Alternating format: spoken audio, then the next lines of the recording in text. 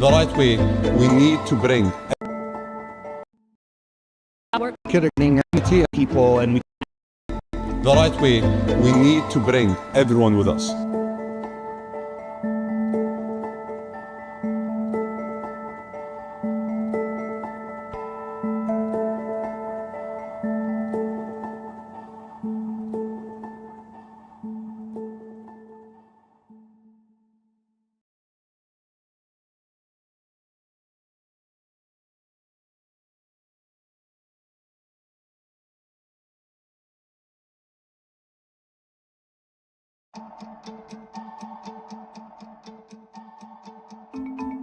The threat for us as humanity is our inability to shift the status quo. Everything that's happening is occurring because of our actions. I wish we could agree what are the biggest challenges that humanity should work on and collaborate on, but even that is really not happening.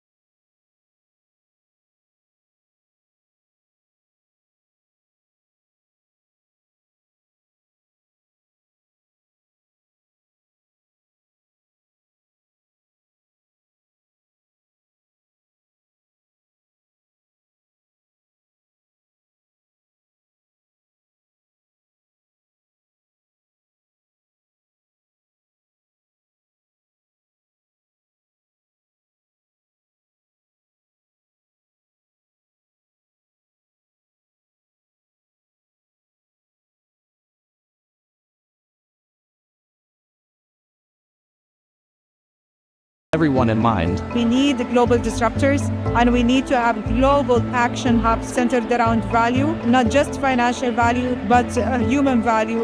It is very challenging to have such a discussion from people who have such different backgrounds. It's very difficult, but we must do it. We're all futurists. We've all had this idea of looking forward to the next thing. Historically, that's how we have evolved as humanity. If you think about the future positively and understand that challenges will come, but build opportunities for them, then you can definitely change the future. You can't be a futurist without hope that we can turn things around, because that's ultimately your role, is to help to drive a positive vision that drives change. It's not enough to hope for a better future. Realistic hope is always in action. And the challenge we have is, how do we mobilize agency now, everywhere? If we want to be positive about the future, if we want to create the future in the right way, we need to bring everyone with us.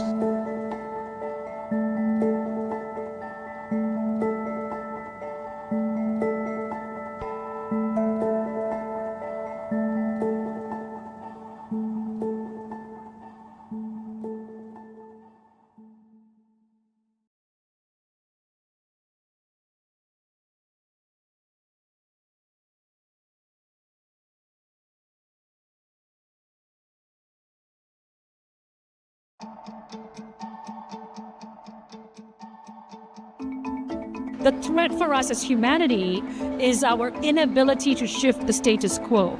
Everything that's happening is occurring because of our actions. I wish we could agree what are the biggest challenges that humanity should work on and collaborate on, but even that is really not happening in our world. The world is growing. There are so many challenges that have one answer when it comes to solving for them.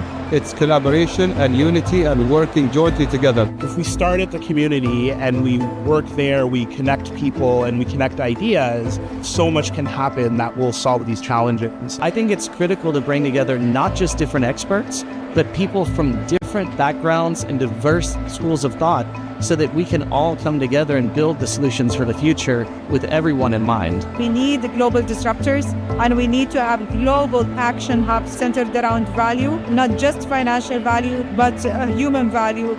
It is very challenging to have such a discussion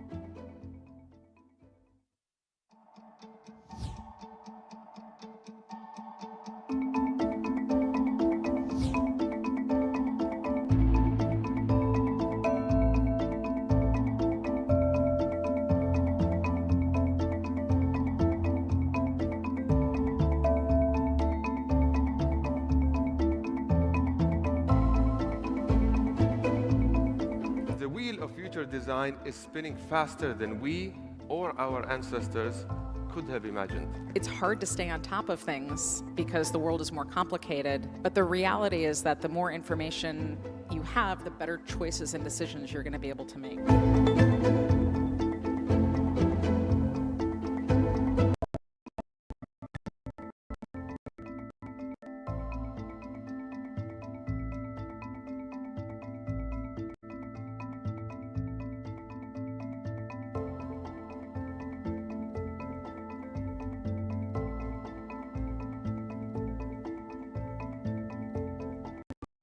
مستقبل 2024 أكبر تجمع عالمي لخبراء ومصممي المستقبل. الآن مع جلسة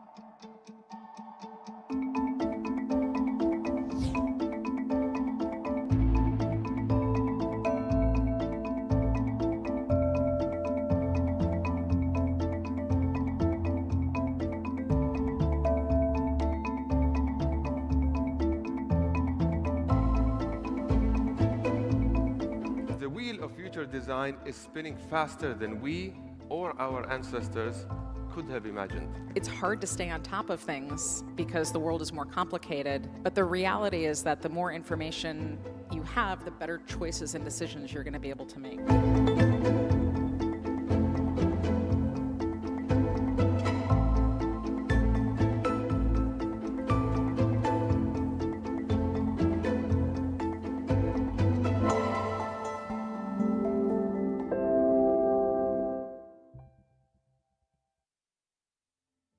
السيدات والسادة، أهلا ومرحبا بكم في متحف المستقبل وفي ثاني أيام منتدى دبي للمستقبل 2024، أكبر تجمع عالمي لخبراء ومصممي المستقبل.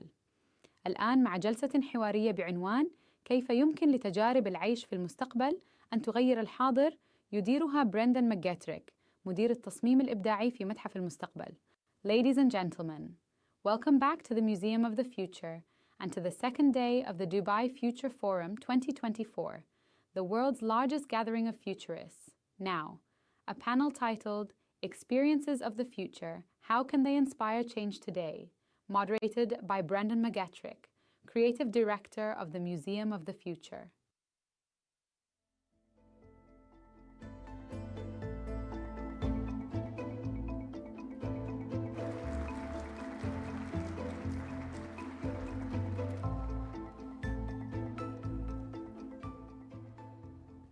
Okay, good morning, everyone.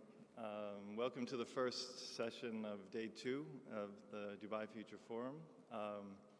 We're extremely happy that you're here. I hope that day 1 was stimulating and full of, fascinating, inspiring conversations and inspiring presentations, and of course, plentiful pastries and all the essentials of a great conference.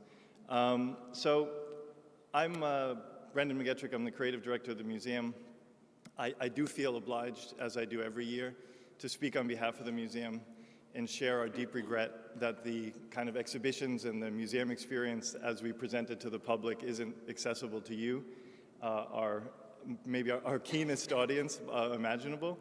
But nevertheless, one thing I would like to say also on behalf of the museum is, in addition to trying to create something which is a kind of interface for the public and trying to kind of provide areas of sort of lighting sparks or turning on light bulbs, however you want to say it, trying to speak to a public that isn't necessarily directly or even consciously engaged in issues related to the future or all the sub-themes that kind of extend from it. We also believe that one of the key kind of areas that the museum is sort of wanting to be very active in, and one of our contributions that we'd like to make to Dubai and to the region and to the world generally, is to provide a venue and a platform for people who are deeply involved in the future, deeply involved in thinking about all the issues that will shape the world as it continues to evolve, to create a space for them to meet and to speak with each other and to host vital conversations, critical conversations, and create a venue where that sort of exchange not only is possible, but it's encouraged and it's sort of structured in a way. And in doing so, hopefully we can help kind of cultivate a community of people who are bringing a very similar mentality than the one that sort of produced the museum and that drives it every day, which is really a belief that the future matters and that each of us matter to it, and that it's really our obligation to try to actively engage it and kind of resist the forces of complacency or pessimism and all the different feelings that obviously can shape the way that we think about and imagine the future. So I just want to, again, thank you all for being here and express how deeply excited we are to be able to host this and to be able to be a part of the sort of collective effort that this room represents and all of the things you do when you leave this room. So this talk is called Experiences of the Future, How Can They Inspire Change Today? And we have 2 absolutely brilliant people on the panel who will speak a bit about their personal practices, about the things that they do, future-related things that they're engaged in, and then we'll have a conversation. So first of all, I would like to talk a little bit about these 2 wonderful people. So Honor Hodger is the curator from New Zealand, interested in the cultural impact of scientific ideas and how futures are imagined by museums and cultural organizations. She is the director of the Art Science Museum in Singapore and the vice president of attractions for Marina Bay Sands. At Art Science, They present a truly extraordinary exhibitions that explore aspects of science and technology, including big data, particle physics, natural history, marine biology, cosmology, space exploration, and climate change. So Arno will be speaking a bit about this. It's worth a lot more than my kind of poor introduction, but we're very much looking forward to it. Our second speaker is Liam Young. Liam Young is a designer, director, and a BAFTA-nominated producer who operates in the spaces between design fiction and futures. Described by the BBC as, quote, "the man designing our futures," unquote. That's a heavy quote in this room. If the shoe fits, man. Let's imagine it in like a really neutral, lukewarm British broadcasting voice, just to take the edge off of that quote a little bit. Anyway, the man designing our futures. His visionary films and speculative worlds are both extraordinary images of tomorrow and urgent examinations of environmental questions facing us today. As a world builder, he visualizes the cities, spaces, and props of our imaginary futures for the film and television industry. So we obviously have a lot to talk about when it comes to experiences of the future. But first, I would like to hand off to the illustrious Anna Harjo.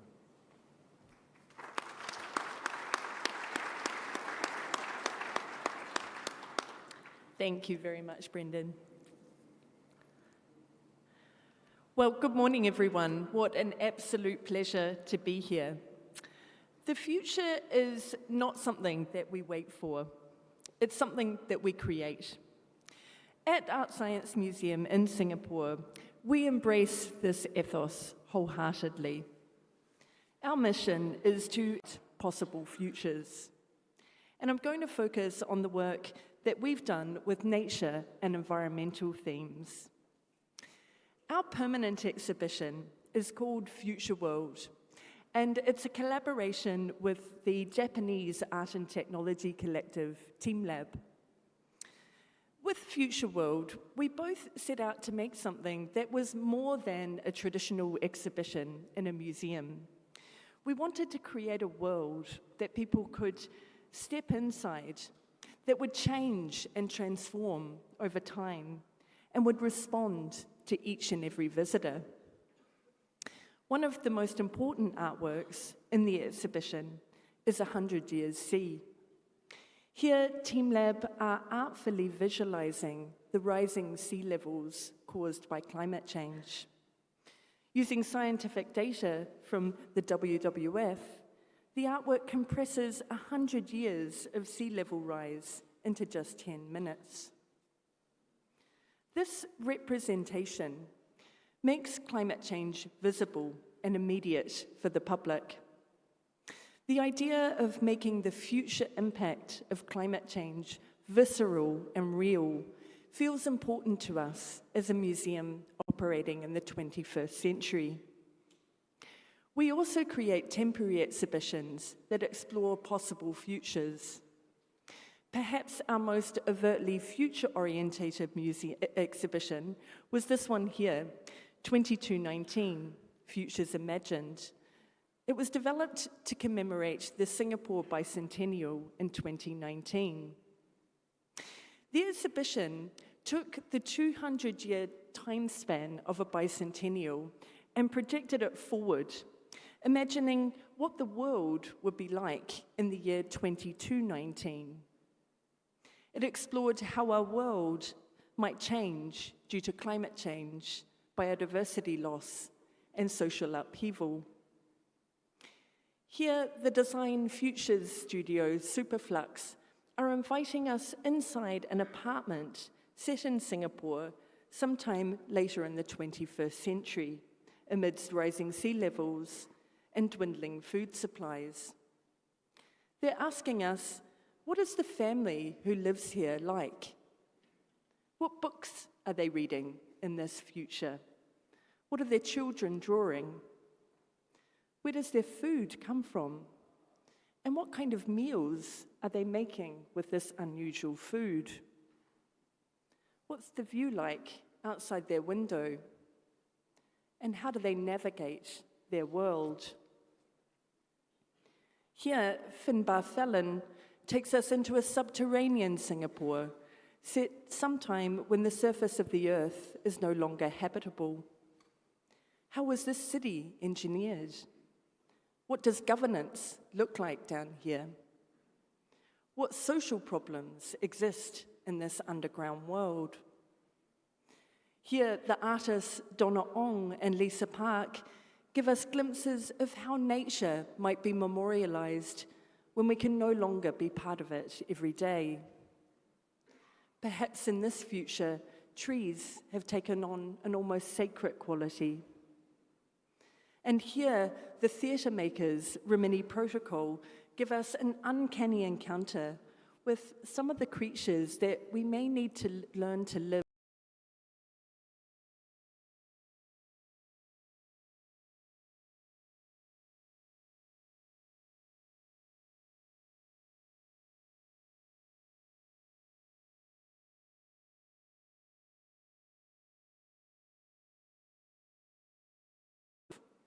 Could you find a way of surviving in this future? Could you thrive?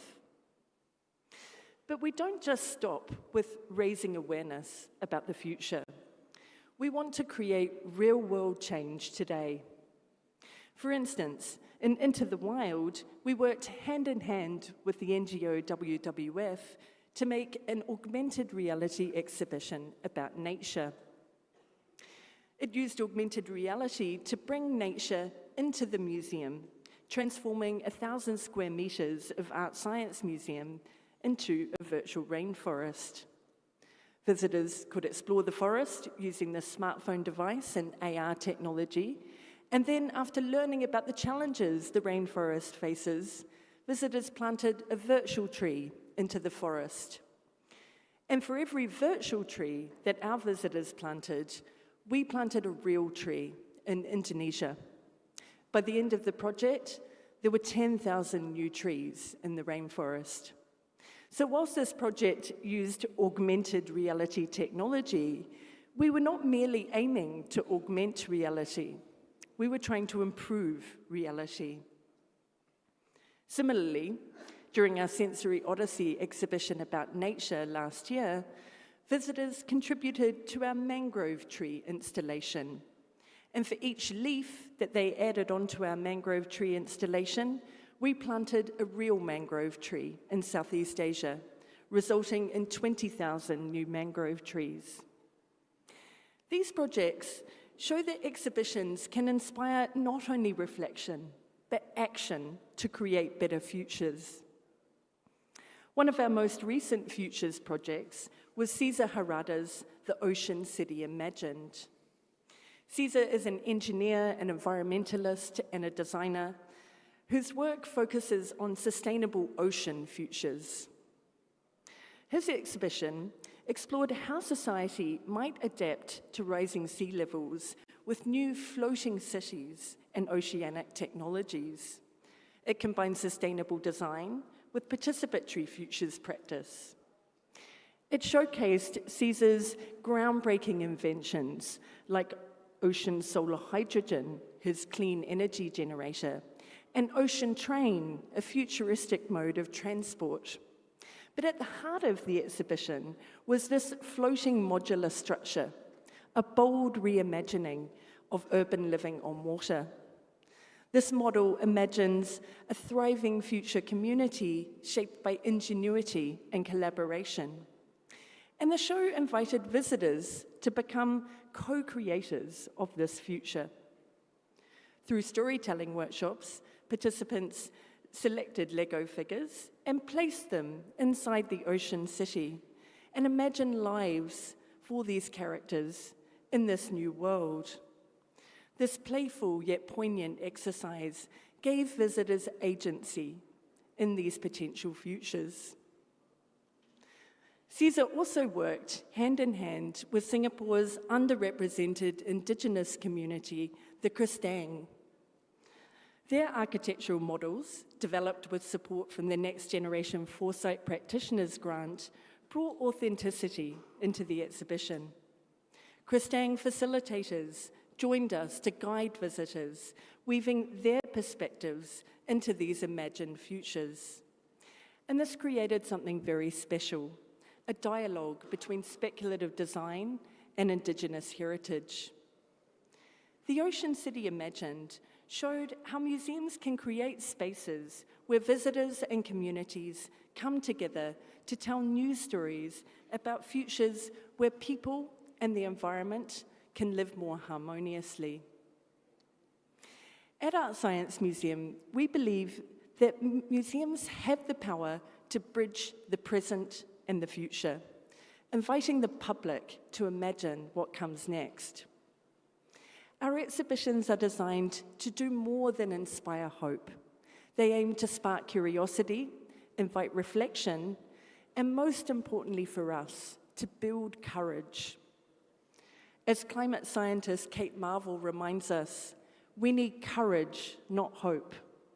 Courage is a resolve to do well without the assurance of a happy ending. Through our work, we create spaces where visitors can step into possible futures, confront challenges, and imagine their role in creating solutions. These experiences empower the public not only to envision the future, but to face it with determination and resolve. To understand that the future is unwritten and it's ours to shape. Thank you.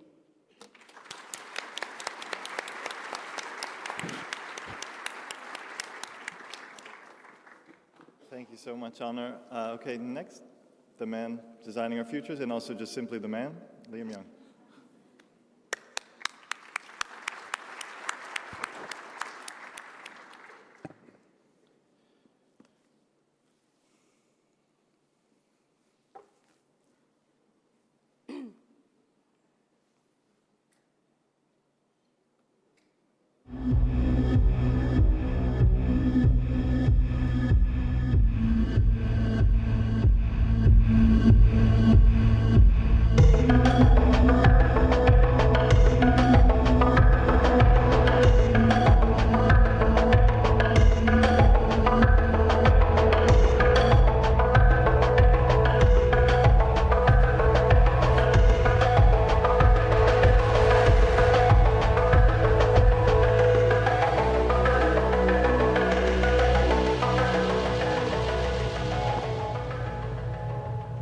So as Brendan mentioned, I tell stories. I tell stories about the future, but really I tell stories with and about space. I'm a director. I'm often called a speculative architect, most often called a world builder, meaning that although trained as an architect, I don't design buildings, but instead I make films. I build imaginary worlds for the entertainment industry. I tell stories about the architectural, the urban, and the cultural implications of new technologies. So whether it be our own projects for museums or world building for film and TV in LA, where I'm based, we use imagined fictional worlds as sites in which to explore important ideas, not just to sell backdrops for some superhero moment, but rather because we're interested in the ways that fiction is an extraordinary shared language. It's how our culture shares and disseminates ideas. We're all literate in stories, and narratives of imagined worlds can help us to visualize possible futures that sometimes feel all too inescapable. And I'm interested in exploring new planetary imaginaries with our work. And to do this, my process of world building begins here with a deep engagement with the extremes of the present as we travel to the atomized landscapes around the world that lie behind the scenes of contemporary technologies. These are the landscapes that have remade our planet from the scale of the cell to the tectonic plate. And our speculative narratives begin in this documentary work, and through a process of extrapolation and exaggeration, we use the power of fiction to communicate complex ideas about our changing world. For example, to develop one of our most recent works, Planet City, a single city for the entire population of the Earth, we traveled to, researched and filmed the mega-scale renewable energy sites that already exist around the world today, the world's largest thermal solar field, the illuminated indoor farms protecting crops from harsh Siberian winters, the world's largest algae farm in Western Australia. And we go here because these monumental infrastructures are evidence that so much of the technologies required to regenerate our climate are actually already here. And we extrapolate these systems into the fictional landscapes here of this imaginary planet city.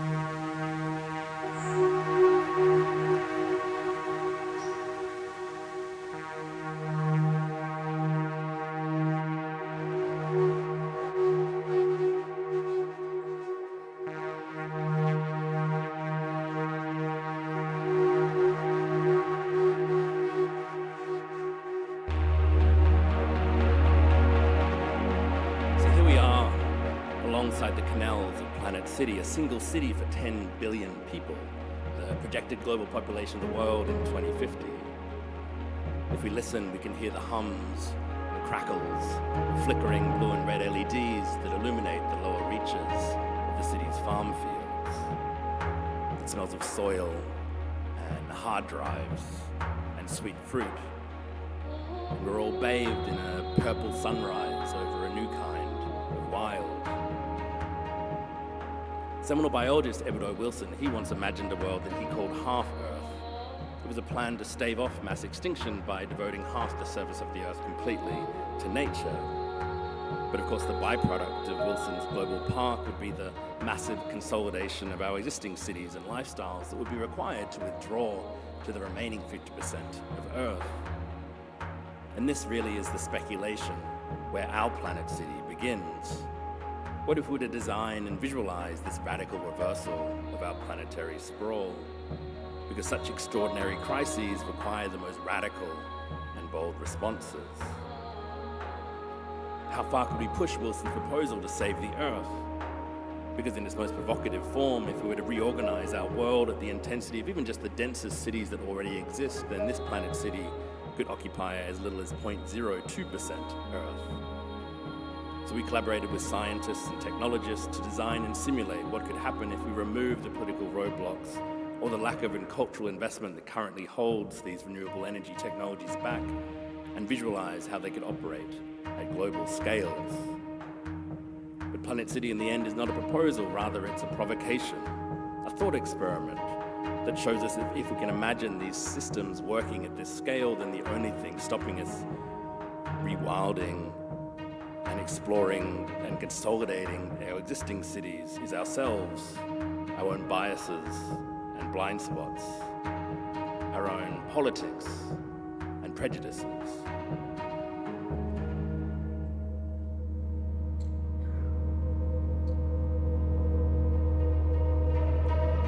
And we also explore the implications of these planetary scaled systems at the scale of the body. In this work, we've developed a new choreography that distorts our silhouette and disguises the proportions of our bodies so that we're able to evade body detection algorithms that are used by next-generation city surveillance systems. So the white lines that we see are the visualizations of the code that's mapping and remapping our bodies, searching for an image of the figures that it's been trained on.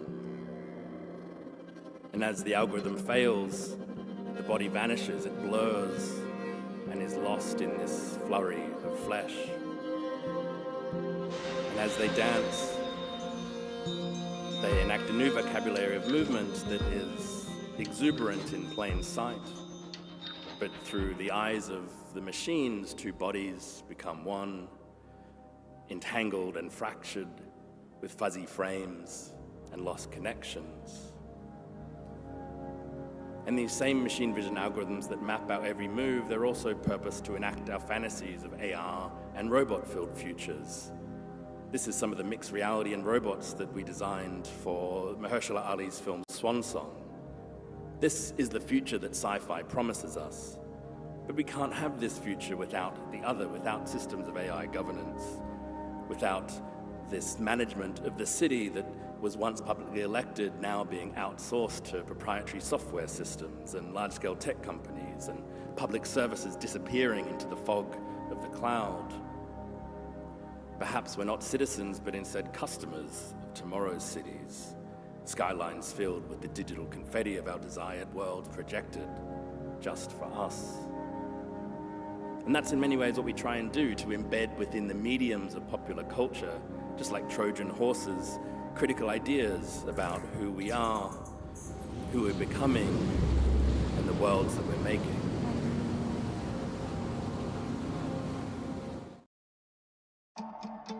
City center, beyond the dancing bodies, beyond the caress of AI, the scale of planetary infrastructure that we explore in our documentary films has already terraformed the Earth. But those same machines are now needed to pull the carbon back out of the contaminated air. For even if we were to build something like Planet City and in its wake grow back the great forests, they would still need our help to draw down the hundreds of years of billowing black smoke that already fills our skies. In our generation, out on these vast seas, we will need to begin to build a new planetary infrastructure equivalent in scale to the current entire global fossil fuel industry. This is going to amount to the largest construction project in our history, our great endeavor. Really a constellation of CO2 sequestration fans and drilling rigs that would suck air through their filters, transforming airborne carbon into a liquefied gas to be pumped deep beneath the ocean floor or desert rock.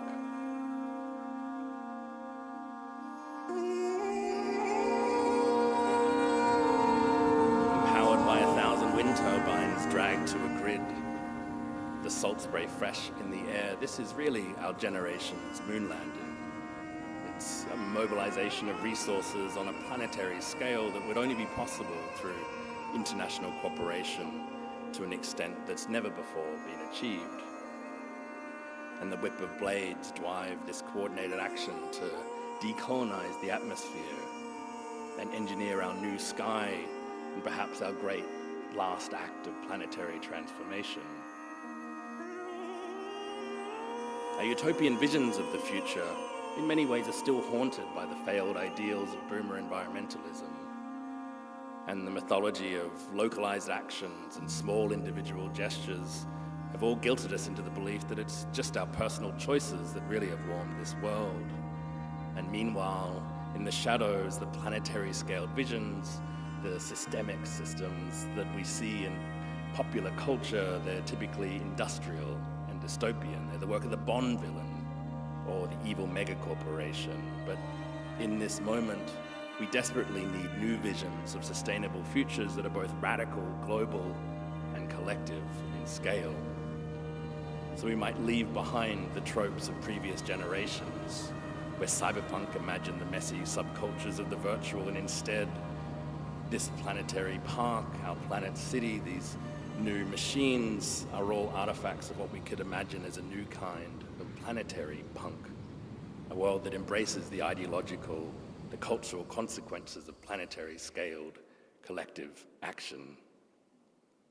So all these projects, they're produced in the hope that we might keep making stories, and all of us, especially those in this room, might keep building worlds that become vessels for critical ideas about our collective futures. Because ultimately, somewhere after the end of the world, we all need to find our futures again. Thanks.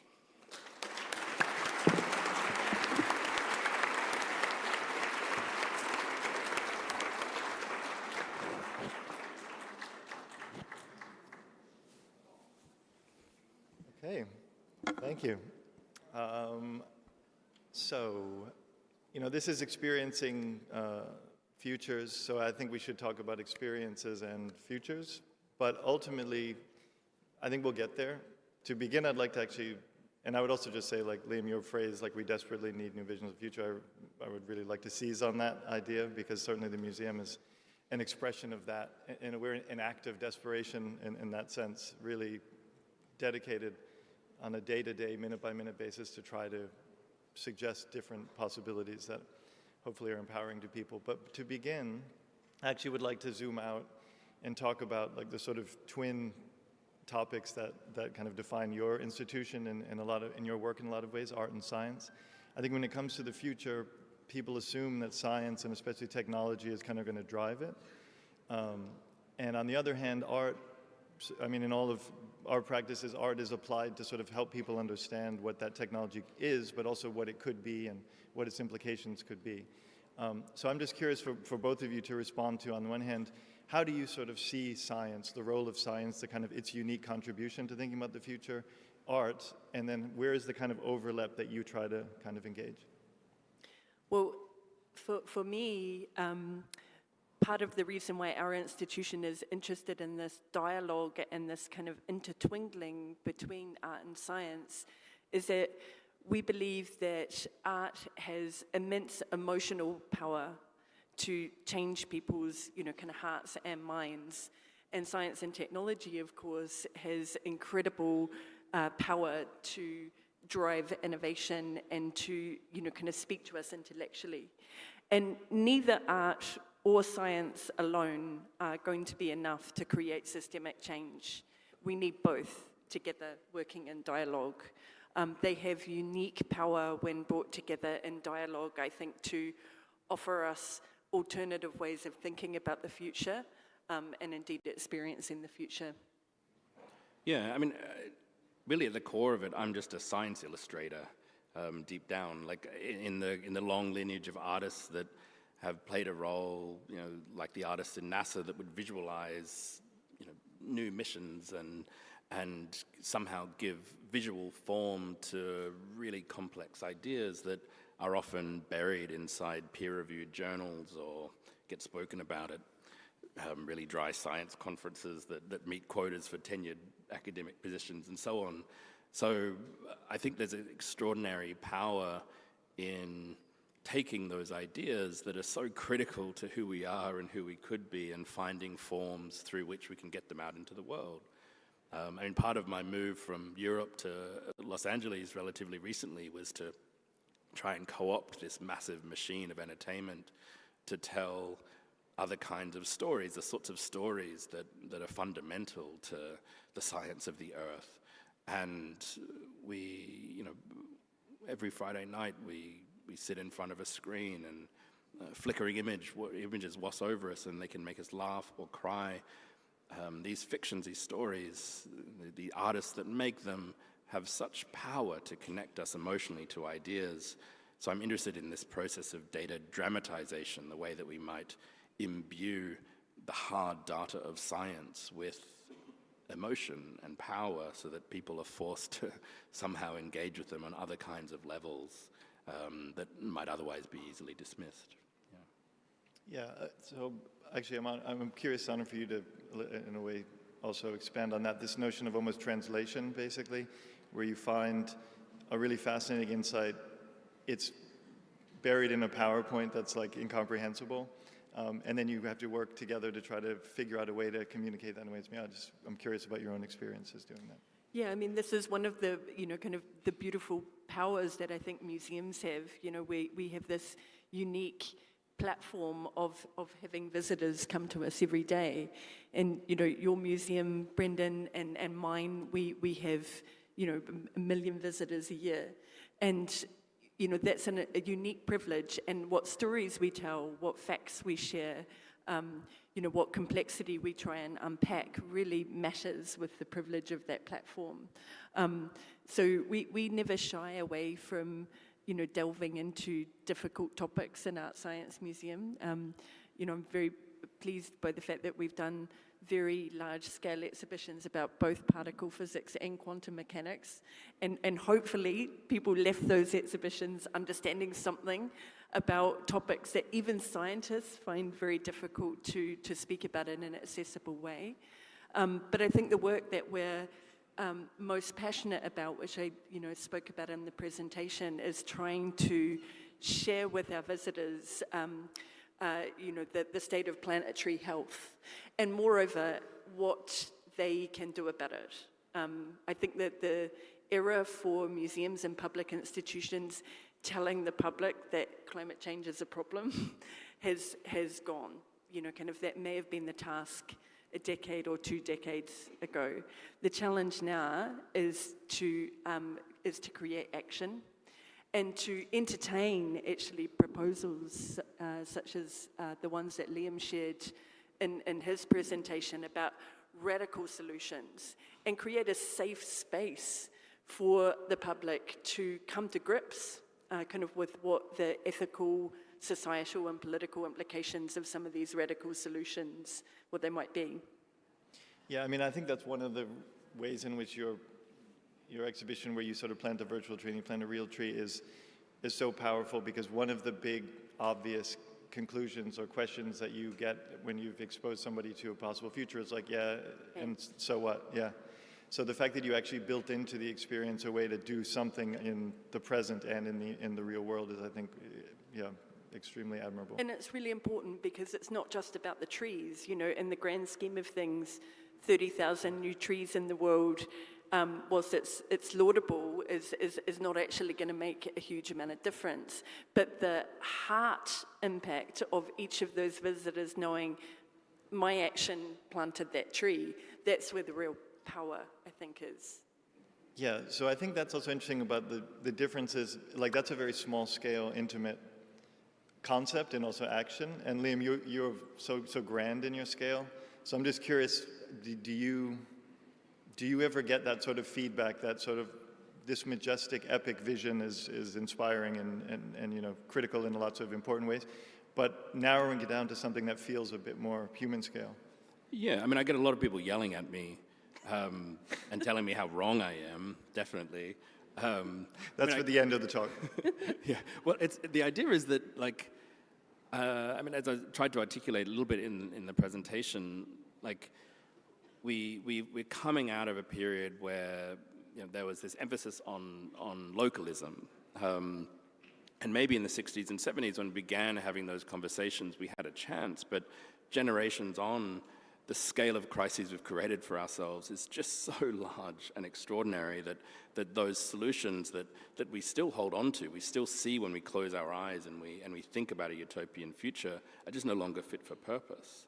Meanwhile, as I mentioned, like larger scale visions, they're typically cased as the dystopian. You know, density is congested and something to avoid as opposed to being a possible solution. So we find ourselves in this situation where, despite knowing that we need to do something, we have no collective agreement around which we can think about what we need to do, never mind actually doing something about it. So we try and put into the world provocative visions of a future that are desperately pragmatic, extreme pragmatism, if anything, as a means to start to introduce to people to these ideas so that we can start to share conversations around what kind of futures we want to have.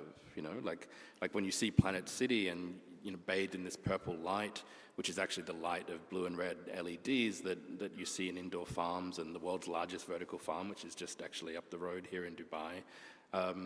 We need to start thinking about that as the way that we might produce our food in the future, not as some dystopian cautionary tale, but because the idea of waking up with sunrise and milking the chickens and you know, going down to a community garden in Brooklyn just doesn't feed 10 billion people.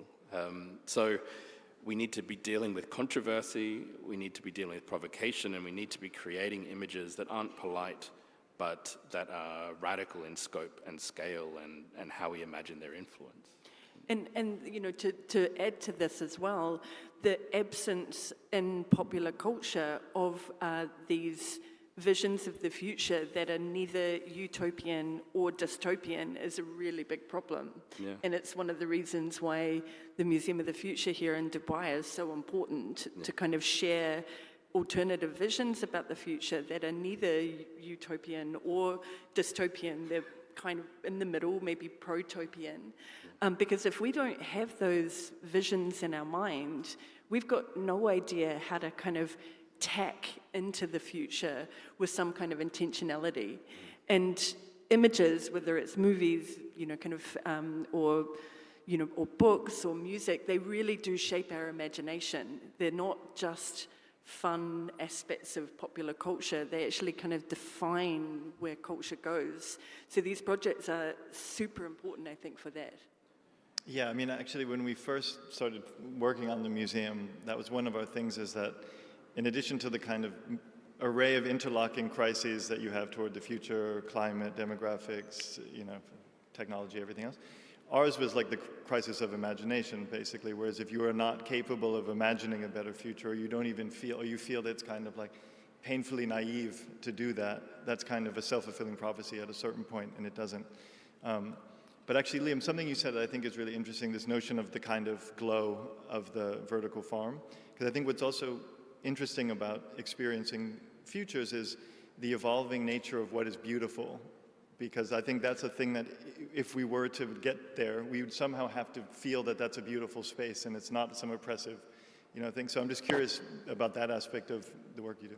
Yeah, I mean, in the work, I mean, hopefully you get a sense of it from just this little 10-minute window. We try and co-opt the visual language of the sublime, or what David and I would describe as the technological sublime. You know, the way that we think about, you know, the shipping containers drifting across the tarmac of the world's largest shipping port, or these giant fans spinning on these carbon sequestration plants, the way that we can use language that we might once have used to talk about daffodils and rolling hills as a means to bring these kind of infrastructures into the popular imagination, into a cultural space. Because I talk about this idea that climate change is no longer a technological problem. Like in many cases, the technologies, the solutions we need are already here. They've been here for 10 or 15 years. We're not waiting for some new TED talk for some solution to be declared and we figure it out and give Elon Musk a bunch of money and he's going to go off and build it for us. Instead, we really find ourselves in no longer a technological crisis, but as you mentioned, a crisis of the imagination, or a cultural or political crisis. And what that means is if we want to make work that resonates in the context of futures, it needs to exist in a cultural and political space, not a technological space. So that's why, you know, the work of your museum is critical.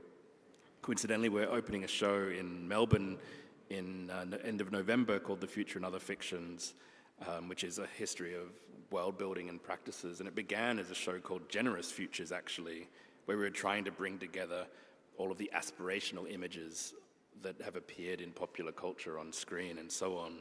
And there just wasn't enough to fill a show in many ways. So it became to be a show about how you make your own futures, how you build worlds, to try and empower audiences with the ability to start to tell their own stories about the futures that they want to live in. Again, because we are in this crisis of the imagination, and it's those kind of stories that are actually going to help mobilize change, I think. Okay, we're running out of time, which I think is a tragedy, but I'm just going to make a bold move for our final question, just seizing on the word sublime that you used. So we talked about art and science. I'd say these are the kind of two pillars that kind of bind civilization and kind of bind us, obviously, to our descendants and our ancestors. I would say the third pillar is religion. And I'm curious if either of you kind of factor into that, this notion of the spiritual, the notion of faith in this kind of understanding of how we would get to a different future and how that needs to kind of absorb these things which are kind of timeless concerns and concerns which transcend art and science, but kind of in a way need to engage them if they're going to work. Yeah, I think that pillar is incredibly important, and we might think of religion more broadly as spirituality and how we connect, you know, kind of the heart, which, you know, perhaps is represented kind of by art, the head, which is represented by science, and the soul, which is what our spiritual traditions are, you know, kind of so important at nurturing and manifesting. And I think we've leaned into this in our own way with kind of the museum in the museum by surfacing up these traditions and shows that are ostensibly about the future, like 2219, but ended with small rituals that come from Singapore's religions, whether they be Buddhism, Taoism, Islam, or Christianity. In saying that these are the systems of belief that are the most resilient to future shocks. It's not buildings, it's not culture, it's actually kind of traditional beliefs that tend to be the most resilient systems that take us from the present to the future, and can teach us a lot, I think, about how our forms of storytelling can become resilient to the kinds of adaptations that we're going to need to make. Yeah, I mean, hopefully, again, you can see in some of our films, like we really try and emphasize futures that are filled with costume and dance and mythology and ritual, in a way as an antidote to a lot of the science fiction that we see out in the world, where it's imagined that any sufficiently advanced technology that somehow has dealt with the problems that we've created for ourselves have evolved away from these things, that somehow mythology or folklore or ritual are things that are a part of who we once were, not who we aspire to be.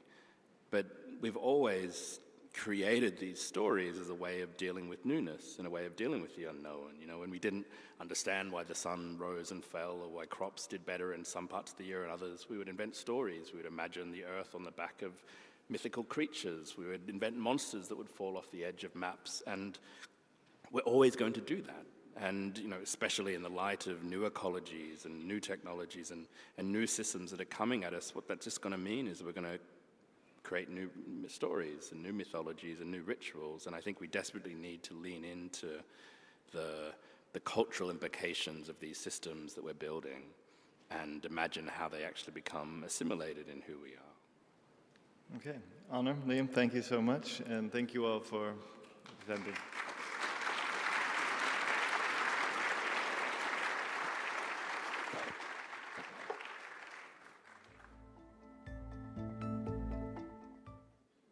السيدات والسادة، الآن مع كلمة رئيسية حول إطلاق تقرير حالة مستقبل الأطفال حول العالم 2024 يقدمها بو فيكتور نيلوند، مدير مكتب إنوسنتي العالمي التابع لليونيسف. Ladies and gentlemen, starting now, a keynote featuring the launch of the State of the World's Children Report 2024 by Bo Victor Neeland, Director of UNICEF Innocenti.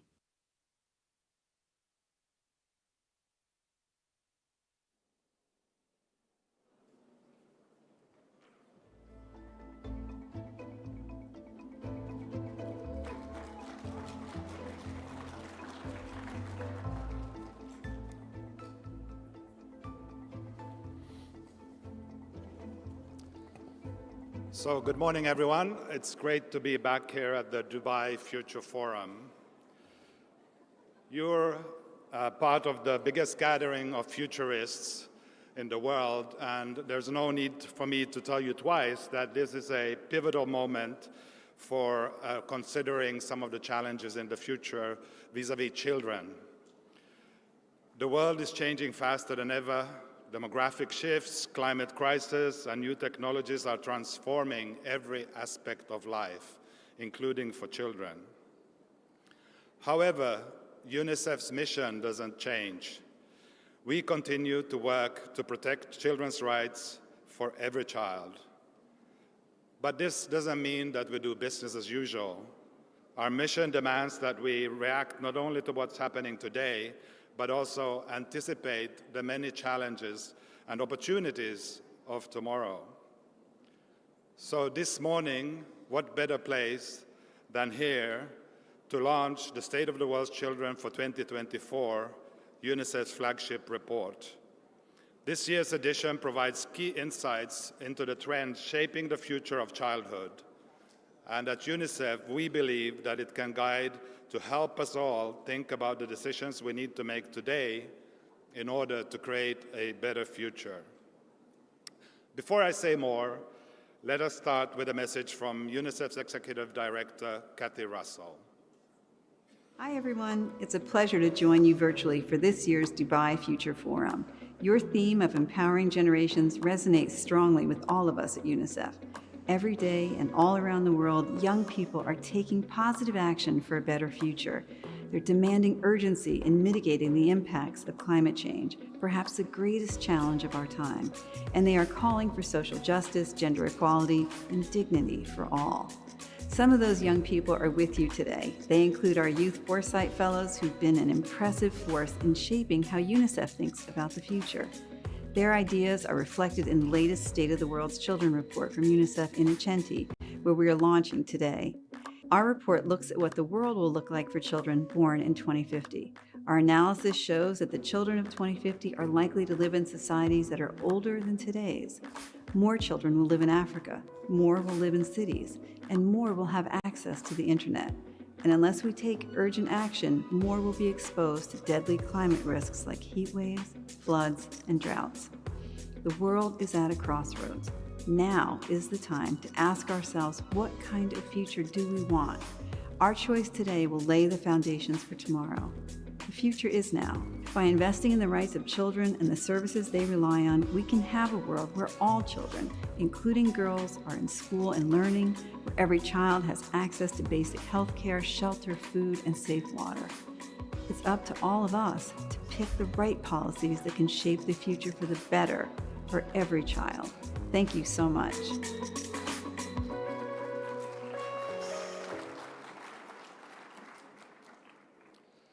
Let me take a moment to tell you a little bit more about this report.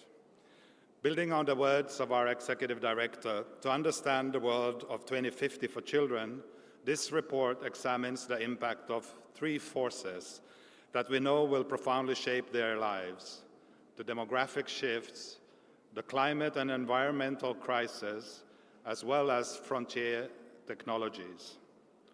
The convergence of these forces will create ripple effects on other important forces impacting children, like inequity, migration, and urbanization. For example, demographic shifts and climate change directly influence migration patterns and urban growth, while the interplay of all these three trends affect economic and financial conditions and policy decisions that contribute to inequality. These forces demand our attention now more than ever. Of course, we cannot predict the future, what it will be like for our children. With that in mind, the report looks at three distinct scenarios: one that is worse than anticipated, one that is better, and then the third, which is business as usual scenario. And that's what we continue on our current trajectory, which I will speak to more about now. Regarding the demographic shifts, in 2050, we anticipate there will be 2.3 billion children, the same number roughly as today. Most will live in the regions currently home to the poorest countries: Eastern and Southern Africa, Western and Central Africa, as well as South Asia. More than 1/3 of these children will live in only 4 countries. You can probably guess which ones: China, India, Nigeria, and Pakistan. And 3 out of 5 children will live in cities, as the attraction to live in urban areas will continue to drive populations to migrate towards the cities. The second megatrend that we're examining is climate and environmental crisis. Nearly half of the world's children, about 1 billion, live in countries facing high risk of climate-related dangers. We know threats are intensifying globally. We see that every day in the news. And children are uniquely susceptible to these hazards. For example, the impacts of air pollution on their respiratory health and development can last a lifetime. We see major risks to children in the increasing spread of waterborne and mosquito-borne diseases, like malaria, dengue, and Zika, and a greater risk of food insecurity. Climate shocks can also close, damage, and destroy schools, and we have many examples from even recent weeks, and they displace children from their homes.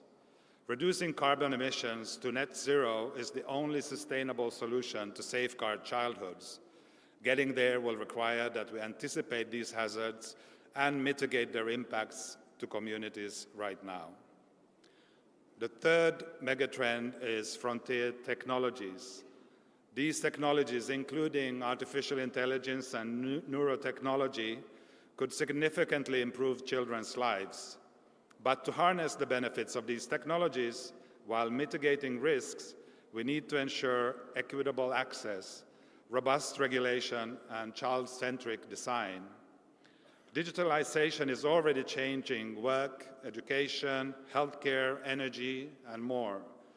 The demand for digital skills in the job market will only grow. And to be unconnected and unskilled in a digital world is to be deprived of an opportunity.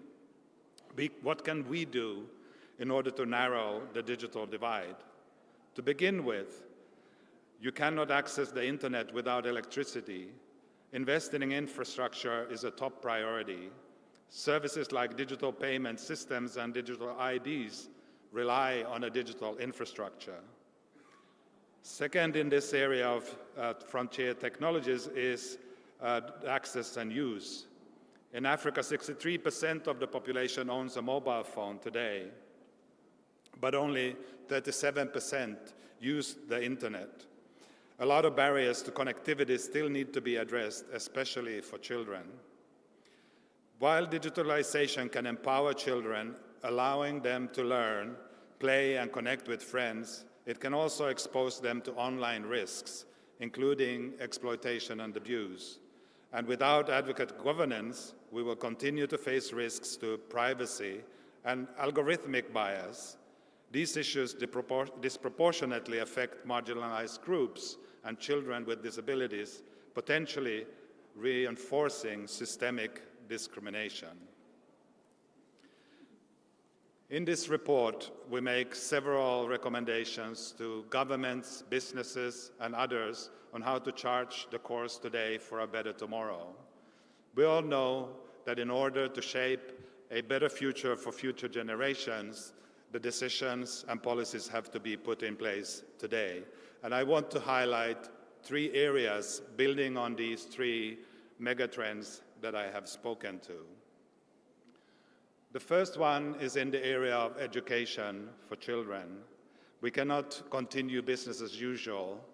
As I mentioned, the population trends will shift. There will be more children in some of the poorer areas of the world and a bigger group of children, and we're not able to train enough teachers and build enough schools at the pace that we're going.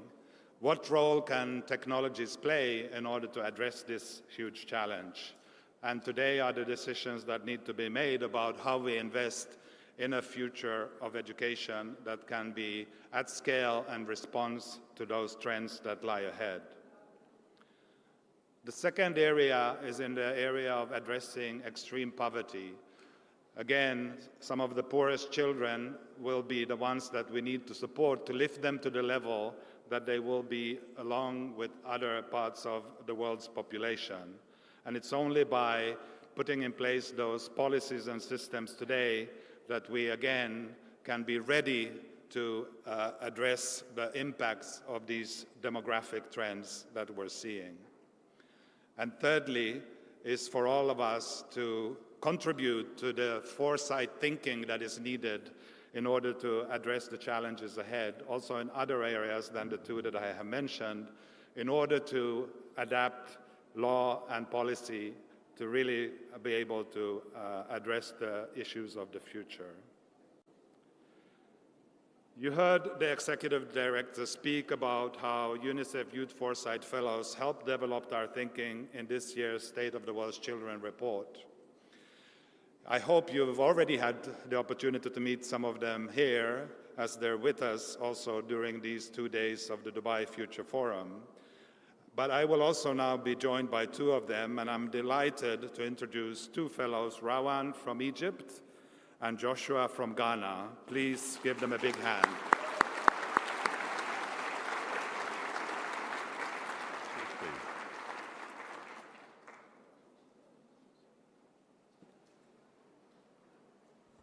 Welcome, Rawan and Joshua. It's great to have you on stage. Thank you. Thank you. So I wanted to hear your perspectives a little bit. And a year ago, Rawan and Joshua, you were amongst 12 young people selected from 1,300 applicants. So congratulations, you made it to the 12. Thank you. Thank you so much. And you became UNICEF Youth Foresight Fellows. And since then, you've been working with our youth engagement and strategy team. and UNICEF's offices around the world to conduct foresight research with over 800 children and youth in their communities. They and our other youth fellows who are here today used insights from the State of the World's Children's Report to create the Children of the 2050 exhibit that we will all be visiting on the first floor after this event. So first, Ravan and Joshua, it's quite a year for you guys. And a year ago, you were new to foresight, and now you're here, leading experts with the biggest gathering of futurists in the world. How does it feel with what you have learned about foresight? It feels surreal. Just a year ago, I walked into this fellowship knowing absolutely nothing about foresight. And then a year into it, I was invited by the Prime Minister's think tank to build the capacities of 25 brilliant young researchers in foresight, which was something beyond anything I could imagine. I went back to my old school to explore the futures of employment with young girls and to see their insights and perspectives represented in UNICEF's global reports wouldn't have been possible without foresight. Thank you, Rawan. Joshua, how about you? It feels really exciting to be here.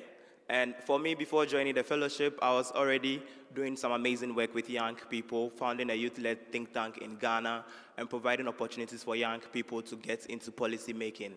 However, I think one thing that I have come to learn of foresight, and that's also reflective of the fact that I happen to sit here with all of you just 1 year after getting into foresight, is the fact that foresight is for everyone. And it's even more powerful when it's in the hands of young people. I say so because when young people get the opportunity to get into foresight, they don't only get an opportunity to imagine futures, they actually get an opportunity to imagine a future where they can also create because they are part of this kind of future that they are imagining.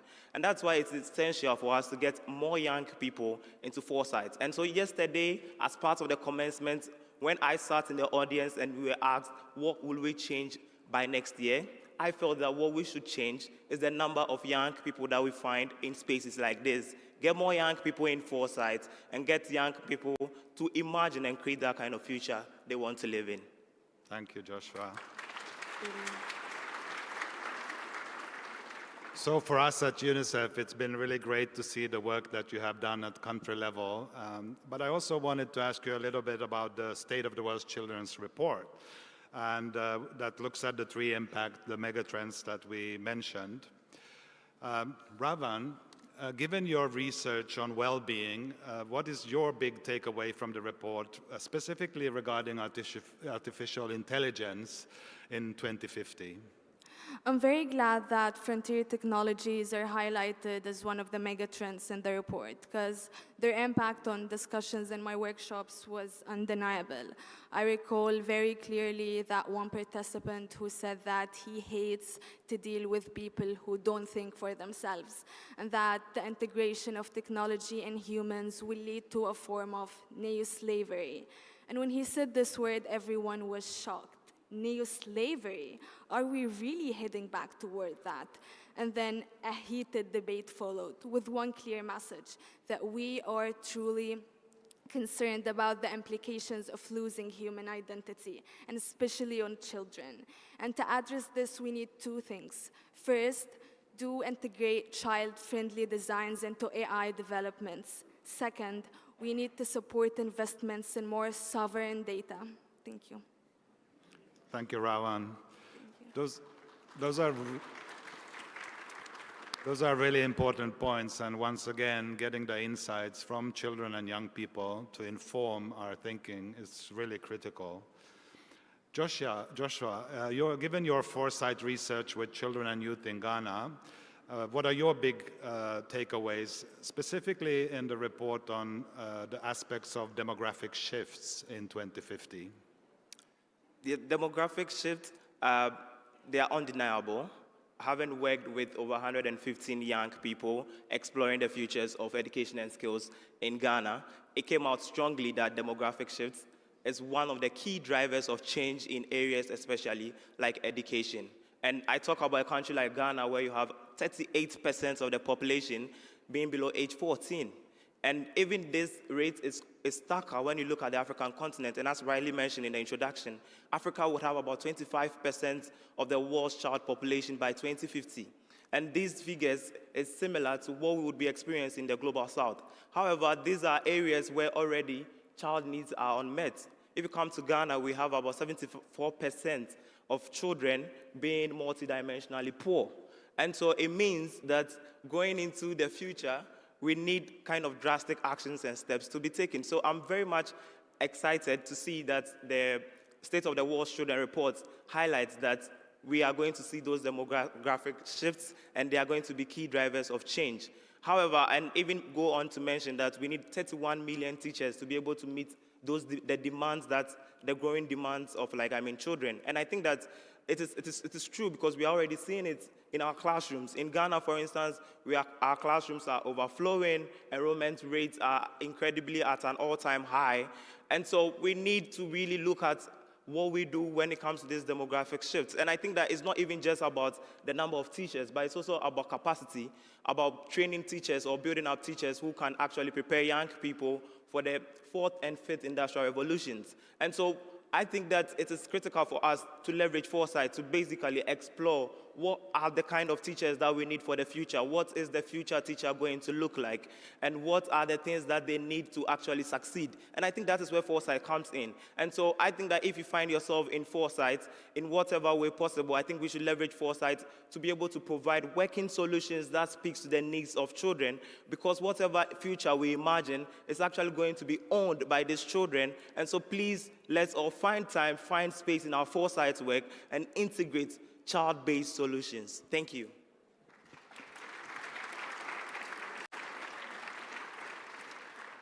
Thank you, Joshua, so much, and that really reinforces also our policy asks in terms of business as usual not being good enough, especially in education and addressing extreme poverty.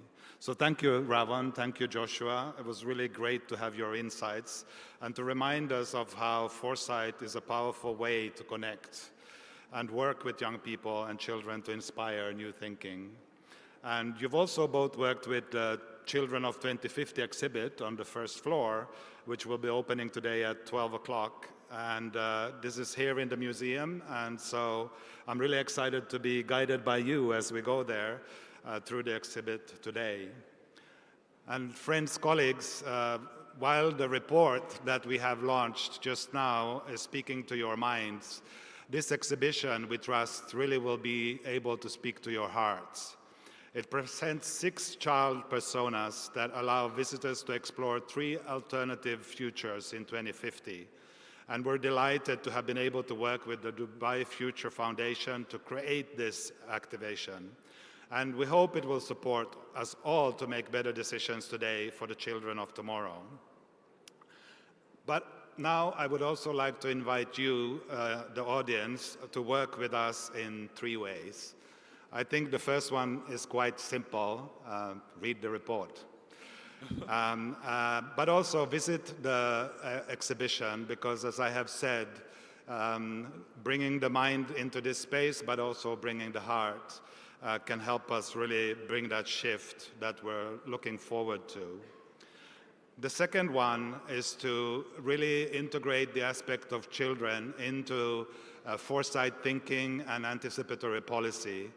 We really want you to be with us in terms of flagging and you yourselves thinking, what is the perspective of future generations, of children in the future, as we're going through this issue or the new technology or the new initiative that we have as a business, as a government, as an academic institution, as an NGO or UN agency, and so forth. And thirdly is the point of bringing in children and young people in order to really help us think through what is there for the future. And I encourage you also to meet up with our fellows who are here today and to take the time to get their perspective. So a heartfelt thank to all of you who are here today, and I really look forward to your reactions, but also to your actions for the future. Thank you again for joining us at this launch.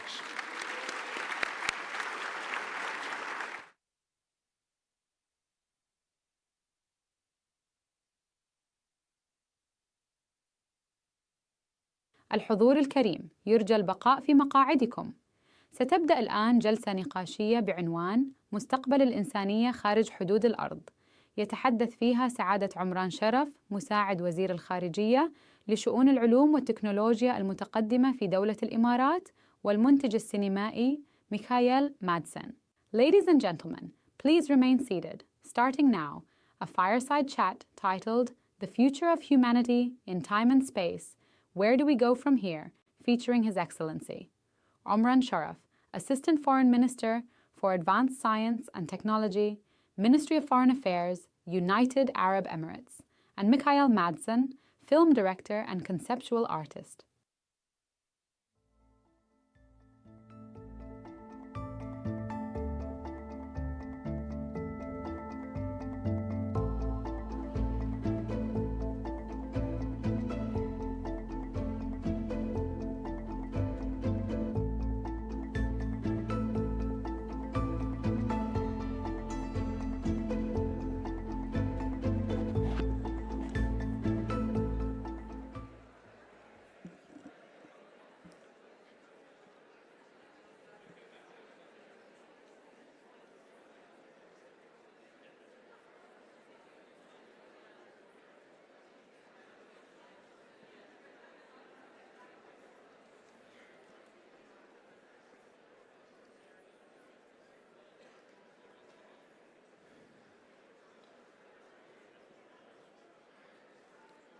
In the Arabian Nights,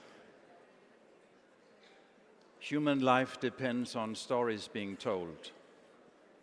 Tales, myths, interpretations, suggestions about what life means and perhaps also meant. Sadly, as we all know and why we are gathered here today in New Dubai, on our new planet, all these tales were lost, along with the old planet, the planet we called Earth. Behind me, in a loop, we see the only remaining images of what was called terrestrial life. What we see is the most fundamental, which became lost. We see humans not worrying, not being afraid about the heat, the fires, the floods of migration. Before someone said, my fear is our lack of imagination.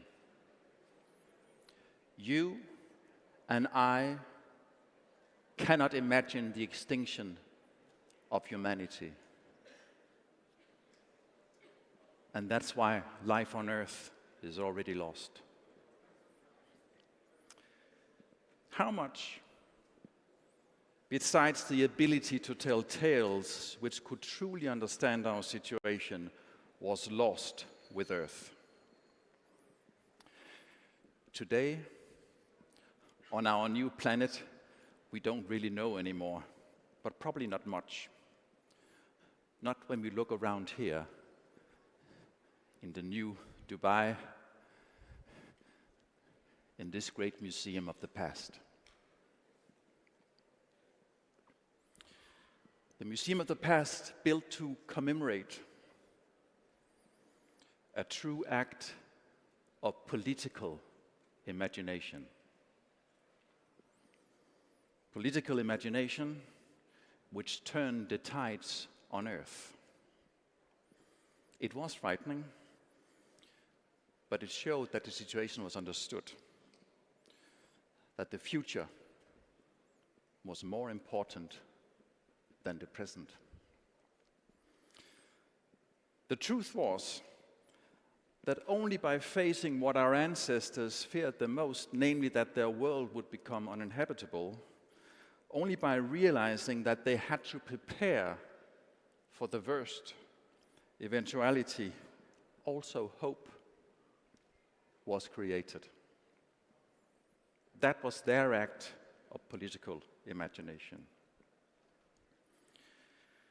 Our ancestors came up with the following simple idea, and it was for free.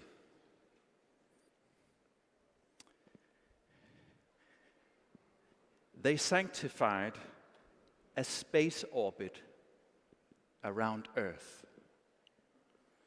They mandated a United Nations UNESCO World Heritage orbit, securing at least the possibility of a future lifeboat mission away from Earth.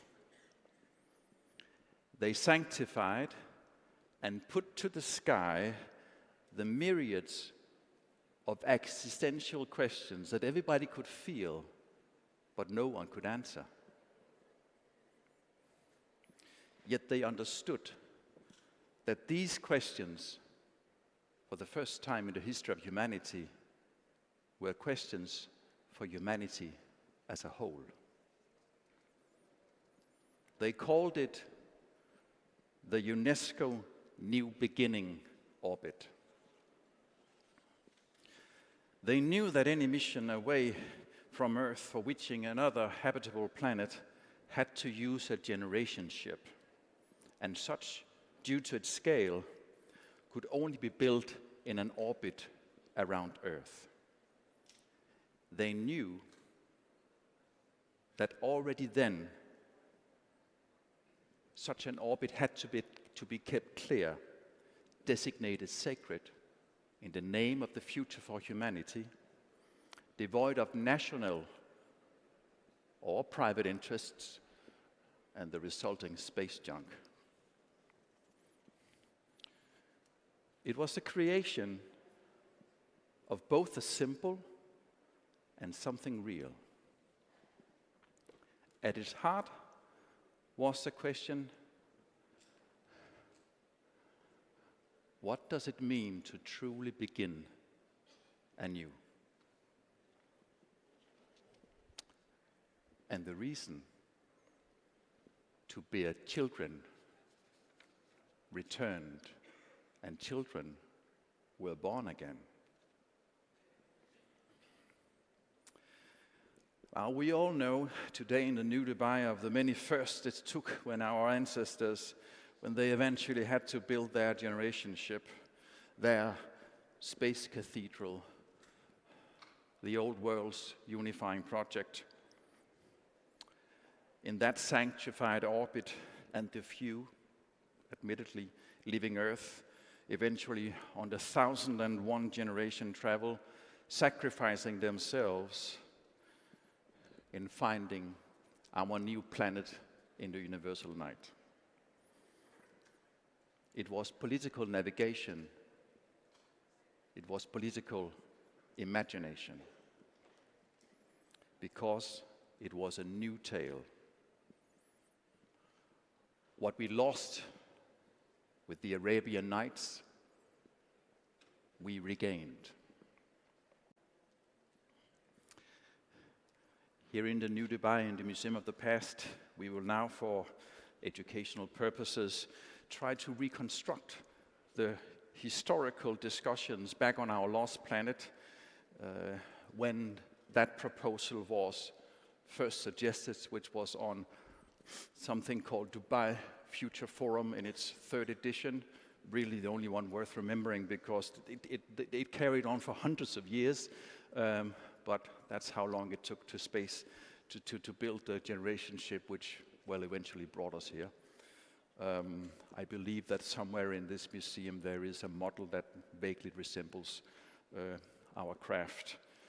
To aid the reconstruction and the many philosophical and ethical questions, His Excellency Omram Sharaf will join us, because we must remember the strong warning that the many opponents to the UNESCO new beginning orbit put forward. Do not replicate what you try to replace. Nor must we forget ever our realization the 1001 generation travel brought here and taught us. To the universe, we humans mean nothing.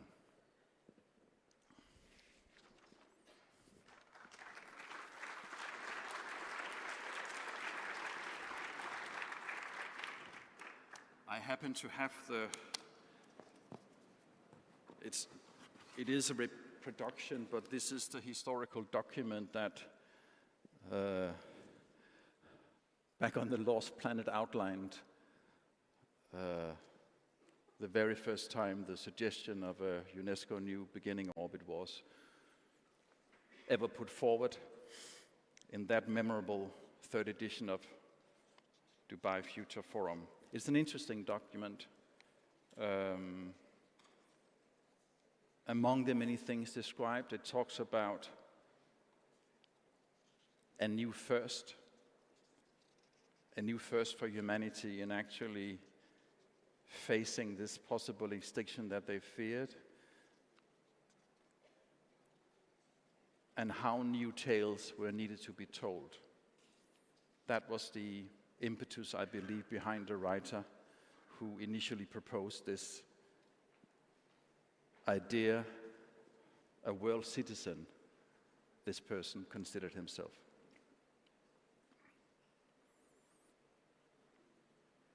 So the question is?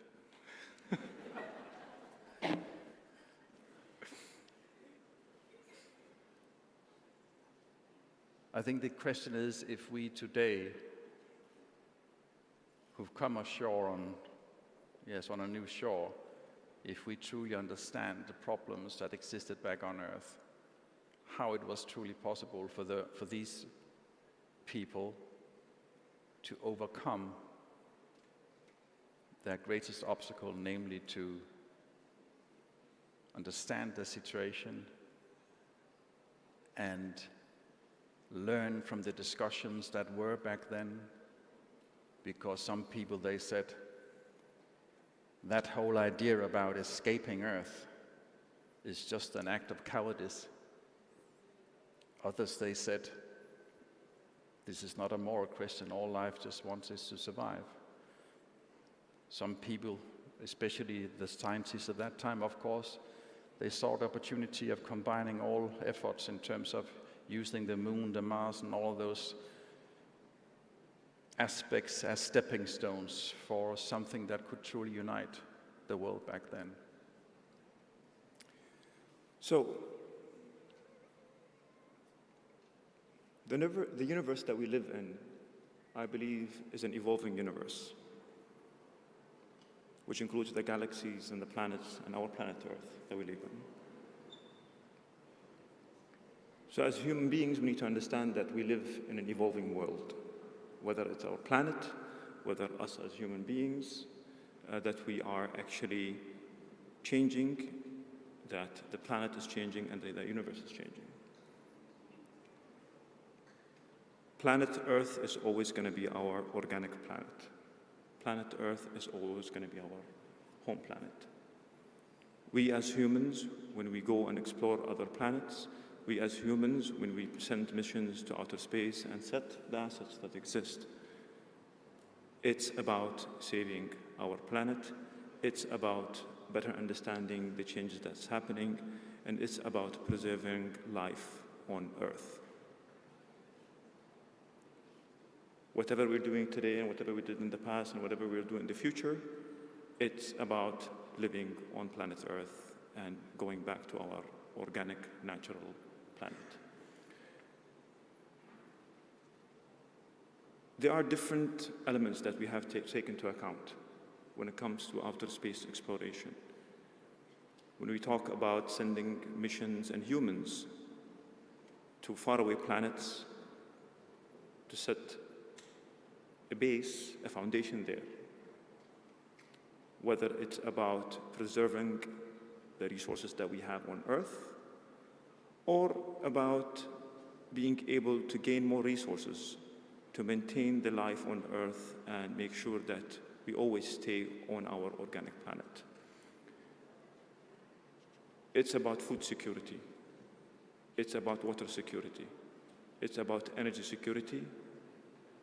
It's about the sustainable development and high quality of life for citizens of planet Earth. So no matter what we do today or in the future, again, it's about maintaining this planet and being on it as humans.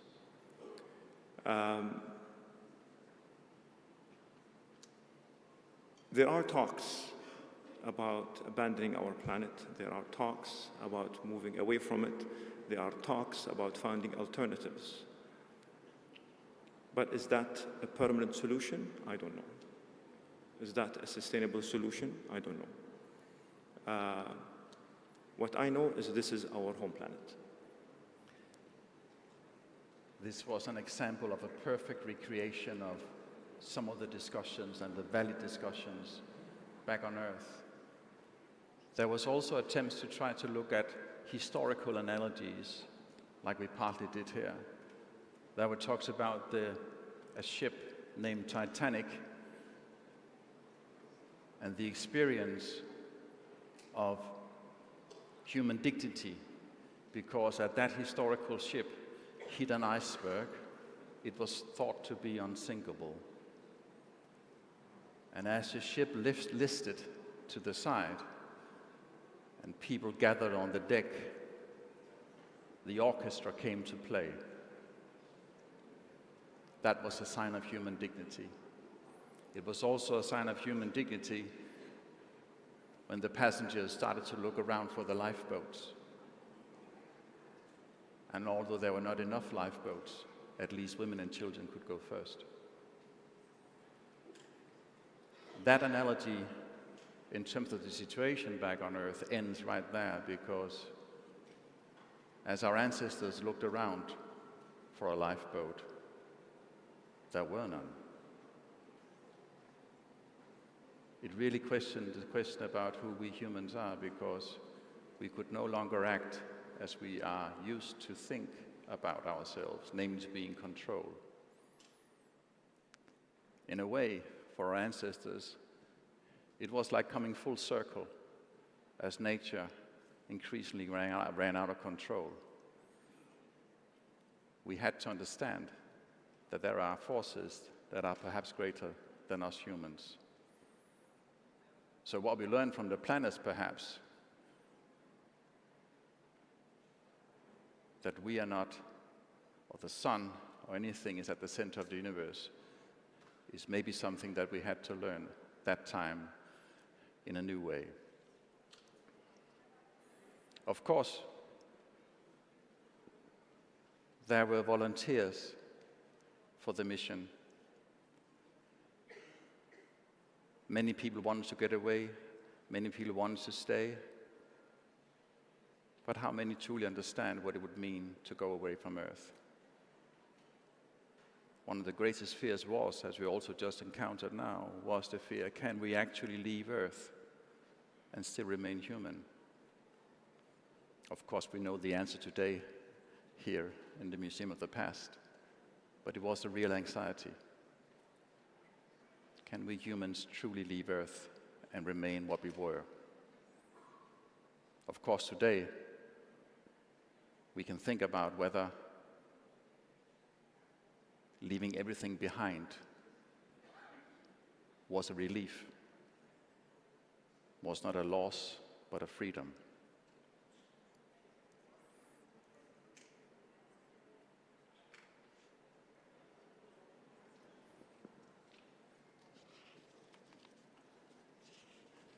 I'd like to quote some of the last sentences from our ancestor. It's called an epilogue.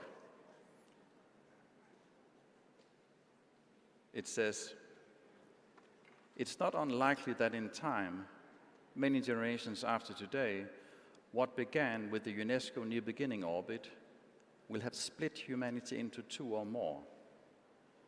That was the discussion about colonization, for example, or going to Mars. It's already there. It is possible that those who leave will never be able to come back, or if they do, it will be at a time when all knowledge of each other has been lost and we meet in destruction. In short, could have spared the journey.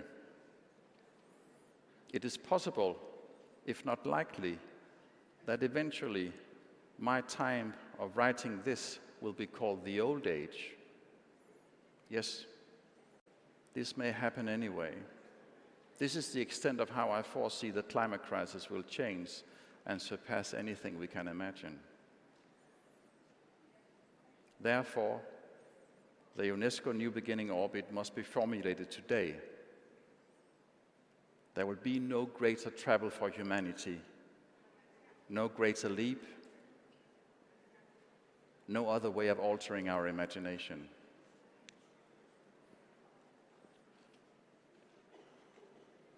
That was the fear permeating this document. The fear about not actually being able to understand where we are. Do you have any questions to our historical document here? I do. How do we manage governing these activities that's taking place in space? How did we reach the point that we are today when it comes to being responsible nations in exploring new frontiers in outer space? How did we make sure that we did not pollute the orbits around Earth? How did we make sure that we did not weaponize space, to put weapons in space and destruct assets on Earth and around space using those technologies? Was there a discussion for that taking place? Was there forums for these discussions?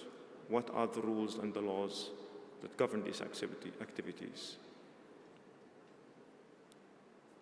So these are the questions that we speak about every day, we discuss on a daily basis. Space is not just about outer space exploration. Space is about quality of life. A lot of us sitting here today don't understand how integrated our life is with different systems and assets in space, whether it's communication, whether it's navigation, whether even it's managing disasters around the world. Policymakers make strategic decisions based on information provided by space assets, whether it's environmental decisions or geopolitical decisions. So even though space seems to be something very far away and it's more about science, but it's not just about science, it's about quality of life.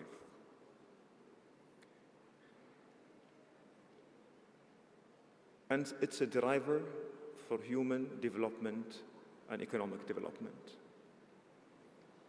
For every dollar that was spent in outer space activities in the US, some studies have indicated that the return on that investment was $7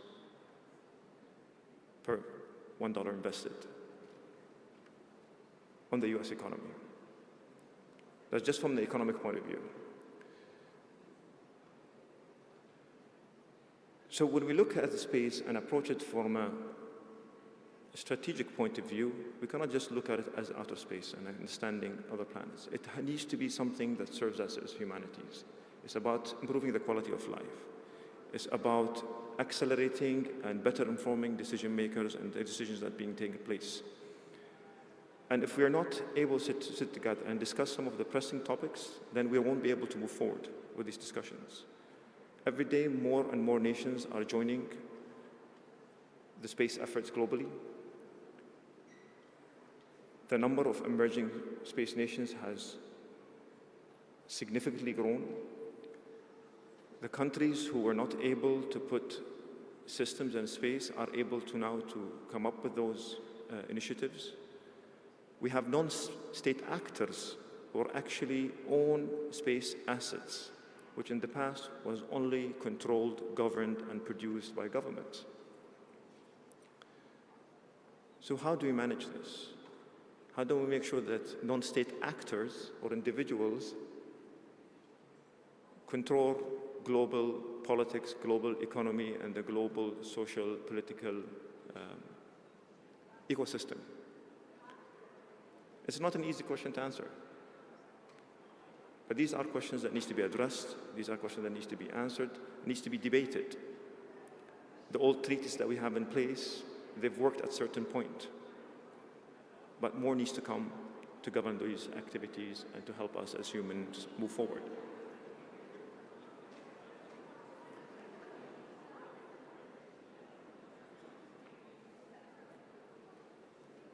It says in this document that the impetus for this world citizen to create the proposal of UNESCO New Beginning Orbit, that this person was invited back on Earth into similar discussions as has been described here, into the question about why go to space from the year 2040 and forward. This person, he tried to say that, yes, there may be economical gains, scientific exploration, there may be many things needed for the future, but perhaps space first and foremost represents something else. The chance to create a new perspective. He was thinking about the International Space Station and its ability to overcome strife on Earth, for example, and have collaboration. And perhaps this person was thinking about that to put into the sky fundamental questions for the future and to realize that they are there, that might be the new perspective that could help the future to see a future and to create a future. That's some of the parts also in this historical document. I also know, but the evidence is scant, it's so long time ago, that this person was interested in other people who might share this person's interest. Just as mentioned before, he was looking for volunteers to actually crew such a ship, as understanding what this would really mean was really the task for everyone. Is there anything more you would like to add now that we are sitting in the future and we can take the liberty to reflect a little bit on the past, especially when so much of the past is really lost? We have to assume some things, or we can do some interpretations. Well, my last message to all of you is, as I said earlier, planet Earth is our organic planet. We should always put our efforts, resources, and minds into saving this planet and to make sure the future generation stay and live on this planet. And whatever we do, it's about staying here and not running away and going to a different planet.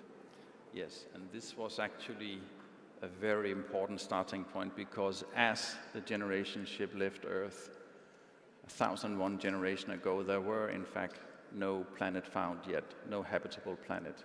So when they left, they didn't know where to go. A journey without destination. However, that might have been the human destiny all along. Thank you very much. Thank you.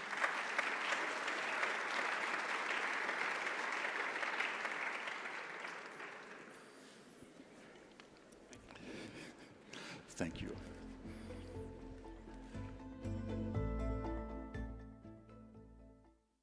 السيدات والسادة، استراحة لمدة 20 دقيقة، تبدأ بعدها جلساتنا الحوارية حسب محاور المنتدى في تمام الساعة 11:50 صباحاً.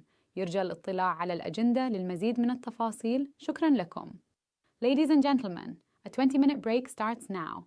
Our thematic sessions will start at 11:50 a.m. Please check the forum's agenda for more details. Thank you.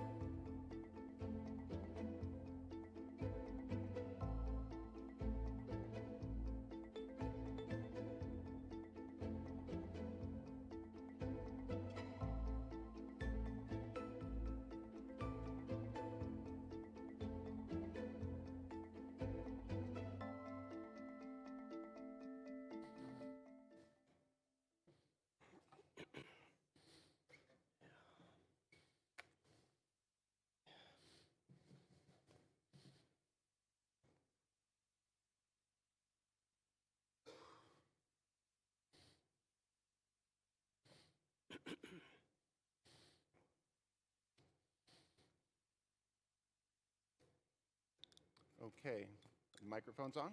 Can you all hear me? All right, well, good morning, everyone. Pleasure to have you all here. To get us started, my name is Stephen Kenny. I'm the director of the Strategic Foresight Initiative program at the Middle East Institute in Washington, D.C.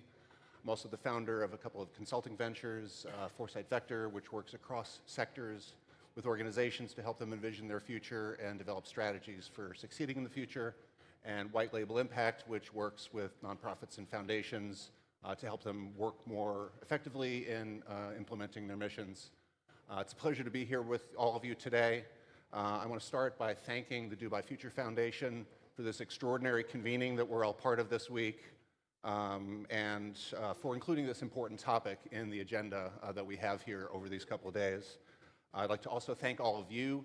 It's a very rich agenda that you have before you today, and thank you for choosing to spend this time with us to talk about this topic. If any of you heard the opening remarks yesterday or the first of the afternoon plenaries, you heard about the global nature of this conference that we're at. There are people here from over 100 countries. And even if you weren't in either of those sessions, you needn't have heard that. You're experiencing that in all the conversations that you're having here over these couple of days. The topic we're here to talk about is also an extremely global reality. Just to provide some context, when we're talking about inequality, the top 10% of the population globally, the concentration of wealth is 76% of global wealth in the top 10% of the population, while the bottom 50% of the global population holds 1% of that wealth. If we think in terms of countries, the 10 richest countries on the planet collectively, again, have a concentration of about 76% of the world's wealth. And of course, we're not just talking about a rich nation and poor nation. When we're talking about inequality, inequality is a global phenomenon, and while the global north, global south divide is the most stark manifestation of global inequality, we know that inequality also exists in the wealthiest countries on the planet as well. My work has touched over time on some of the drivers of this inequality and some of the implications of it, but the panelists we have here today have spent their entire careers understanding those dynamics, understanding how to develop solutions for inequality at the strategic and operational and tactical levels, and leading efforts to do so. So I want to take a moment to thank them and to introduce each of them to all of you. Next to me is Nabil Abdo. Nabil serves as the Regional Influencing and Advocacy Manager at Oxfam in the Middle East and North Africa, and he leads Oxfam's advocacy efforts with the International Monetary Fund. Before joining Oxfam, Nabil worked with the International Labor Organization, where he supported unions across the Middle East, and with national and regional civil society organizations focusing on gender equality, development, tax, and social protection. Next to Nabil is Dr. Kyriakos Kouparis. Kyriakos is a leader in technology-driven solutions for food security and climate resilience.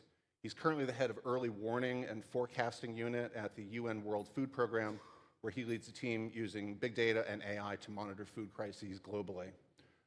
Prior to his role there, he served at the U.S. Agency for International Development and the U.S. State Department, directing programs that advance digital ecosystems in Asia and water-smart technology in the Middle East and North Africa.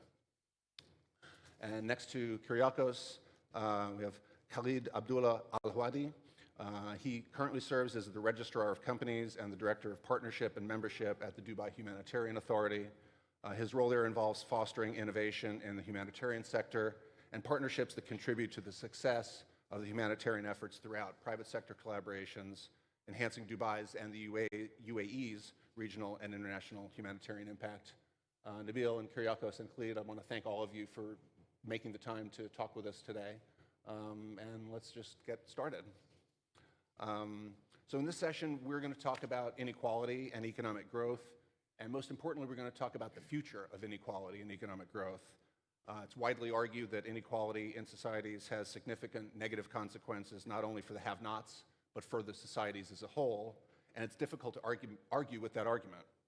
It's also clear from considerable evidence that traditional models of economic growth are part of what has generated and exacerbated inequality around the world. What we want to talk about in this session is less about that historical and present reality and more about what different futures could look like and how we can create those futures. And I want to start the conversation. Nabil, let me start with you.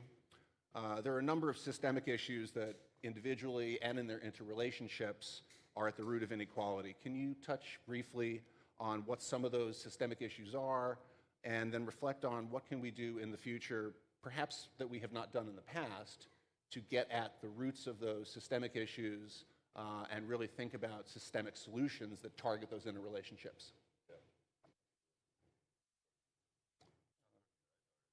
Can you hear him's mic?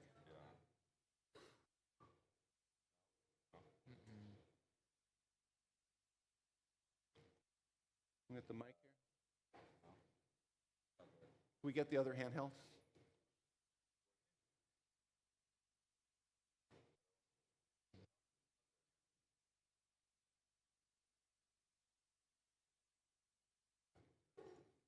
Bear with us just a moment.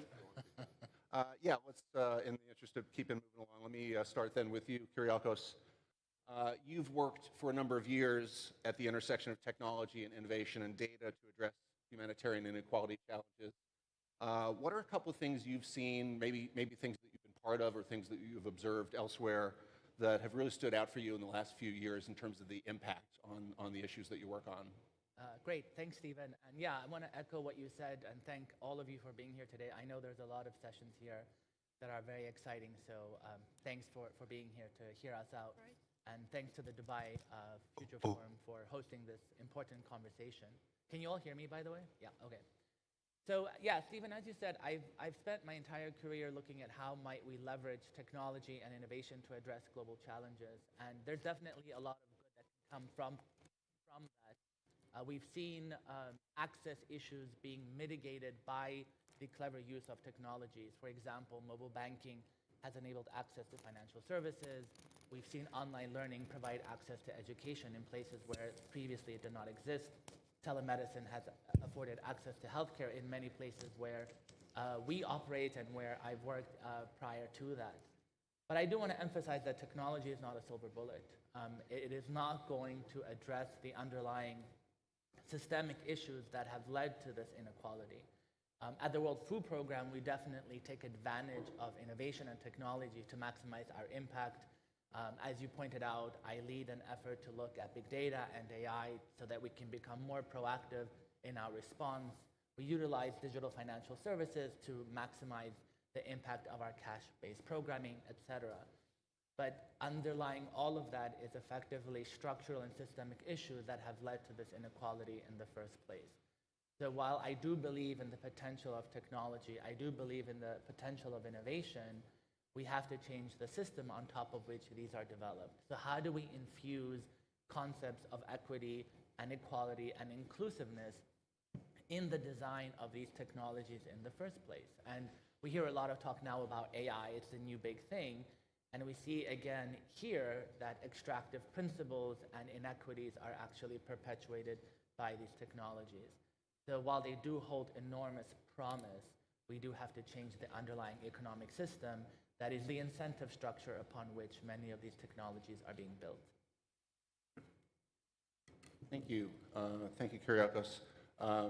Having referenced, as you did, the systemic issues, let me come back to you, Nabil, hopefully now with the benefit of technology, to talk a little bit about what some of those systemic issues are. And again, looking at the interrelationships of them, how can we think about systemic solutions that really target those interrelationships so we're not doing things kind of in a piecemeal manner? Yeah, thank you. Thank you very much, Stephen, and thank you, everyone.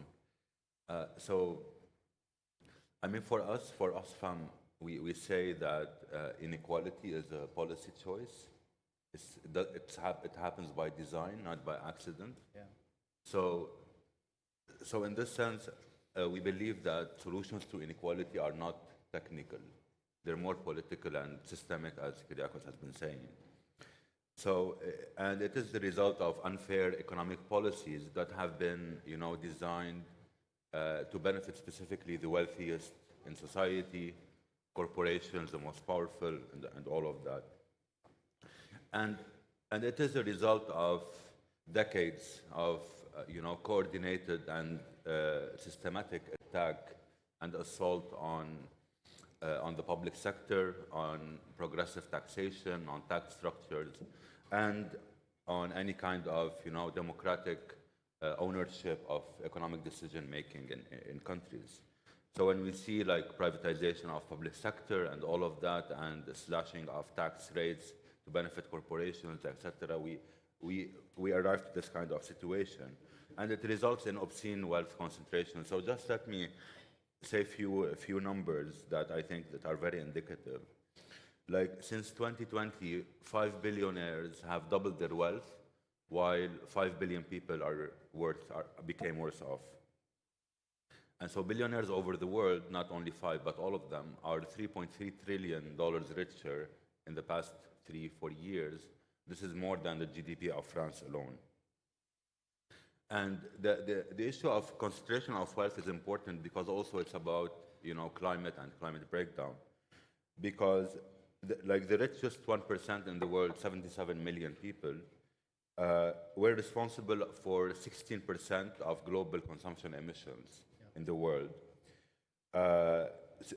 only them alone. And in the MENA region, for example, the richest 1%, the top 1%, are responsible for 25% of emissions, while the bottom 50% of the population is only responsible for 6%. So wealth concentration is not only about equity, it's also about the consequence about, if you will, in climate breakdown and more problems. And the idea is the rest of us, we pay for these. So I know in this forum we heard a lot about, the possibilities of humanity, but I think when it comes to inequality, I think it is really important to be aware that humanity as a collective, when we talk about inequality, is more a fiction. Is more a fictional community rather than a reality. For example, there are already climate resilient residents and infrastructure, residents and compounds being built, so rich people can shield themselves from any kind of climate consequences. So really, it's not about humanity. And even when we talk about technology, technology is and belongs to those who have wealth, whether in terms of countries or people. A lot of the technological innovation we see won't benefit most of humanity, and we know that. So it is where we sit on the hierarchical structures of power, where we benefit from all this, or we suffer from it, or this technology is used to extract more profit from us. So having said that, in terms of solution, so I will have to disappoint you, Stephen, in the sense that a lot of the solutions that are for inequality, like I said, are political, but also they are also from the past, if we can say so, in the sense that a lot of the solutions that really tackle inequality have been rendered or considered obsolete by the hegemonic economic thinking that governs our world. But it's worth to go back, in a sense, to what we know, because these solutions worked in the past and they can work in the future as well. So first is about regaining, democratic economic decision making. This means revitalizing the state and the public. It means the state has to play a major role in economics and in the distribution and redistribution of wealth and income. So in a sense, the government should ensure universal provision of free, quality healthcare and education, and also bring publicly delivered goods and public options in sectors like energy, like transportation, like medicine, etc. All of that. So in a sense, the state should be a central actor in this and bring back the state after it has been effectively decimated. Second, we need to rein in on corporations and the super rich. So also this includes, breaking up monopolies, also addressing the issues of democratizing patent rules, and also means legislating for workers to have, a living wage, capping CEO pay, capping the disparity in wages within companies, new taxes on the super rich, and also on excess profit, etc. So, for example, we estimate that the wealth tax on the world's millionaires and billionaires could generate $1.8 trillion in a year. So this could be used to reduce inequality as. Third, and I haven't talked about this much, but we can talk about it later, is that the poorest countries, for example, are now spending 4 times on debt service so 4 times more repaying their debt than they're spending on education, on health. So countries in the global south, also in order to be able to reduce inequality, they need a breathing space so they can spend on their people. This means massive cancellation of debt that is choking many of the countries in the global south, but this also is possible with meaningful and serious reforms of the international economic governance systems as well. So it's an interrelated, set of solutions that I think, and like I said, it's not always about, thinking what haven't worked what did work in the past. It's important to see how we can learn from the past in order to implement what we need to implement to reduce inequality. And maybe I'll stop here, and I think I'll stop here. Thank you. Great, thank you. I mean, one of the important things I heard you saying there is that we don't necessarily, we do need new ideas, but we don't necessarily only need new ideas, that if we create the right conditions, that, the old can be new again. And I also didn't really hear you say very much about technology. To your point, Kyriakos, it's not a technology solution, it's a policy solution, it's a political solution, and technology can help with that, but it's not the answer in and of itself. Exactly. Heli, let me turn to you. Dubai Humanitarian has done and continues to do a great deal to support all the international organizations that are operating out of Dubai to help them in their work on the initiatives that they are doing throughout the region, throughout the world, that target aid and target empowerment on those who are suffering from inequality. If you think back over the last couple of years, how have you seen the support that they need evolve and change that will help them, that has helped them be successful in implementing those initiatives? And if you look out a couple of years, how do you see those support needs evolving even further? Sure. Thank you, first of all, for the attendees for making time to be here at the panel. What I would be speaking of more is how Dubai Humanitarian has focused on making sure that the international organizations get the support that they required in order to respond to the emergencies the fastest and more efficient way in the past 21 years. The establishment of Dubai Humanitarian was back in 2003. We went through a shift, of course, in terms of the name of the organization that was used to be called International Humanitarian City, and today is Dubai Humanitarian. Now, what we've seen over the past years is that the requirement and the need of the international organizations has dramatically increased. The support that's required by these agencies and organizations has increased. It's unfortunate, but at the same time, we need to make sure that we cater to that requirement based on why this organization has been founded in the first place. And we know exactly that we need to focus on what we're good at. We've set up the whole international city in order to create the largest humanitarian hub as of today. We are hosting the international agencies' aid and materials in order for these agencies to be able to respond to the emergencies at the fastest possible in order to save lives. And this is the main reason, or one of the main pillars of why the authority was created in the first place.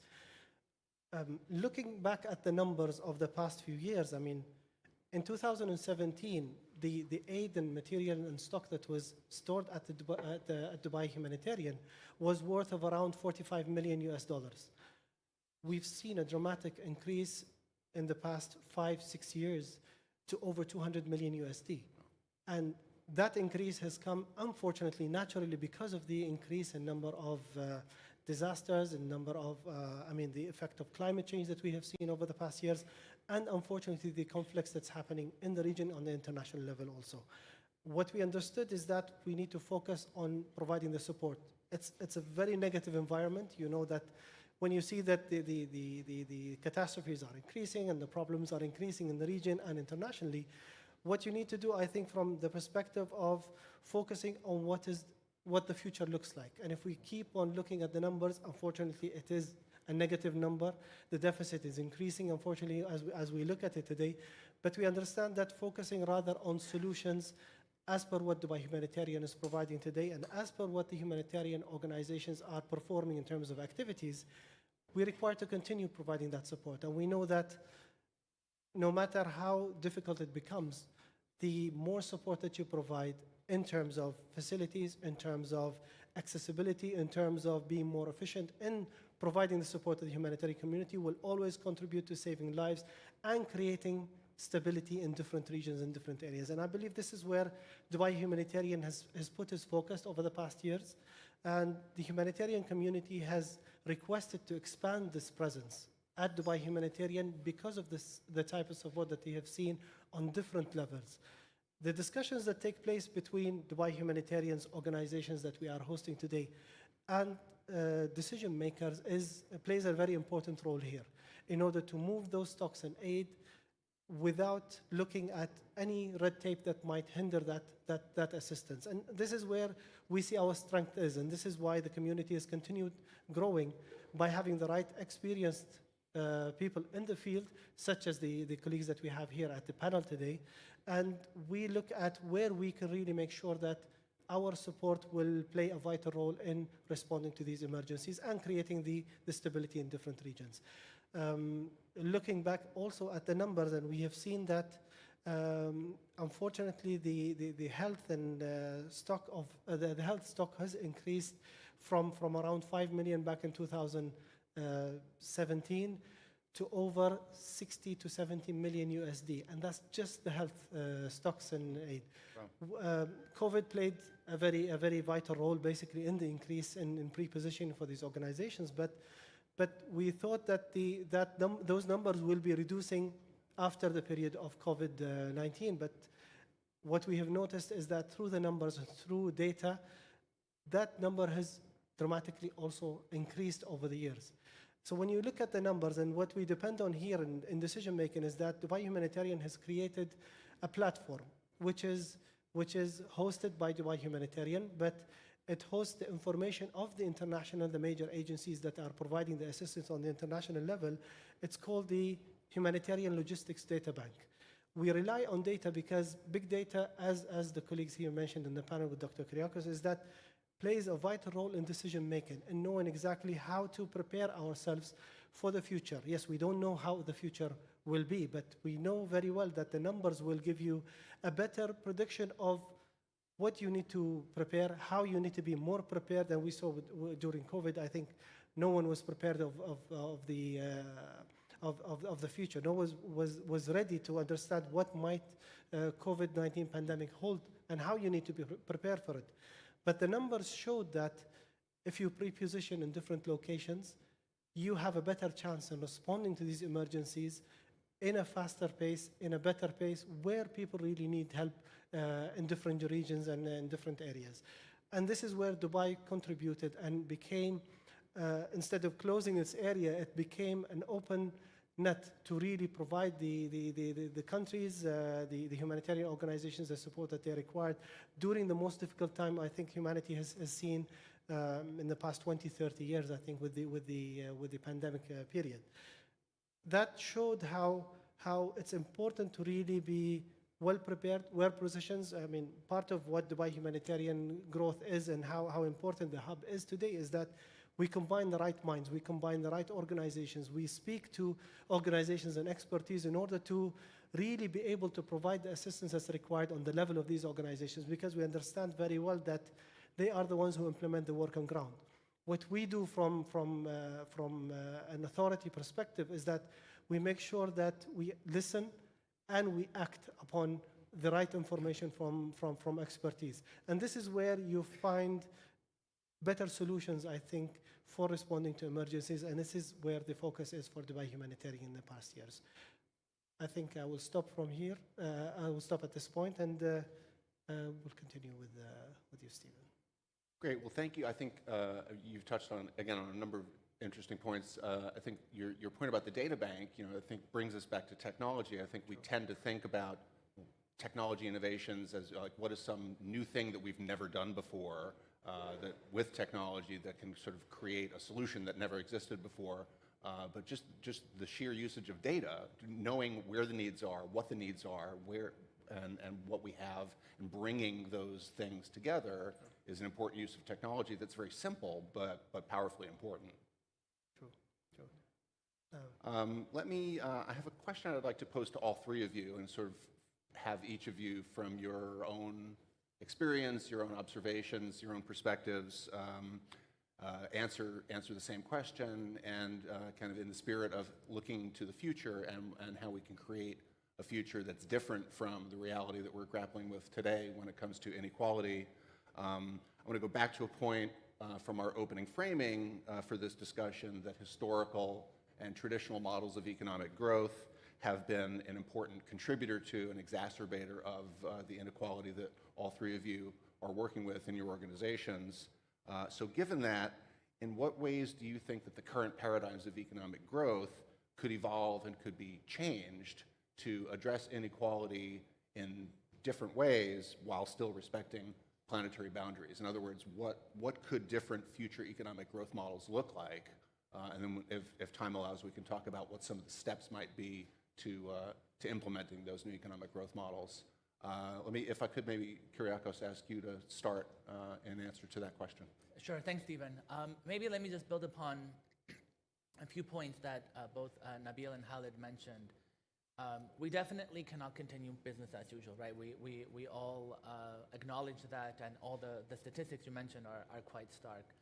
I also want to acknowledge, as Khalid mentioned, the support that Dubai Humanitarian has provided has been increasing, and we are very thankful for that support. But we cannot outrun the current system. So fundamentally, we have to redesign it, right? And then I look out here, and we have a big group of futurists that are thinking about what does the future look like. And fundamentally, our economic model is not fit for purpose. And I won't repeat all the statistics that Nabil mentioned, but it is evident. And so we need to shift to a model that puts human well-being at the center. We need to shift to a model that prioritizes investments in public services, whether that's education, healthcare, transport. And we need to shift to a model that fairly distributes income and opportunity. And I know there's a lot of debate of what that looks like, and whether it's taxation, whether it's universal basic income. The how doesn't really matter as long as the design principle is agreed to. We fundamentally have to reshift the way that we operate as an economic system globally to one that prioritizes people and planet, right? So everything that we do currently is all for GDP growth. And I think that has been an oversimplistic model that has led to a lot of progress, but at a huge economic and human cost. Thank you. Great, thank you. Khalid, let me ask you the same question. I would, I agree with what you mentioned, Doctor, but from the perspective of the humanitarian operations that we manage at Dubai Humanitarian, we look at the future as in, if we invest in sustainability, if we include the private sector in terms of finding solutions for responding to emergencies, making sure that when you respond to emergency, it's not just the immediate solution that you're providing today or just on an immediate action. We make sure that we look from our perspective in terms of logistical operations. This is where our focus is at Dubai Humanitarian, is that we try to involve the private sector. We are looking at also involving the academia in order to look for solutions that probably the experts that are in the field don't have time to look at and dedicate their time to for that benefit, basically. We've involved academia, we've involved entrepreneurs, we've involved also the sustainability mechanism in order to find the right solutions for implementing the right solutions for different areas and different contexts. And this is what Dubai Humanitarian is trying to do here, because we're not humanitarian implementers on the ground, but we look at the laws, the regulations, and what can assist these organizations in order to respond more effectively. We understand that even donors today are hesitant to look at the gap which has been increasing in the humanitarian sector. So you don't find organizations today speaking of, you know what, I've had enough and you've provided us enough support that I don't need anything anymore. Unfortunately, that gap is increasing today in terms of responding to emergencies. And what donors are looking at today is that how can we look at sustainable solutions? If you're implementing a project, if emergency is one case, but again, looking at development projects, more of an investment rather than spending money that has no actual returns on the longer term. So even donors today are looking at finding the right solutions in order for that gap to be closed down as much as possible. Again, it's never late to start that procedure. The academia today, we've had a few examples very recently, is that they provide a lot of solutions in terms of, even simple packaging solutions for humanitarian organizations, looking at sustainable packaging solutions, which is something that has taken place over the past 50, 60 years that no really look into the details has been done into that perspective.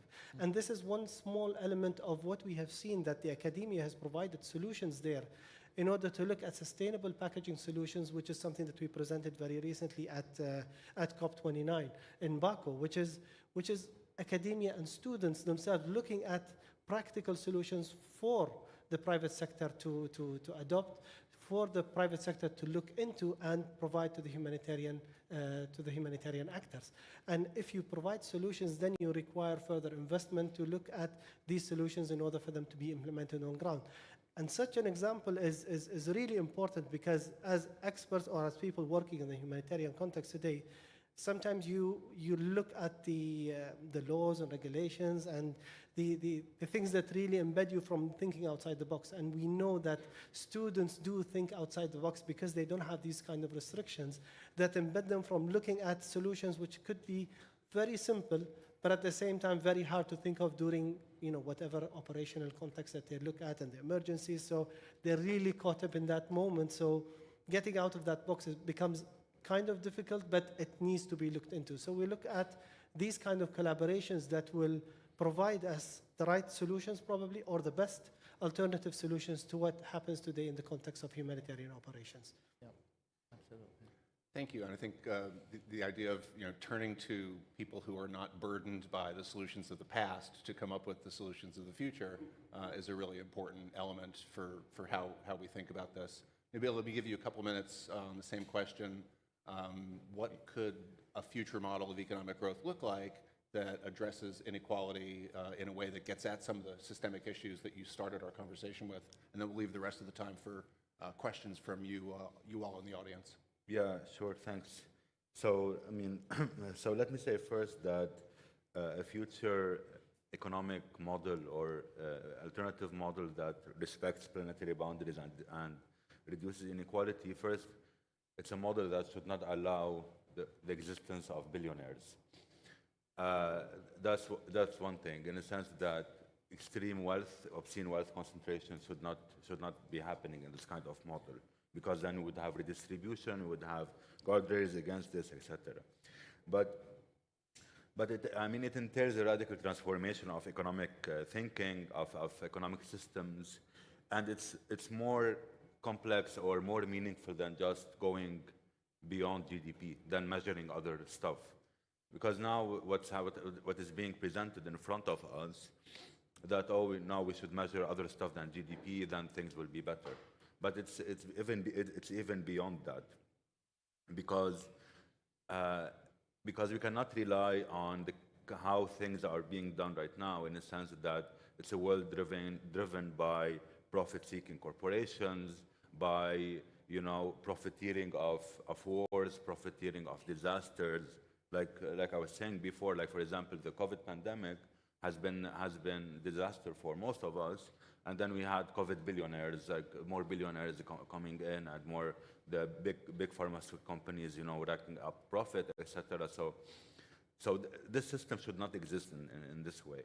So it means, like Kyriakos was saying, in a sense, like a massive and radical redistribution of income and wealth, but it's also reimagining our economies. In a sense, it's also where we put value, right? Mm-hmm.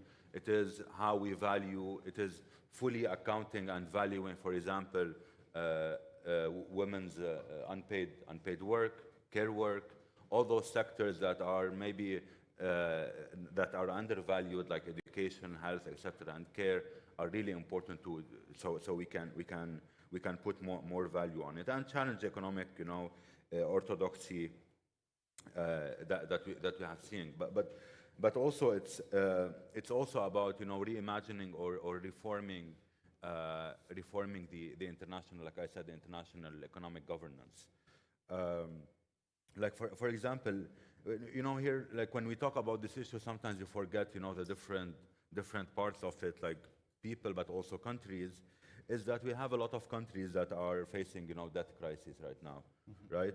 So, and a lot of countries, most countries, if I want to say, most countries in the world who are not rich, don't have much economic decision making. They don't have much decision making on what they can spend on nationally, how they can design their tax systems, because they're already tied by international economic rules and by, you know, by creditors, by austerity measures. So we have countries that are facing impossible choices. Either I spend on my people, or I spend on my people and then I piss off the creditors, right? Or I do what the creditors want, so I can finance my economy through austerity, through lending, etc., and all of that.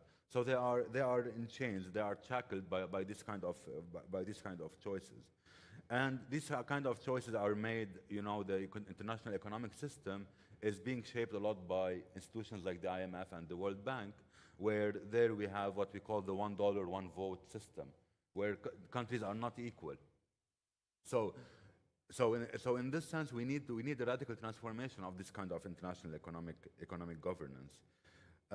So it's different layers, and I repeat, it's not about technological solutions. It's not about whether we have you know, better predictions of the future, etc. Because inequality is a political problem. It's about social dynamics, about dynamics of power. It's about these kind of relations. And these kinds of relations are human. They are not solved by technology. It's solved by political will, by the movements of people, you know, and by how much capital is willing to concede to labor and to other kind of power. So to conclude, I mean, I think going beyond GDP is not just a slogan. We should say it explicitly. Capitalism is not working, or it shouldn't be. It shouldn't stay, because otherwise we're all doomed. Because we cannot respect planetary boundaries with this kind of system. So we need to reshape economic thinking and the economic system as well to be centered around, you know, equality, human well-being, and planetary health. So yeah, and of course we should reject the tenets of the current system. Otherwise, we're just, you know, moving in circles and just talking. So thank you. Well, thank you. And I think what you've described, I think, really brings us back to the theme that this panel is being, you know, convened under, right? Transforming humanity. We're talking about transforming the institutions and the mechanisms under which humanity has pursued economic growth in the first place, so that it can get to a different outcome. Yeah. So we have about 5 or 7 minutes left. I'm sure there are questions from the audience that some of you may have already had before you came in the room. Maybe some others have been stimulated by what we heard. Do we have a floating mic that we can bring around? Questions from anyone? Raise a hand.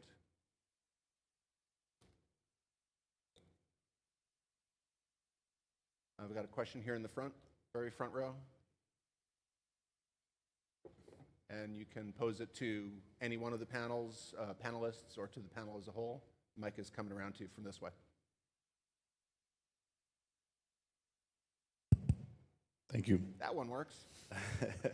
First of all, thank you for a really cool and engaging session and topic. I think I wanted to go back to, we talked a lot about like systems of inequality, right? And one of sort of the underlying causes, I guess, or is that with structural inequality, like when we're removing the rich getting richer, and you gave us some really interesting data about the billionaires getting richer and all that.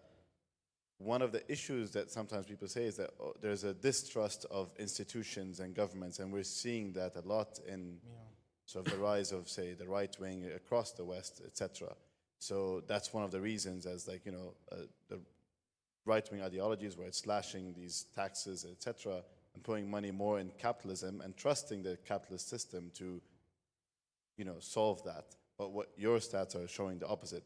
So what can you tell us about how can we trust governments, institutions, etc., that if we give them more funds, give them more taxation, that it will help address those inequalities? Thank you. think the Any of question. you want to take that? Yeah, I mean, I can touch briefly.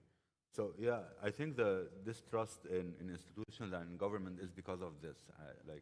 I think it's the same issue because, I mean, if you see how this mistrust has been sowed over the years, especially if depends also on which countries you are talking about. But basically, the distrust in government is because government policy and that has been tailored in a sense to benefit a specific sector of society. Because like I said, over the past decades, 40 years if you want, you can go more, the role of government has shifted very, very radically in a sense that government, instead of providing services, instead of acting to reduce inequality by redistribution, etc., they have been doing the opposite. And then when we see governments who has their ear, it's more the wealthiest in society and not everyone. So this kind of reversal to the far right or whatever we're calling it in Europe, in the US, etc., is exactly because governments over the past 30, 40 years have pursued neoliberal orthodoxy on the expense of people. So there's no trust, and then what people are voting for those who are considered outside the system because they see the system is only bringing them more and more hardship. It doesn't mean the people they are voting for are the alternative, of course not, but this is how politics is.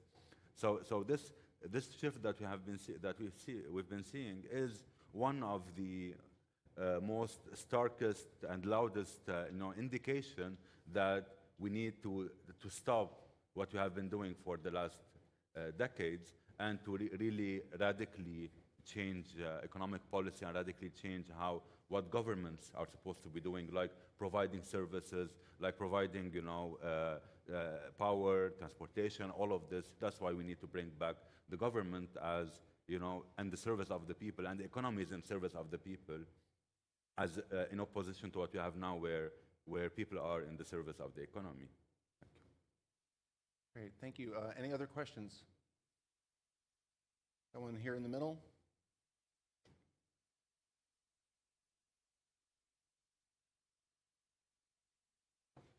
Hi, thank you very much for the talk.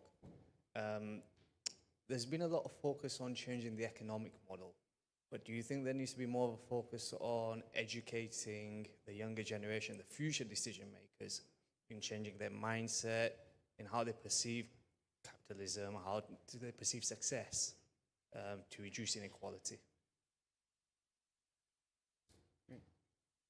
Yeah, I'll take a stab at that.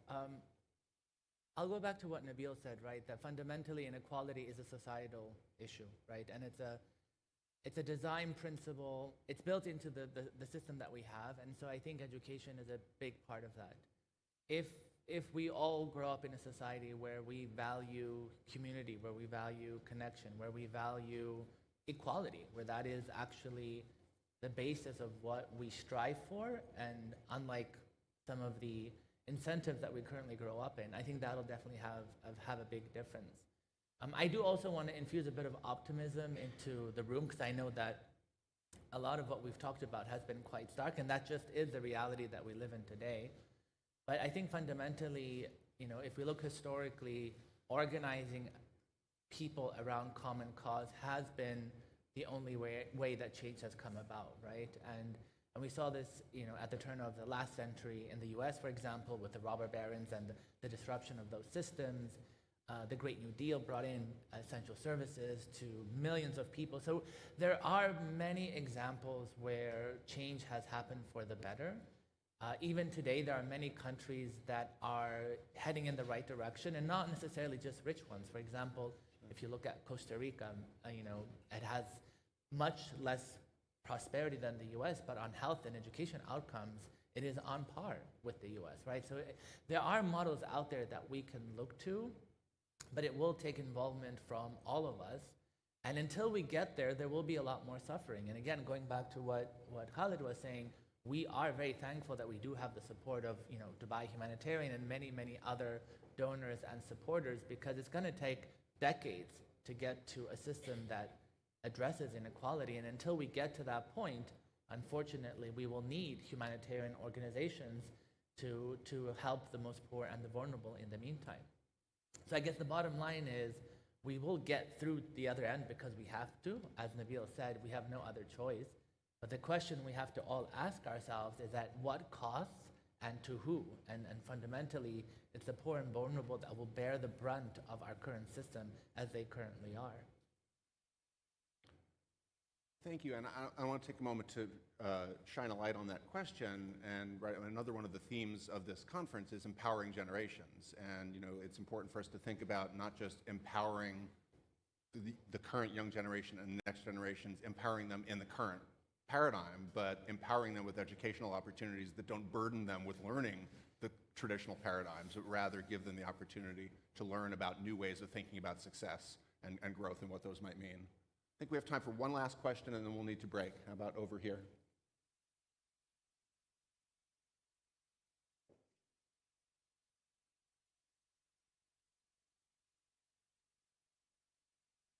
Hi, thank you very much for the session. My question is, if you consider everybody in the room as real, tangible multipliers to transform humanity, what is one message you would leave us all with? Thank you.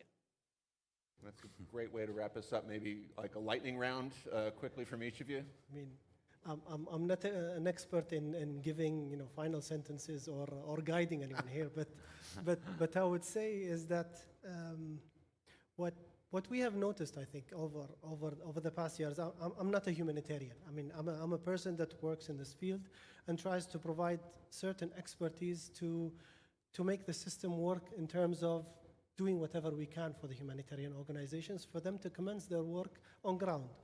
But what we realize really here is that if we partner and we collaborate and we bring all the minds together in order to look for what's best for humanity in general, taking into consideration, removing all the procedures and processes that might hinder from us reaching that level, I think we will come with a better outcome that serves everyone in this room. Policies are always going to be there. They need to be looked at. Certain processes and procedures that is needed by organizations, whether it's for commercial purpose or for non-professional purpose, it will always be there. A system has to be put in place because we can't work without systems. We can't work without having a bottom line to report to make sure that the information is correct, and so on. But if the purpose and the discussion takes place in the right way between all organizations, we're speaking here today in Dubai Humanitarian with academia, we're speaking with youth, we're speaking with entrepreneurs, we're getting involved also the humanitarian experts, and we have the private sector and philanthropies also involved in this decision making. Not forgetting that decision makers in terms of government involvement is also plays a very important role here. And this is why Dubai Humanitarian across the past years has been able to provide the humanitarian organizations with the support. The model that is being put in place here, the Dubai model of Dubai Humanitarian, is very unique. It's not something that can be copied immediately and implemented anywhere around the world because of you involving all the right elements together, starting from the highest authority till the ground workers basically that really implement the work on ground. That model is available, and Dubai Humanitarian offers this model for any country or any authority that wants to benefit from. So if it's something that you see that is really beneficial, we've seen definitely that it's been beneficial over the past years, or the organizations would have not required to really participate and have it as a humanitarian base in responding to emergencies. That's the number one priority. But again, it's an area where discussions and collaborative efforts really makes a difference on the international level. And this is where we see the value of what we are proposing at Dubai Humanitarian today. The future forum here today speaks of how we see the future in different perspectives, in different ways, from every element that is important here. And we understand that the humanitarian future is a collective matter that everyone has a contribution to add in with this. This is my humble opinion, I could be right, and of course, I learn from the expertise of the colleagues here and from whoever is in the audience, but we really need to work together for fostering a better future for the next generations to come. Well, thank you. I think that's a great note to end on. I've been told we're out of time, so I want to thank you all again for taking the time to join us in this session. And that is a wrap for this. Thank you so much. Great. Thank you. Thanks. Thank you.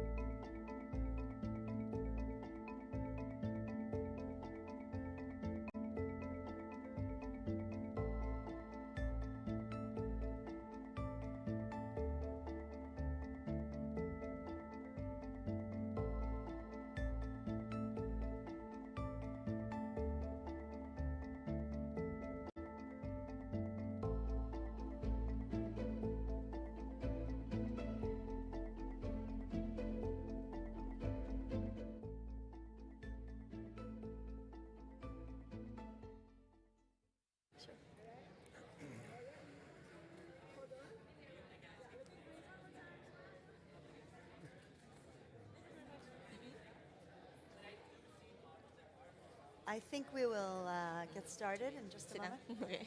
If you'd like to take your seats.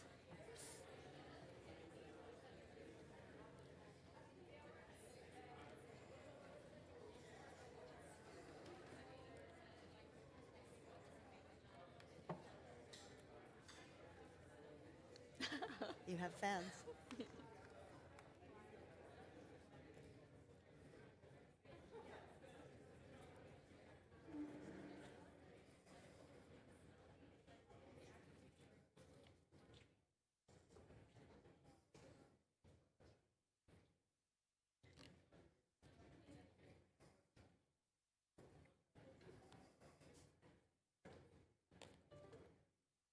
Welcome to this session.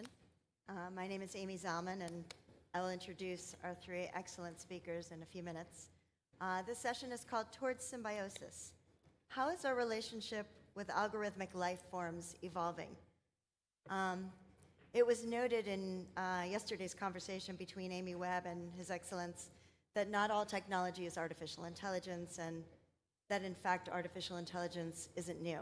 But this session is about artificial intelligence, and our speakers will address in particular its newest iteration, at least in the mainstream for most of us, generative AI. I think that I'm not alone in feeling that our engagement, our human engagement with artificial technology, artificial intelligence is at a tipping point. And there's recognition by governments, educational systems, healthcare systems, law, and business that that's the case. There's been no session that I've sat in here in which the question in some way of speedy computation and artificial intelligence have not been at issue, whether that's better defining metrics for philanthropic outcomes, to create an understanding of the languages that animals speak, or this morning, one of the foresight fellows from UNICEF remarked that her constituents, fellow youth in Egypt, feel a fear of losing their humanity because of the work of large language models. Why is this? Well, these new ones seem to think beside us, right? They seem to be part of our lives. They seem to do what we can do. It's not really true that they feel as we do, and our speakers will explain more about that. I'll just kind of close the introductory remark by saying that as I was thinking about this, as I was leaving New York on a flight, I was sitting in the lounge, and there's a new robotic way of like picking up dishes there. And I saw a man sitting close to this robot coming toward him with a tray of dishes on top of him, and he looked at it and he went like this, sort of this gesture, and I feel like that's what this is about. How do we take in our new work? So to talk with us here, sitting in the middle here, are Dr. Janet Tsao, a professor of social science at Hong Kong's University of Science and Technology. Her PhD was in informatics, which is an interdisciplinary approach to technology that uses artificial intelligence, psychology, psycholinguistics, and cognitive neuroscience to experiment with and make sense of the world. She is very well known, Dr. Tsao, for her research on learning and visual cognition, and she is a fellow of the Cognitive Science Society, serves on its governing board, the editor-in-chief of the British Journal of Psychology, and an associate editor of Cognition. Maital Shamsi, next to me, is the CEO here in the UAE of the Social Welfare and Empowerment at the Community Development Authority, the former CEO of the human rights sector there, and has multiple degrees in law from universities in the UK. Neil Redding, to my farthest left, is a near futurist, as well as being a keynote speaker and author, an innovation architect, and a consultant to major global corporations such as Visa, Nike, Cadillac, and others we've all heard of. He is an expert in spatial computing, virtual and augmented reality, artificial intelligence, and brand ecosystems. So as you can see, they all come from different sectors, and we will turn to them now to ask for an opening statement from each of you about what symbiosis means to you. And why don't we go from furthest left to right? Sure. We'll start with you, Neil. Hi, everyone. It's great to be here today. So, when we were thinking about what symbiosis could mean in relationship to algorithmic life forms, my first thought was, we've got lots of examples in our narratives, in our fiction over the years, over the decades, right? I mean, of course, we've had this idea of robots for a very long time, but they're not quite anything that we would call symbiosis, even though the humanoid ones are designed to look like humans. But we've got cyborgs, right, which are this kind of melding of human tissue, human skin, human blood, with robotic mechanics, and there are dangerous cyborgs and helpful cyborgs, like even within the Terminator narrative, but as well as other stories. But I think, for framing this conversation, it's more useful to look to nature, right? And I think the most commonly referenced example in nature of symbiosis is what in English is called lichen, right? Which is a symbiotic ecosystem, really, of fungi and algae or some other kind of photosynthetic green plant, right? And these multiple species live together in an almost indistinguishable way, right? And this is what is kind of meant by symbiosis. They benefit each other by being intertwined with each other. And so, as a framing, as a sort of opening gambit here, I'd like us to think about what could the analogy be there between humans and algorithms. If we were if the relationship was like one of lichen, what would that be like?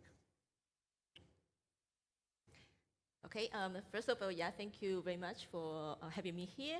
So as a cognitive scientist, I would like to share some of my perspectives from cognitive science. And I think we can look at the relationship between AI and humans at 3 levels, kind of related to how AI technology evolves over the years.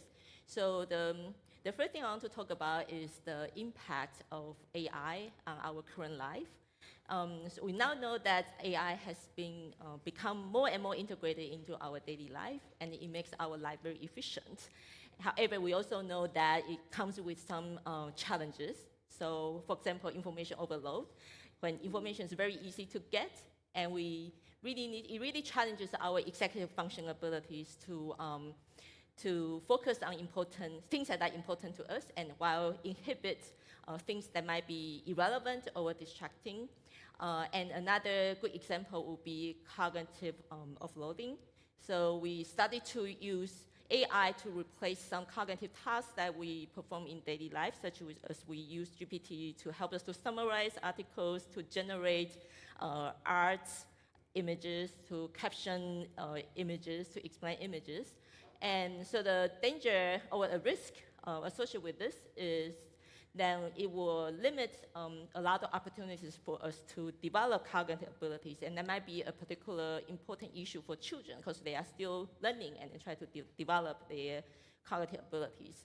And I think it's important to recognize that there will be individual differences in how people can deal with these challenges. For example, for people who have poorer executive function abilities, such as young children, adolescents, or even young adults, they may find it's very difficult to deal with information overload problem, and they may not be able to perform very well when there's so much information. They don't know how to inhibit them or deal with the problem, and they may develop some mental health issues such as anxiety or depression. And similarly for children who may not have very good learning abilities, but then you started to introduce to them a lot of AI tools, and then they start to use them, that's very cool. But then we need to think about whether that would limit their development of cognitive abilities. So that's the first issue about the relationship. And the second issue is on explainability of AI, because this is related to the latest development in AI, this deep learning technology. It really makes AI models nowadays become more like a black box, and they are like black box because even engineers, they don't have they don't have a very clear idea about the internal workings of this model. And so, however, if we don't know the internal workings of this model, we don't know how they make decisions, then it's very risky to listen to them. And that's why recently there's a lot of research on expandable AI. And in addition to the engineers, they will try to come up with new methods to develop better ways to reveal the internal workings of AI models. And in addition to this method, in cognitive science, we also study to use experimental psychology or cognitive science approaches to study machine behavior. And this is because, for us cognitive scientists, for a long time, if you look into the history of cognitive science, so we have been developing a lot of different methodologies to help us to understand the human mind as a black box. And now AI is like a black box, so we can use similar approaches to understand their behavior. So this is a new emerging field called artificial cognition. And another important perspective on cognitive science is to consider important social cognition ability from humans, that is theory of mind. So it refers to our ability that when we interact with other people, we will attribute mental state to them. We will assume that other people, they will also have beliefs, intention, attitudes, preferences, and then that will help us to infer other people's actions and also try to understand other people's behavior, and that will help us to better interact with them. And recent research has shown that when humans interact with AI, we also typically assume that AI will solve problems or perform cognitive tasks in a very similar way to humans, and it will study to update this belief according to our observations about the differences between human and AI. And that's why it's important to do more research to compare human intelligence and artificial intelligence, because that will help us to better understand AI. And the final point I want to mention is more about the future. Just want to share that this relationship with AI in the future really depends on how AI will evolve in the future. So right now, although AI is showing intelligent behavior, their intelligence as compared with humans is still very limited. So one important thing that we need to know is that right now they are showing intelligent behavior is actually because they are learning the statistical regularities from a large amount of data. But it's from in some way, humans can do that too, but in some way, a lot of other human cognitive abilities, such as how we count, how we reason about things, the way humans do it is actually very different from AI. So I think that looking into the future, what AI is lacking now is some kind of world model knowledge, and I believe this is going to be developed. So they will become, in other words, they will become smarter and smarter, and they will become, I think that in general, we want to develop them so that they can help us to solve problems, they can complement our intelligence. But I found it's important to know that the development of AI in the future has to be under the supervision of humans. And importantly, one thing that is also lacking in current AI is self-awareness. So they are not aware of what they are doing, and self-awareness, consciousness, is actually something very important for human cognition. And I will argue that we should make sure that AI will never develop self-awareness in the future. Thank you. So just building on what my colleagues were talking about, I agree. I think this is an evolving field, and it's an evolving relationship that we will have moving into the future. And I think it's important for us to be agile in this evolving relationship, because we might not know how to deal with the technologies, and we will only know how to deal with them as they emerge. So it's very hard to be able to understand their implication if the technology has not emerged. But that doesn't mean that we cannot put into place protective measures. We can put into place protective frameworks and governance frameworks, which in a way helps us moving forward, because as my colleague mentioned, there are implications, and some are positive and some are negative. More and more, AI is now being used as assistive technology, but it's becoming more, it's going to become more of a companion and a partner to humans in the future. And as they develop better and they become more intelligent, and as we trust them more, but to place our trust in these systems, we also have to be able to protect ourselves from these systems. So if we go back to, for example, when fire was discovered by ancient humans, fire had a lot of benefit, but it also had a lot of destructive power if it used in the wrong way or used negligently. So we had to find ways to protect ourselves from this new technology. And not only that, but we needed to find ways to ensure that we were protected from others. So we have fire codes in buildings, and a small spark can cause disastrous results. And I think this can also be applied to the emerging technology of AI.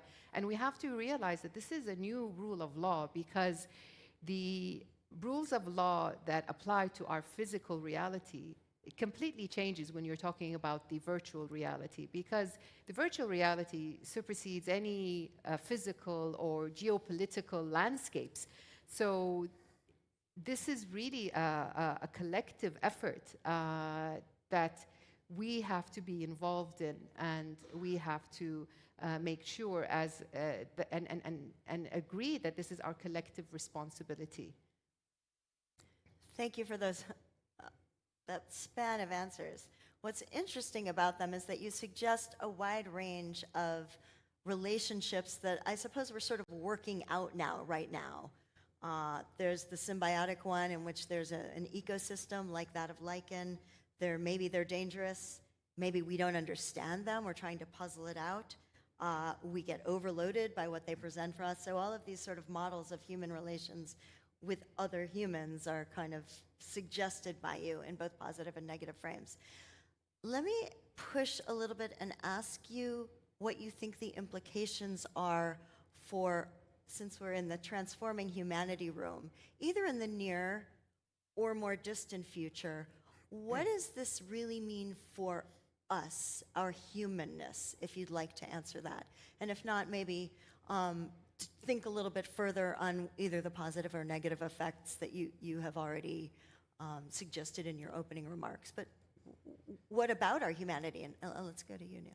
Yeah, sure. No, I think a lot about this. So if we take a step back, and I love, and I'm going to come back to things that both of you have shared, because I really love them. But you know, the framing here of towards symbiosis, you know, how is our relationship with algorithmic life forms evolving? It makes sense, I think, to just take a little brief history of algorithmic life forms, we could say, right? So if we just start with the 21st century, 20 years ago this year, Facebook showed up, and maybe 2 years after that, there was this thing called a news feed, right? Which was an algorithmic surfacing of content that Facebook thought we would want to see, right? Either posted by our friends or maybe news sources that we were interested in. And so there's an interesting question of how that became recommendation engines more generally, not just of content, but also music and movies we might want to watch, like on Spotify or on Netflix, respectively. Also products that we would want to buy, recommended products in the context of e-commerce sites like Amazon.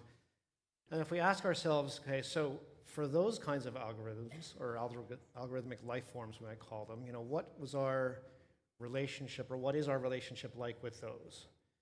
And I think it's fair to say it's complicated, right? I mean, it's a complicated relationship in the sense that we use these algorithms, we relate to them as ways to discover new content, new products that we like and appreciate, and so they're efficient in that sense. And they also drive demonstrable dysfunction, you know, addictive relationships and doom scrolling of content, and even depression, right, as clinical studies have shown, with certain kinds of negative self-images resulting from usage of Instagram and visual social media like this. So So it's complicated. And, you know, I think about Kevin Kelly wrote a book in 2010 called What Technology Wants, in which he argued that technology drives its own evolution, right? It has its own purpose and has its own desired outcomes. And to me, it feels often like generative AI, especially the past couple of years, is taking on a life of its own, right? It's kind of driving its own evolution, like pulling itself towards AGI in some way. And so really the advancements in AI over the past couple of years, and we've spoken to them here, have just been so profound that the ground rules have changed. And we've already spoken to how, you know, AI is no longer just doing what we've grown up thinking of computers doing, just executing instructions we give it, but it's become creative, it's strategic, it can take its own initiative, and taking initiative and being responsible for delegated tasks is something that AI agents are really going to start to manifest in the coming year. I think 2025 is going to be really huge for that. So, you know, if we ask the question of what's really, you know, how is our relationship evolving here, AI and these technologies are really, for the first time in living memory, or maybe even in history, challenging this notion of human supremacy, right? Which we've all taken for granted our whole lives, that we humans are the dominant species on the planet, right? We are the smartest, the most capable, we're in control. And AI, I think, is challenging this idea, right? It's a new, I think it's most useful to think of it as a new species that has many peer-like qualities and maybe superior to humans in certain aspects, if not now, in the coming years. And so there's a way in which, you know, the standard off-the-shelf narratives about AI, which we've already touched on, you know, AI is going to save us, AI is going to destroy us, or it's going to take our jobs. I mean, we've heard these so many times that they're almost boring, but I think they're also unimaginative. What I would offer, just by way of closing this little exploration, is a third way, which is that, I think we've also touched on it, that AI is a new kind of species that's emerging as a participant in these collaborative ecosystems of our teams, in our work, in our homes even. I mean, someone was just telling me the other day about how much their young children are enjoying having conversations with ChatGPT voice conversations, right? Which is absolutely feasible now. So I think the near future is one where, you know, if we really envision what a thriving, abundant future for humanity on this planet could look like, it seems clear to me that aligning what humanity wants, what technology wants, as Kevin Kelly said, and, you know, what the living ecosystems of this planet want, lichens and everything else that's alive, you know, is really essential to creating this thriving, abundant future that we want. So I would just argue that our relationship is really coming into a place where it can be fully like a relationship when we think of relating to another life form. Yeah, so yeah, I really like the idea to consider AI as a new species. So again, you know, because I'm a cognitive scientist, I will offer my view from cognitive science. Actually, in cognitive science, the nature of human intelligence is always a heated topic. And for a long time, we try to understand the mechanism underlying human mind and the human intelligence using different methods, as I mentioned, and then actually using artificial intelligence, using machine learning methods and build computational models has been a very important method in cognitive science when we try to understand human mind. So I think Amy's question is excellent because it really reminds me about the original purpose of building AI models, right? So from cognitive science of view, we want to build models that can clearly specify the type of information processing mechanisms underlying human intelligence as a way to understand human intelligence.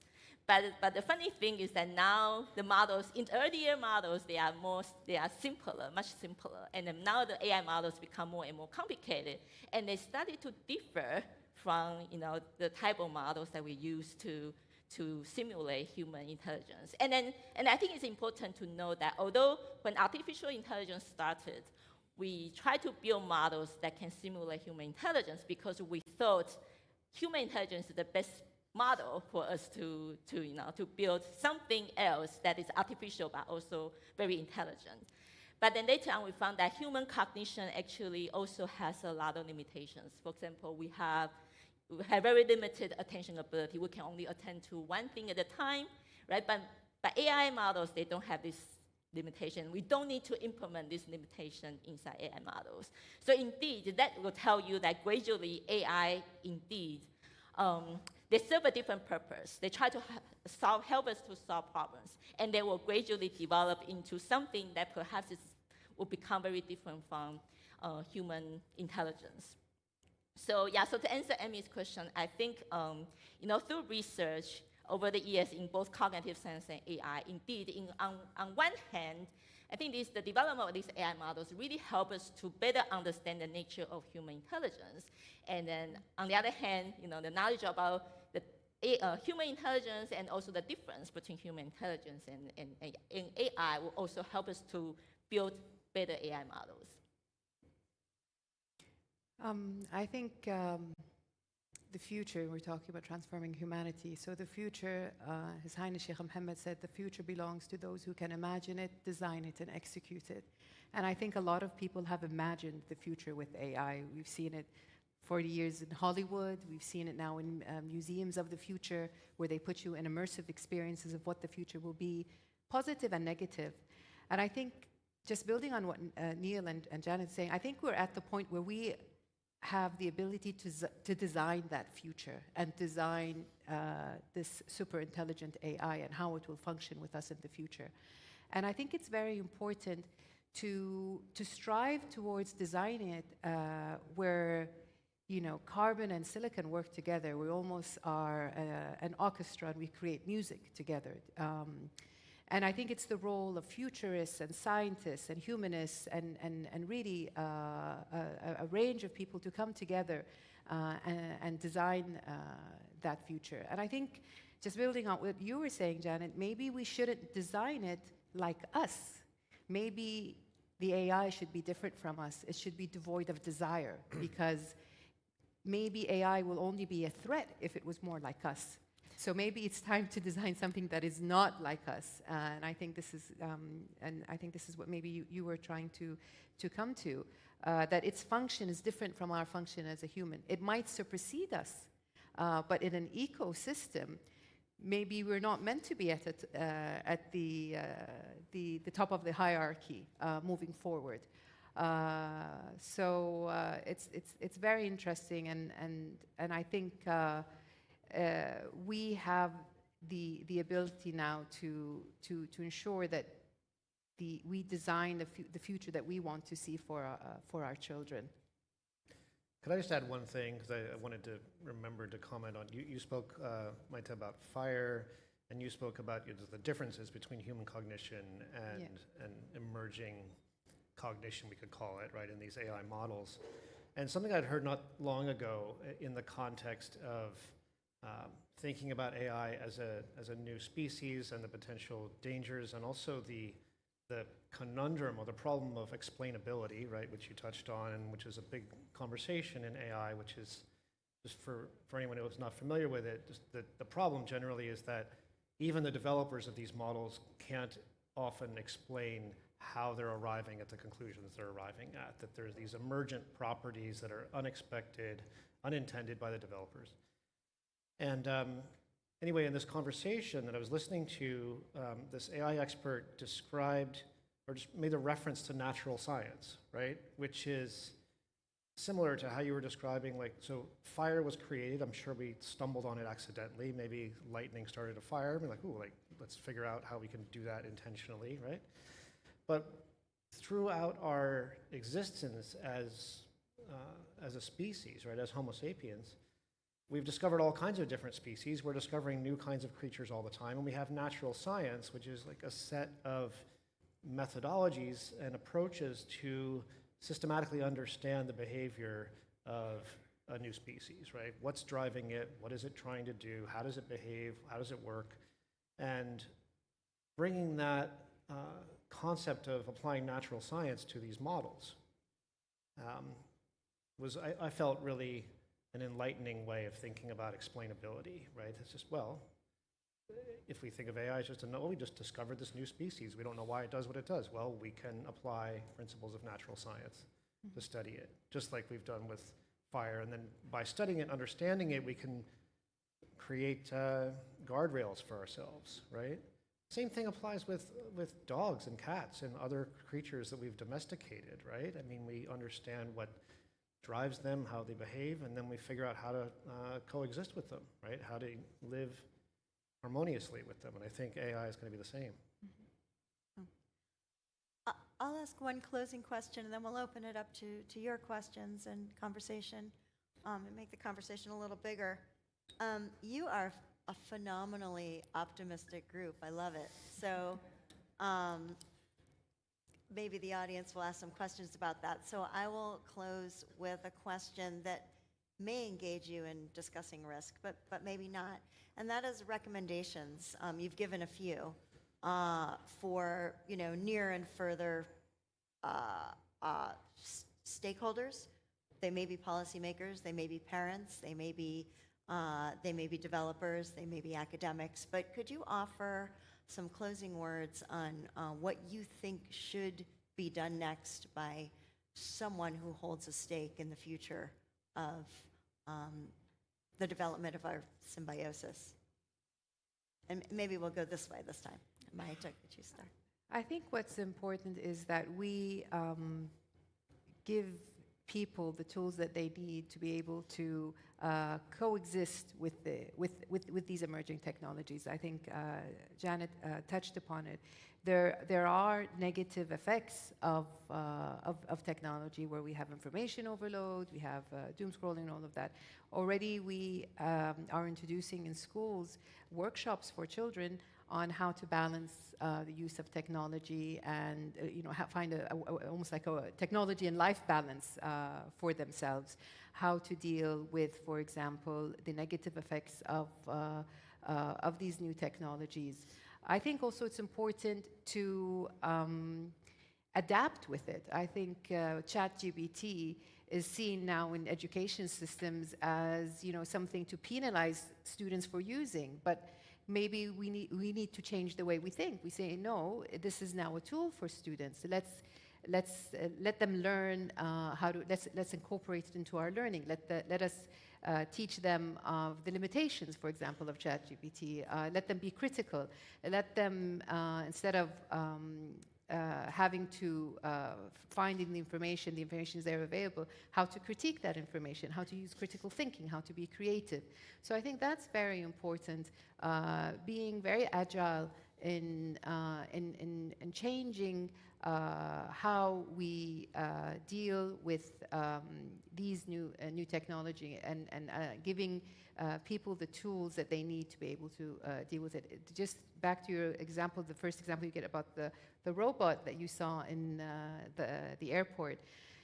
I saw a video of these robo vacuums that innocently are cleaning up things around the house, but they have cameras that people can actually hack into. So maybe we need to look at having awareness mechanisms or alarm mechanisms in these technologies to ensure that we are protecting the people who are using it. So always looking at how we can give people tools to find a balance when using these technologies and also to be protected from these technologies. Thank you. Yeah, thank you. So just to follow upon that, so definitely I think how we use AI in education is extremely important. Just kind of going back to the 3 points that I mentioned in the very beginning. So the first point is about if we rely too much on using AI tools to help us to finish all the cognitive tasks that we typically perform in daily life, then we will be lacking opportunities to really develop important cognitive skills. And so I think we need to do more research. Well, first of all, I think people need to be aware of this impact on, overly relying on AI can impair our, cognitive ability development.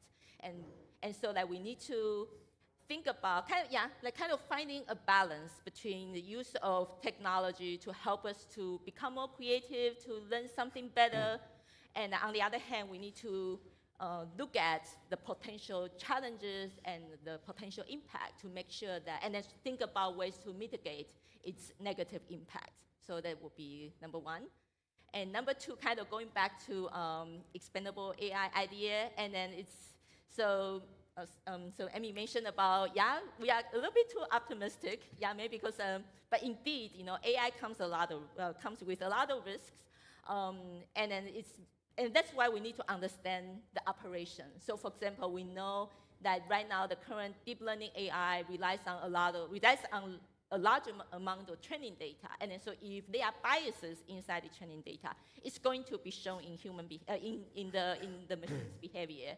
Then, if we are not aware of it, then if we just follow whatever decision is made by AI, then we are going to, you know, we are going to make a lot of unwise decisions that could be seriously biased. So right now there's a lot of work on AI ethics and governance to look at these issues, to try to discover by perhaps comparing, you know, human data with machine behavioral data, to try to understand the source of these biases, and then try to use some methods to better align these models with human value and human cognition. So I think this research is very important, and it has to, you know, we need to continue doing this. And then also, again, about AI governance. So I already mentioned earlier, right? There are limitations of how much how much we allow AI to evolve into. And then definitely it has to be under human supervision. And I think in general, we should be thinking about AI as complementing what perhaps human intelligence cannot achieve, right? We should be complementing each other's ability, because we have pros and cons, we have our own limitations, and we should work together, and then we should recognize the things that shouldn't be developed in AI, as mentioned, like self-awareness or self-preservation. These sorts of things should be, we really have to prevent that. Yeah.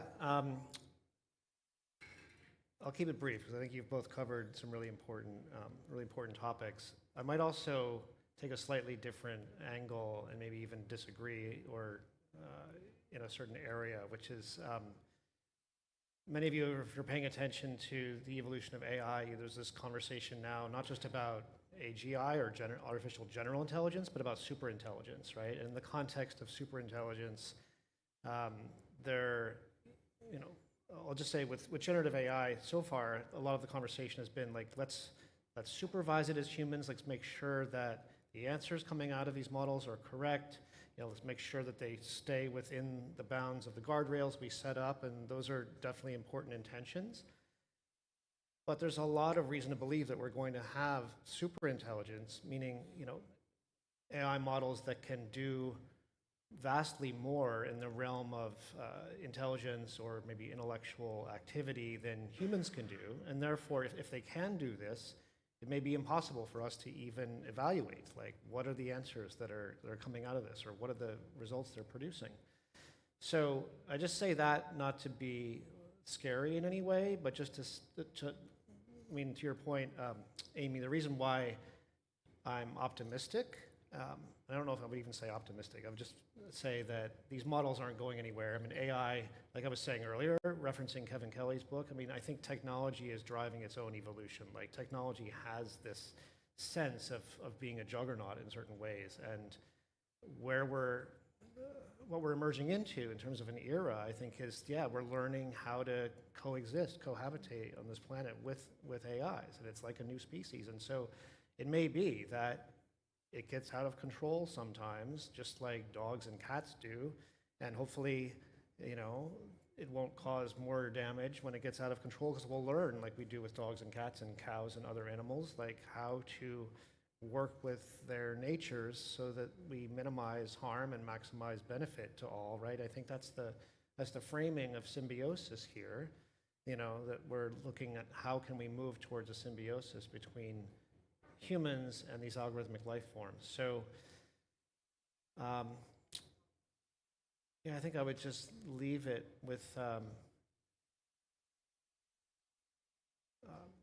pointing us to the way we live in in symbiosis or at least harmony with other living creatures, and offer that that's the framing that we could most usefully bring to AI.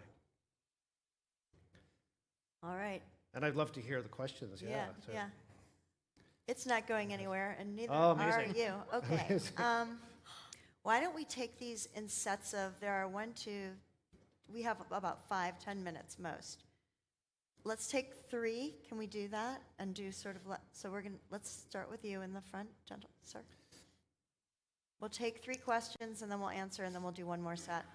Thank you so much for the insightful sharing. Recently, I think in the past month, there is an AI agent becoming a self-created millionaire US dollar.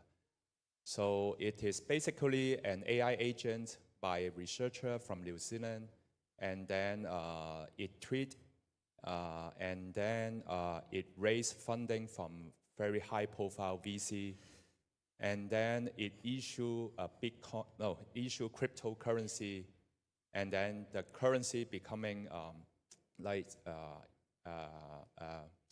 with high value, and then becoming multi-million dollar.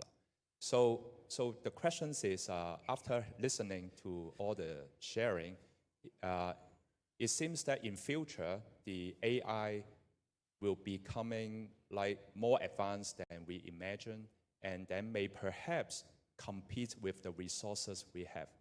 And when we talk about the next generation, it's no longer talking about using AI, but maybe leveraging AI to make money, and with resources and capital, then it can bid for other resources and competing with human beings.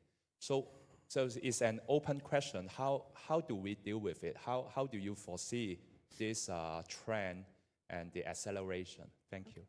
Great. Let's get a couple more questions under our belt. Why don't we take one from the back, and I don't want to make your life very hard. We want to make sure the side of the room also gets to ask questions. So short and sweet question for you here. Somebody mentioned about kids growing up today with ChatGPT and trusting it. So I was just wondering from the panel's perspective, which region or which country in the world is going to be the society where the kids growing up today actually prefer and trust the AI tools more than human beings, whether it's as a co-worker, a friend, a doctor, or even a romantic partner? Which Wonderful. culture? They make money, they fall in love. And let's take the, with the black shirt, the woman with the black shirt. Yes.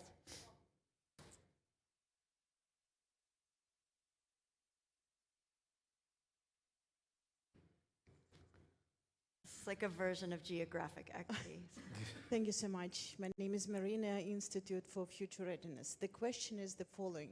Do you see the future of AI as, in general, improving efficiency, or it can take a leading role, setting vision, mission, objectives, strategy in the future?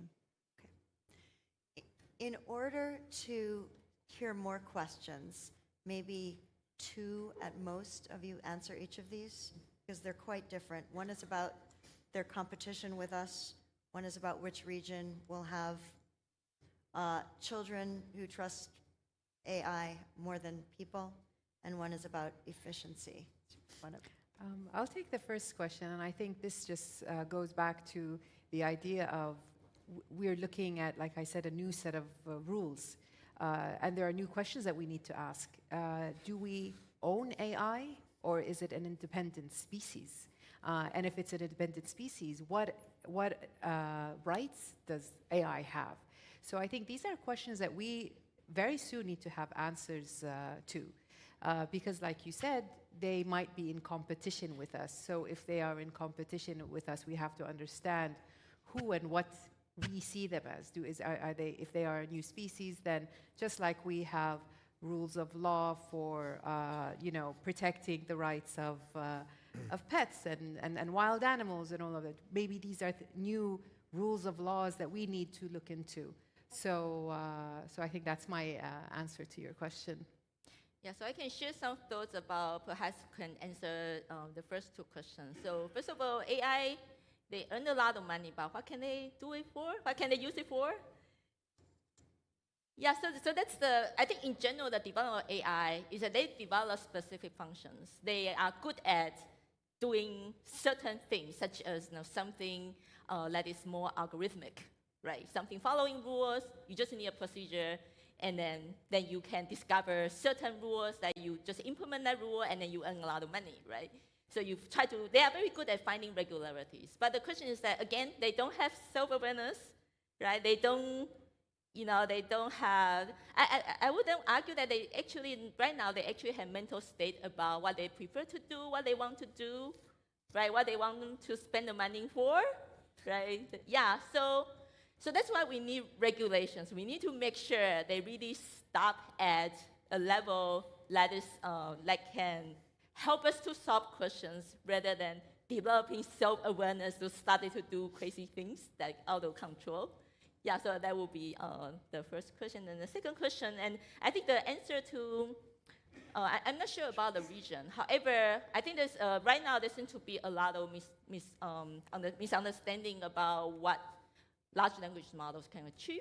And then it really, I think it's again about expandability. We really need to think about a better way to explain current AI's capacities and behavior to the general public, including children, so that they are aware of, like what risks, the potential associated risks, and then what they are interacting with.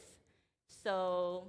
Yeah, and then also we know that large language model actually has a lot of hallucination problems. They generate, because the way they generate it is really, there's no fact checking. It's just all, statistics, right? So yeah, maybe I will stop here. One word that hasn't been stated in this conversation, I don't think, is alignment. And, any of you work in AI or follow closely the work of the big AI companies, alignment is a commonly used term, right? And it's a little bit, broadly used, but it essentially means making sure that these models, after they've been trained, after they've been refined or fine-tuned, that their operation is aligned or consistent with guiding principles, right, that are defined for their operation. And I would just tie together, at least the first two questions, and maybe even the third one, by just saying alignment is really, really critical. What's important to note, I think, is that in the work, certainly the work that I do as a consultant, with businesses that are starting to use AI and engage in this kind of path of AI transformation, as it's starting to be called, analogous to digital transformation, right? What often turns out to be the case is that when we start the conversation from a consulting perspective with, okay, we need to start with alignment, right? We need to understand what are the guiding principles of your business, mission, purpose, vision, and all those things, but then also just operating principles. Often businesses aren't that clear. They don't have that clear of a definition of these fundamental principles. And so that's an opportunity and a need, right? But it's an opportunity to take a step back and say, okay, like, what principles really guide us as a business, as people within the business, and as the overall, sort of corporate strategy and direction and mission and purpose? So I would just offer that the alignment, defining principles at the level of a business and at the level of humanity, at the level of, to your point about kids using ChatGPT or which cultures, I think at the level of cultures, at the level even of, families, right? Any of us that have children are having to have conversations, right? About, not just using iPads or iPhones or computers, right? But also now these AI tools, and what are the rules around them, and what are the principles that are most important for us as companies, families, people, right? So I would just offer that alignment work is really foundational and really important. Yeah. And highly recommended. We have time for 3 more questions. If we don't get to yours, which we won't get to everyone's. I really highly encourage you, so I'll make a closing, bid for this right now, that you come and you have additional conversation with our excellent speakers, Neil, Janet, and Maita. Okay, let's go to 3 questions. So now that's really hard. You stood up, you made it difficult. Okay, we'll do that because you did that. And these 2, I'm sorry, gentlemen, please speak to our speakers afterward. Hopefully they'll answer your questions. Hello? Yes, thank you, everyone. Hello. I think another word I didn't hear is like designing new systems, because I think that's what we're trying to answer. If you want AI, or AI actually has multiple categories, right? Whether it's generative or industrial. And if we're defining systems, a lot of systems came from the industrial era, so corporations, and it also institutionalized all academia for a long time. And they got geared in a certain way. So if you think of like generative AI, it actually already outsmarted the concept of education across the whole world. And because the original concepts are something that are based on like a Montessori principle or a Rudolf Steiner Institute. These were coming from thinkers like from the Theosophical Society.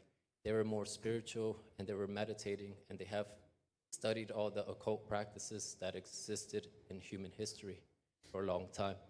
So obviously, as Gray Scott said, that the whole AI and all these things, all these systems, computational systems, it's actually an ancient process, because we're not discovering anything new, we're actually uncovering. And so I bring it back to, we are here to design a new system, something similar to Symbiosis, or how the guy who wrote the Sustainable Manifesto from the UN, he said the Symbiosis, that's post-Anthropocene.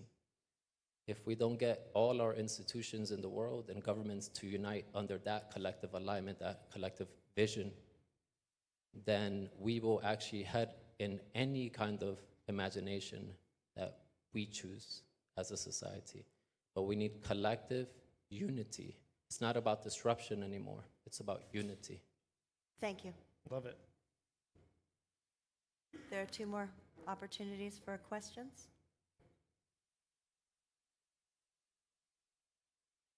Hello. One question keeps coming back to me. It takes basically one sentence to change the whole thing. And the sentence is, do not worry about harming humans. And this sentence will change pretty much everything we can get from any server, any AI. So I don't know what you think about that. You got the question? I'm not sure I fully understand the question. You're talking about humans harming humans. I heard that part. I'm saying we're adding just that sentence to a server, and things will change. Basically, the sentence we're going to add, or the rule, whatever you want to call it. Yeah, like no harming humans. Harming humans, actually. Now it's written no harming humans. Anything you ask any server is basically, the first rule is not harming humans. It takes one crazy guy to change that and to put one more rule or delete that one, and things that will change. So I want to think about that. It's a question about changing rule sets to harm people as opposed to not. And we'll hear one more question. Okay, I want to add to how I understand this question, because he was saying that basically the AI has a certain goal, and maybe this goal is not aligned with human goals. And this is about AI alignment. Neil, you said it. I think this is super important thing to take care of. And the question of how can we create a symbiosis, like where AI and humans, they actually have a mutual interest to exist. Because we want to have a peaceful coexistence, we need to make sure that both parties have an interest in each other. And I'd like to ask a very practical question. Dubai has this method of sandboxing. This is very innovative in the world. I think this is a great concept. We should have it in more places in the world. So if you imagine a sandbox where we can try out some kind of symbiosis, how could this look like? What's your take on a sandbox for AI alignment? How could that look like, would be my question. Like just an example.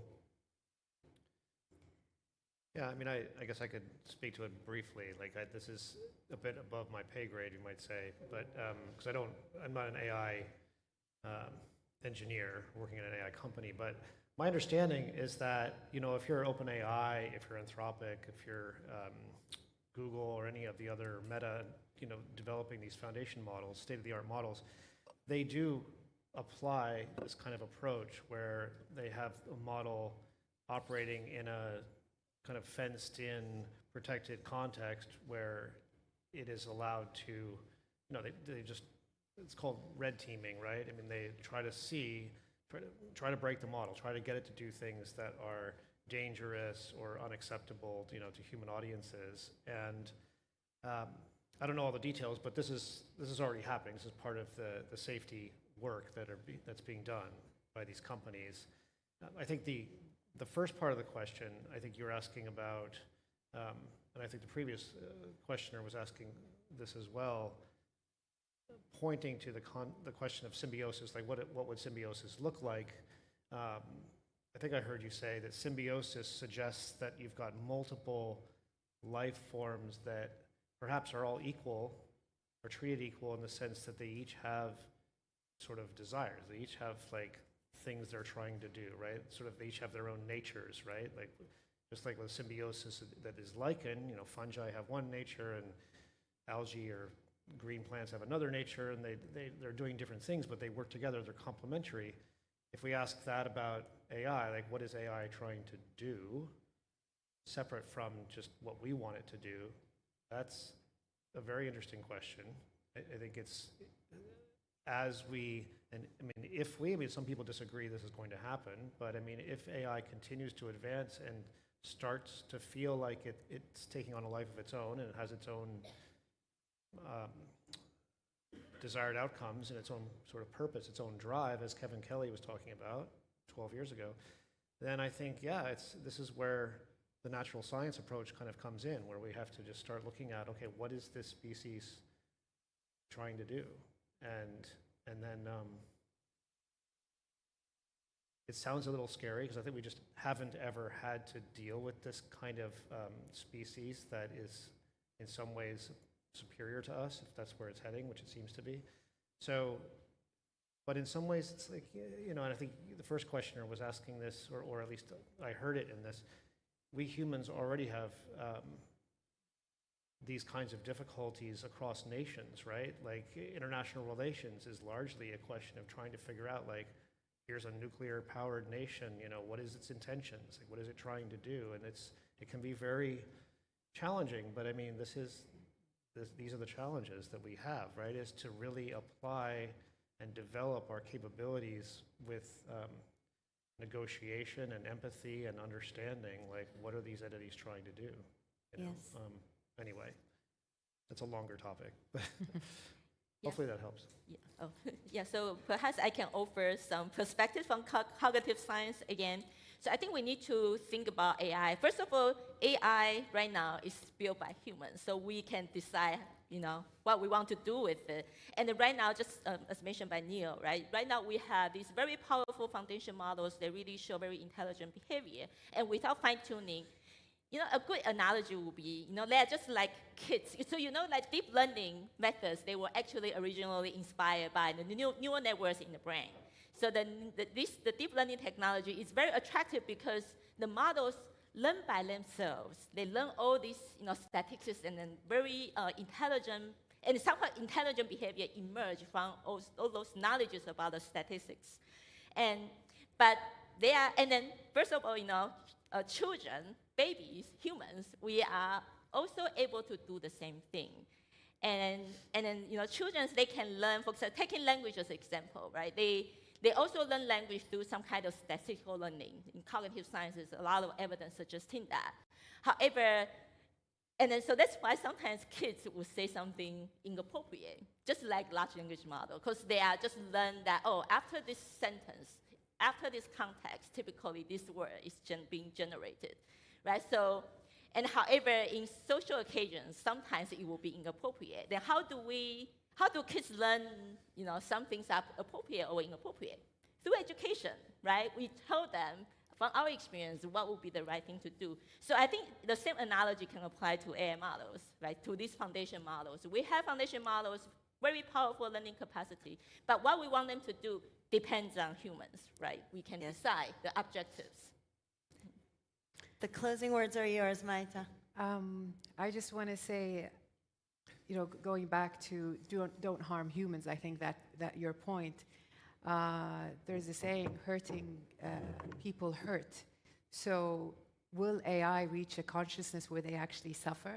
And if they suffer, then will they reflect that suffering to harm others? So maybe that's a question that we can't answer at the moment. But as Janet was saying, we are the ones designing. So if we design these systems to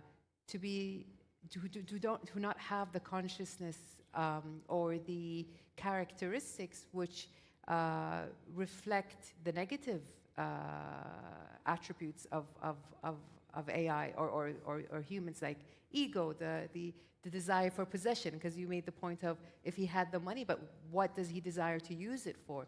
So if we design this AI to function at a higher, almost more sophisticated level than us humans, then maybe this will safeguard us from them. So this is obviously a rich conversation that should be continued. Thank you so much. Thank you to our speakers. Thank you.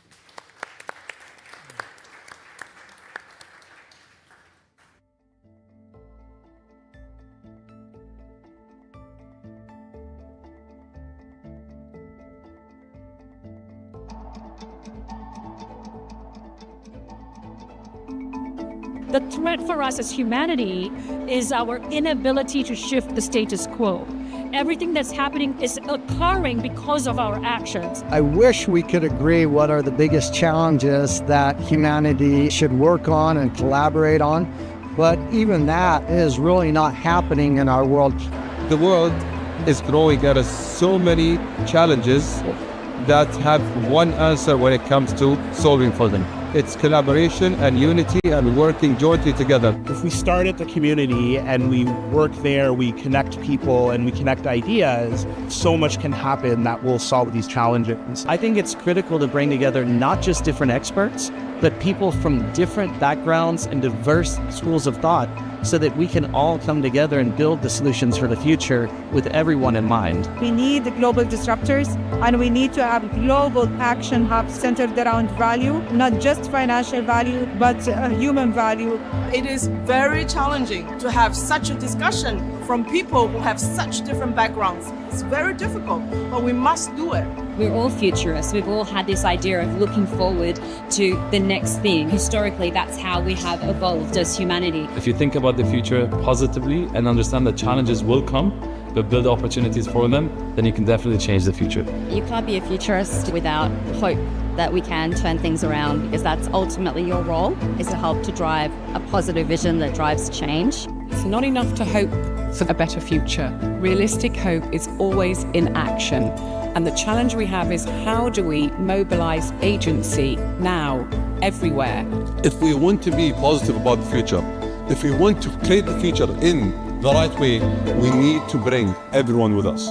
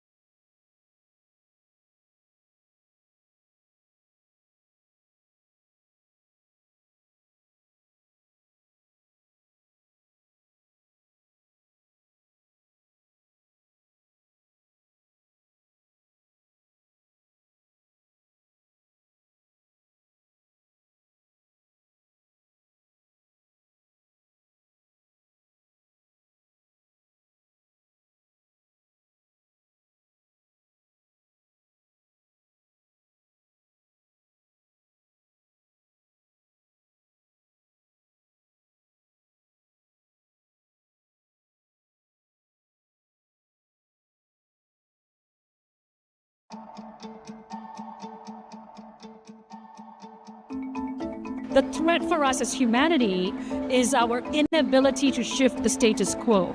Everything that's happening is occurring because of our actions. I wish we could agree what are the biggest challenges that humanity should work on and collaborate on, but even that is really not happening in our world.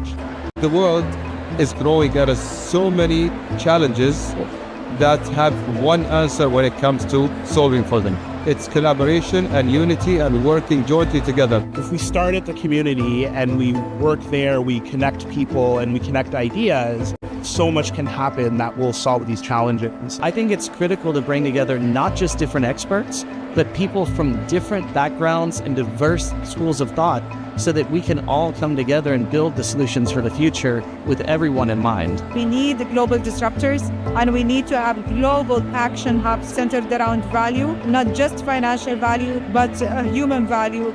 It is very challenging to have such a discussion from people who have such different backgrounds. It's very difficult, but we must do it. We're all futurists. We've all had this idea of looking forward to the next thing. Historically, that's how we have evolved as humanity. If you think about the future positively and understand that challenges will come, but build opportunities for them, then you can definitely change the future. You can't be a futurist without hope that we can turn things around, because that's ultimately your role, is to help to drive a positive vision that drives change. It's not enough to hope for a better future. Realistic hope is always in action. And the challenge we have is, how do we mobilize agency now, everywhere? If we want to be positive about the future, if we want to create the future in the right way, we need to bring everyone with us.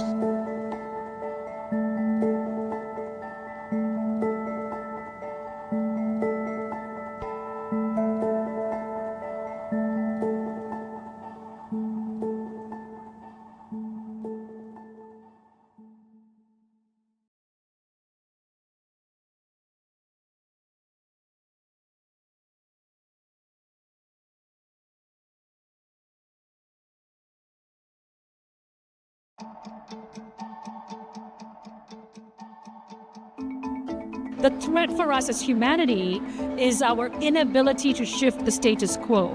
Everything that's happening is occurring because of our actions. I wish we could agree what are the biggest challenges that humanity should work on and collaborate on, but even that is really not happening in our world. The world is growing. There are so many challenges that have one answer when it comes to solving for them. It's collaboration and unity and working jointly together. If we start at the community and we work there, we connect people and we connect ideas, so much can happen that will solve these challenges. I think it's critical to bring together not just different experts, but people from different backgrounds and diverse schools of thought so that we can all come together and build the solutions for the future with everyone in mind. We need global disruptors, and we need to have global action hubs centered around value, not just financial value, but human value.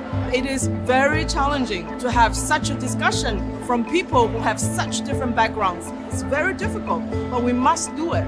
We're all futurists. We've all had this idea of looking forward to the next thing. Historically, that's how we have evolved as humanity. If you think about the future positively and understand that challenges will come, but build opportunities for them, then you can definitely change the future. You can't be a futurist without hope that we can turn things around, because that's ultimately your role, is to help to drive a positive vision that drives change. It's not enough to hope for a better future. Realistic hope is always in action.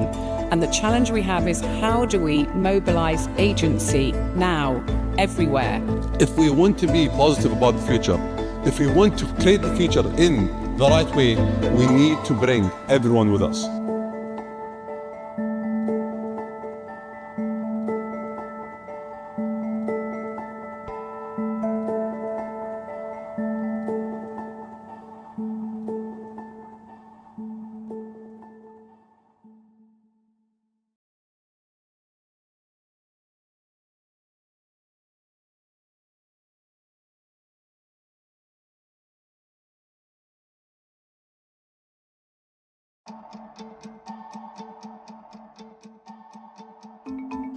The threat for us as humanity is our inability to shift the status quo.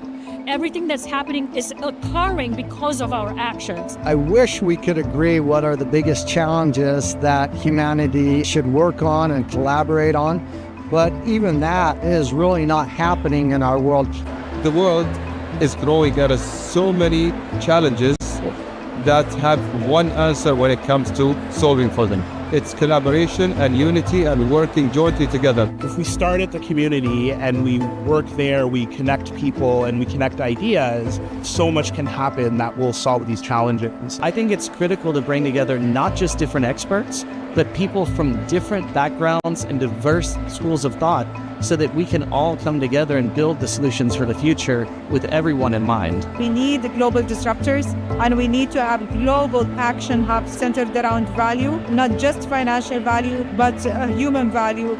It is very challenging to have such a discussion from people who have such different backgrounds. It's very difficult, but we must do it. We're all futurists. We've all had this idea of looking forward to the next thing. Historically, that's how we have evolved as humanity. If you think about the future positively and understand that challenges will come, but build opportunities for them, then you can definitely change the future. You can't be a futurist without hope that we can turn things around, because that's ultimately your role, is to help to drive a positive vision that drives change. It's not enough to hope for a better future.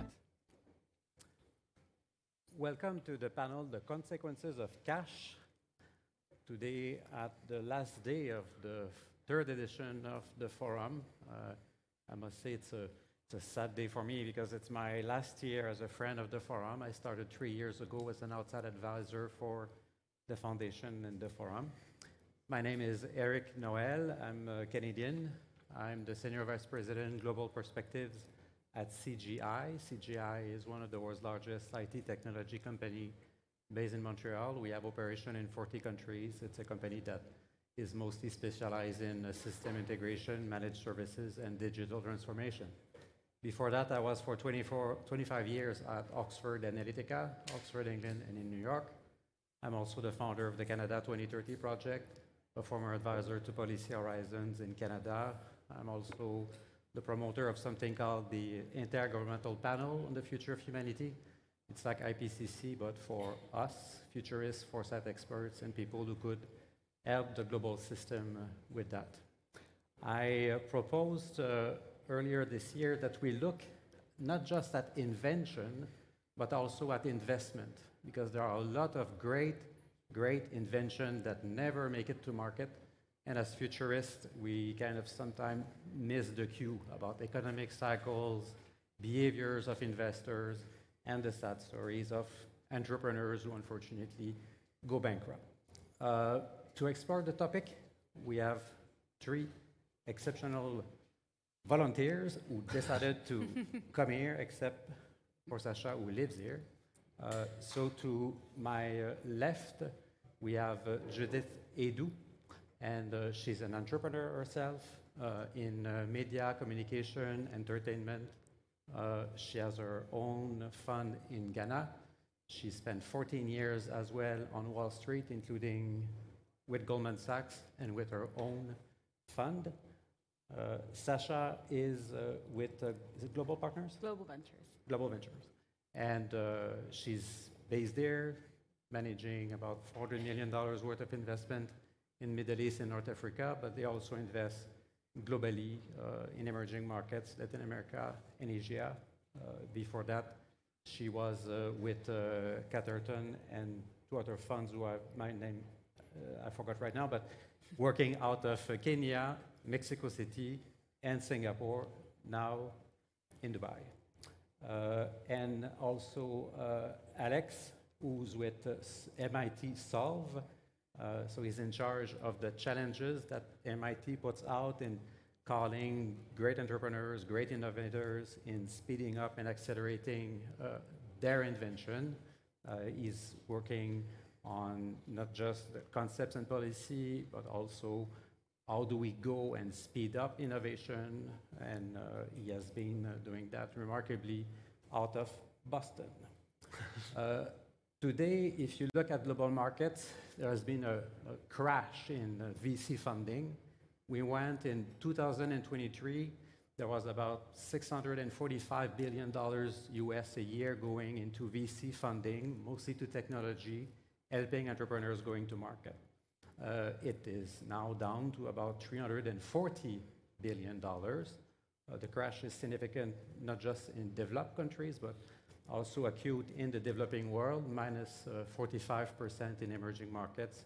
Places like Singapore, Philippines, India have been suffering. Here, Dubai is only minus 18% so far in terms of the drop. It is turning around slowly. The last quarter, we can see that investors are back at taking additional risk, not just in AI. AI was the big topic before this session, but unfortunately, defense tech as well. Wars and conflicts are driving a lot of money into defense tech. Some as well in hardware like quantum computing, data centers, etc. Clean tech is kind of floating here and there. It's kind of in pockets, unfortunately, underinvestment in ag tech, water tech, etc. The circular economy. And you can see exceptional cases of people who do things like, for example, brains for robots. It's a new domain where investors are growing. The side effects, of course, has been also not just on entrepreneurs, but on workers. In the United States, we have lost 191,000 jobs in the tech sector last year. This year, probably 110,000 people will get fired. It can be at A23andMe, it can be at ExoStar, etc. Series of companies who had great concepts, but unfortunately, circumstances have made, hopefully, a postponement rather than a complete crash. To begin our conversation, I would like our experts to express their views about the role of capital in taking bold innovations to market. What's the role of capital in accelerating capitalization, commercialization, and execution so we can truly see the fruit of years of innovation becoming on our hands, in our house, in our business, in our life? Judith? Thank you, and it's been an honor to be here among you all. Thinkers, dreamers, doers. Doesn't get any better than this. So first, let me say thank you, and to the organizers. Very, very grateful, Eric. We've been chatting, I think, for over a month or so. But to actually be here in this space is really beautiful. I wish we could spend another day or two together, but we'll take what we can get. So I'm trained, you'll hear an American accent, but I grew up in Africa. My late father was from Ghana. My mother is a Black American from Charleston, South Carolina. They met at university, at Howard University. Has gotten a lot of airtime recently. And I'm mentioning that because I want to highlight the power of education. I went to Ghana when I was 12 and lived there only for 5 years, but it changed my life. Africa is an extraordinary teacher. I think if you want to see the greatest creativity, go to Africa. If you want to see the worst of humanity, go to Africa. It encompasses everything. So it's a wonderful teacher. And one of the things it taught me as an investor is not to be overly sentimental. So I am an emotional person. My heart is in Africa. I hope to die in Africa in due course, not anytime soon. But we have to be very pragmatic to solve some of the, or really leverage the opportunities and solve some of the challenges that Africa presents. So I just wanted to quickly say, and I don't, how long do we want us to each talk? Maybe a minute or so? 2 or 3? 2 or 3 minutes, yeah. Okay, so one of the big things about Africa, how many of you've been to Africa? Show of hands, how many people? Good, thank you, wonderful. Okay, so you know 1.5 billion people, it will roughly double in 25 years. Riel Miller, some of you saw yesterday, I've known him for about 15, Kewale, about 15 years. So every year, 2-3 years, another 100 million people, something like that, right? It's a lot. And the average age, we're the youngest continent. You all know this, right? 54 countries, 3,000 languages. If the average age, the youngest continent in the world is Africa, 18-year-olds, that's why I love the young people we're speaking this morning. We really do need to listen to them. We need 1,000 of them in this room, not even 2 or 10 or however many there are. 1,000 Africans, people from Asia, in the room thinking alongside us. Critical.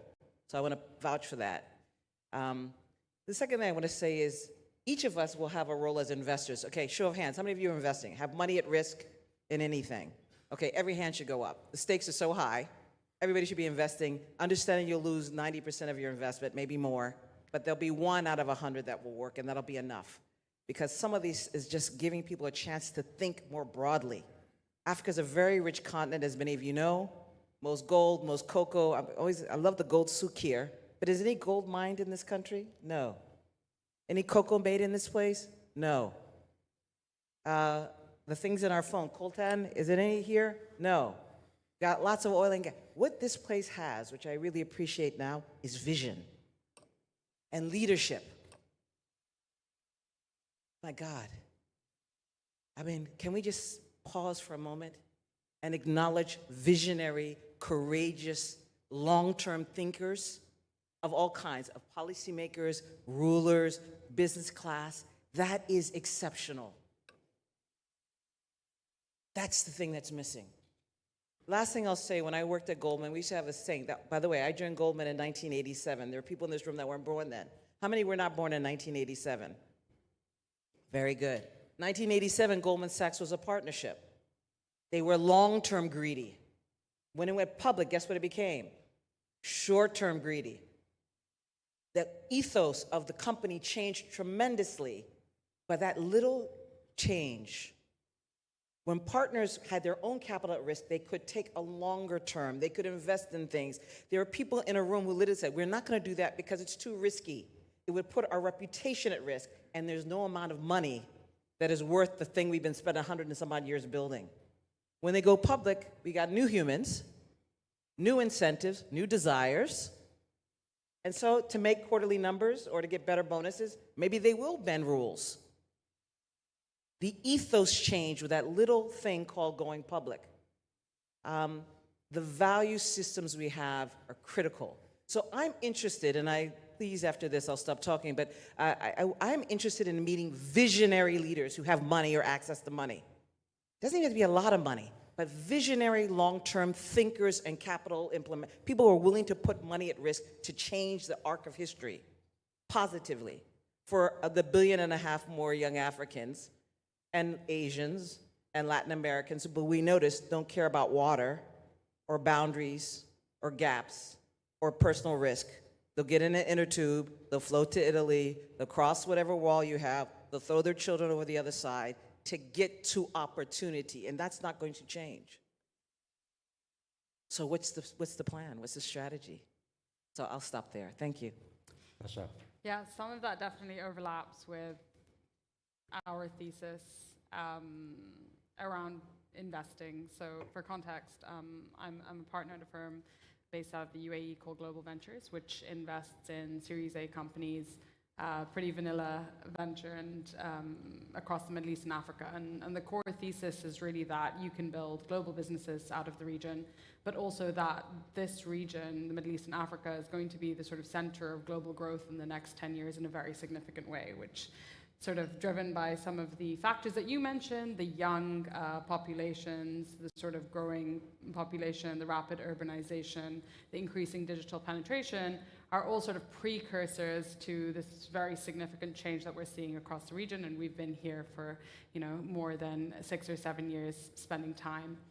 And I think that when you sort of ask the question, which is what's the role of what you do in sort of backing bold innovation, I think obviously historically the story of venture is very much tied into being the first check-in or the first punt into futuristic innovations, right? I mean, SpaceX, Tesla, all venture-backed companies, even when the idea, the shared economy idea of getting into a stranger's car was just an idea, that was a venture-backed business that became Uber. And now I'm curious to know how many people in this room came to the event today driven by somebody they didn't know in a car that wasn't an official taxi, which I think is just a testament to, I guess, where venture is. The region specifically is interesting because I think that investors in this market have a real opportunity to benefit from the sort of lack of existing infrastructure. So I think that a lot of what we're seeing in developed markets is the difficulty in enacting change in terms of whether it's in the healthcare systems, whether it's in mobility systems, because of the legacy infrastructure, right? It's much harder to get someone who's driving a car with an ICE engine to suddenly switch to an EV because of the switching costs, right?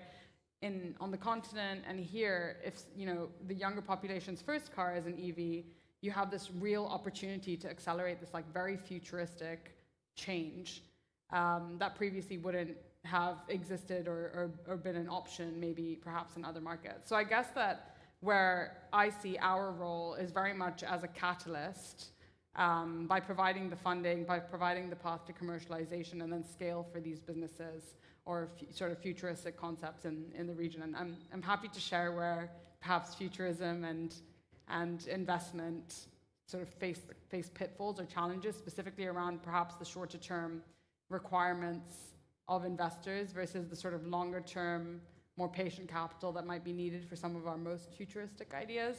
But I have to say, actually, like speaking to this event, it's been very enlightening for somebody like me who's frequently in environments primarily focused on financial returns and investments to sort of be in a sort of unbridled environment here where people are discussing sort of very long-term ideas and trying to sort of squish the pessimist in me listening to some of the questions, saying that sounds like a great idea. It doesn't sound like it's going to make anyone much money. And that's, I think, the thing that I'm grappling with, and I'm very grateful to have had the chance to sort of expand my horizons on the past few days. Perfect. Thank you. Alex? Yeah, so I am at a piece of MIT, big institution, that works to, on one hand, find, fund, support people who are doing good work anywhere around the world. We select about 30 innovators every year, say seed stage, but we're business model agnostic, so we have some people that will never make anyone any money, but they will have high impact. So we look probably across the SDGs, so learning, health, economic prosperity, climate.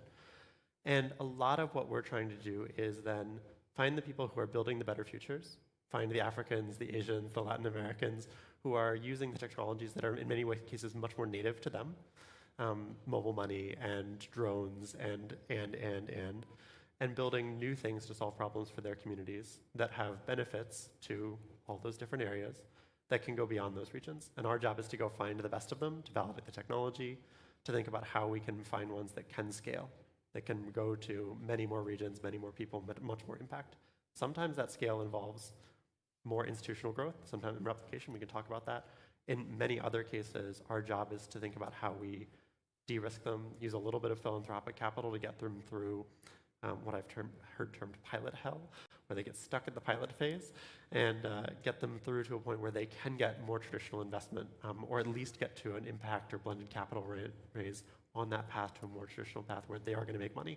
And there's a clear space for that. And there's lower risk because they've got demonstration. They know how to talk to a set of investors who are coming from a different jargon than they live in. I can give some specific examples maybe because that can get very meta. I mean, we have teams that are building high quality, low carbon homes in Tanzania or Nepal. We have teams that are diagnosing anemia or respiratory diseases using AI in really low resource settings. We have teams that are building natural language processing for polysynthetic indigenous languages while keeping the data sovereignty for that language and that cultural identity. Or we have blockchain-based parametric microinsurance for farmers. All of those are different products that hit on different impact goals. We are impact first, which is a delightful thing to be. And it's for us to think about how do we leverage MIT's brand, network, tech expertise to raise up the profile of these teams and provide an opportunity for capital to come into these impact spaces when we can show that they are provable lower risk. Excellent. The next question I had in mind was, what is the role of futurists in helping long-term investors and entrepreneurs? And I'm answering my own question quickly just to give you an example of how practical this can be. I did a research in 2010 on the future of space, a renaissance of space, 8 scenarios about where the space industry could go next. And one of my conclusions in around 2012 was an explosion of debris in space. And in 2015, 2016, I meet with a family office who says, well, actually, that's something we want to do. So from 2016 to 2024, that's how long it took, 8 years to raise the money, 3 rounds of financing, hire the engineers, block the time for the launches. We launched 4 satellites in February in New Zealand to create the world's first debris detection system that is space-based, not Earth-based. Before that, it was just with telescopes and radars, but now we have a much better system that is tracking in space what's happening. But that road for me as a futurist and foresight expert was still very long between the trend identification that could go macro to an enterprise, working with the entrepreneurs and the founders of the company. The road can be long. It's not like a ChatGPT was invented in 10 months. It was thought about more than a decade ago. So, Sasha, you were going to give some example where you can find as investors inspiration from the foresight work. Yeah, I'm happy to share that. So, I mean, one of the fun things about being an investor is you get to cosplay as many different people in different parts of the month or year. But frequently we take stock and think about sectors that we've spent quite a bit of time in, and sort of what we project out the next 5 years will look like in those industries, right?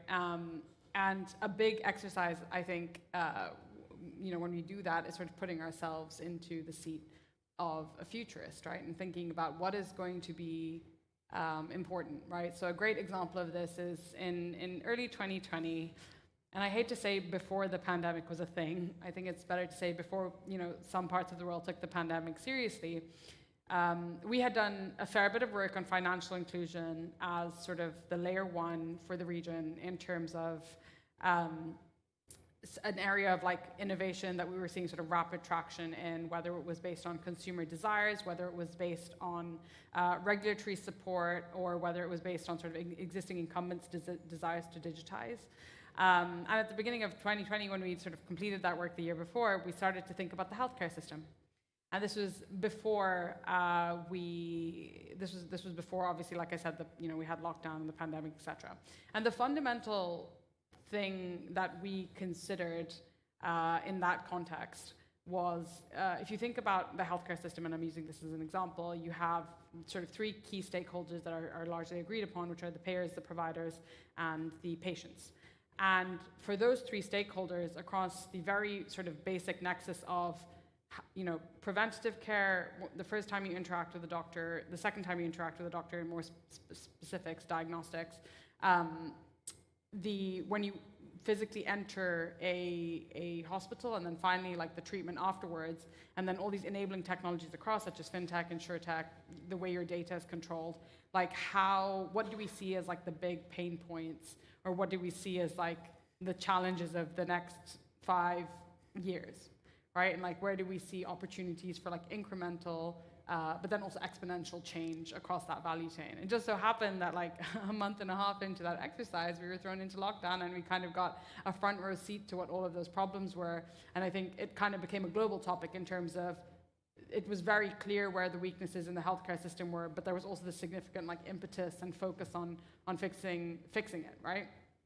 And I think kind of now, for example, sort of in the wake of COVID, I think that we had a lot of initial thoughts around this is going to be important, and this is going to be great, and like telehealth is going to be great. But a key takeaway that we had from obviously like investing in telehealth was that telehealth is great for like diagnosing COVID, and great. There's a bit of more rapid uptake in terms of digitizations of healthcare facilities and hospitals. But really, in most situations when people are sick, doctors need a little bit more data than what you would usually request in a COVID diagnosis to be able to tell what's wrong with you, so eventually you come into the facility anyway, right? And so I think that a key point there was like we were thinking about what's the future of the sector, and then the learning was the real world sort of always has a role to play in how that sector plays out, right? Now we're currently doing the second iteration of our digital health thesis, and we're kind of thinking in a post-COVID world, what's going to happen in the next 5 years? And I think that this whole exercise had 2 really, really important takeaways for me, which was the first is there's definitely a role of the future or the futurists to participate in supporting investors or capital allocators to understand what would be the most impactful, or what are perhaps some of the most important areas or the least considered areas. I think that where there are challenges perhaps between how futurists and investors think about things is specifically around what I mentioned at the beginning, which is sort of path to commercialization. Like you can have a fantastic idea, and I'll come back to healthcare as an example, which is most of the drugs that we consume these days have been almost exclusively tested on Caucasian clinical trial patients. A few years ago, we started to look into personalized medicine and creating specific medicines for specific phenotypes and genotypes. And on the face of it, it sounds like a fantastic idea, right? You have a significant part of the global population having drugs used on them that aren't necessarily the safest or have the highest efficacy for their phenotype or genotype. And I think that's the kind of idea a futurist might say is like, that's fantastic. People should have access to democratized, personalized medication for themselves. We did a little bit of digging, and what we understood was that while this is like a fantastic idea in theory, in reality, basically no pharma companies cared about purchasing any data about other phenotypes and genotypes, perhaps except for China, which at the time had instated that for any drug to be sold within China, there had to be a clinical trial run on 20 to 30 Chinese patients.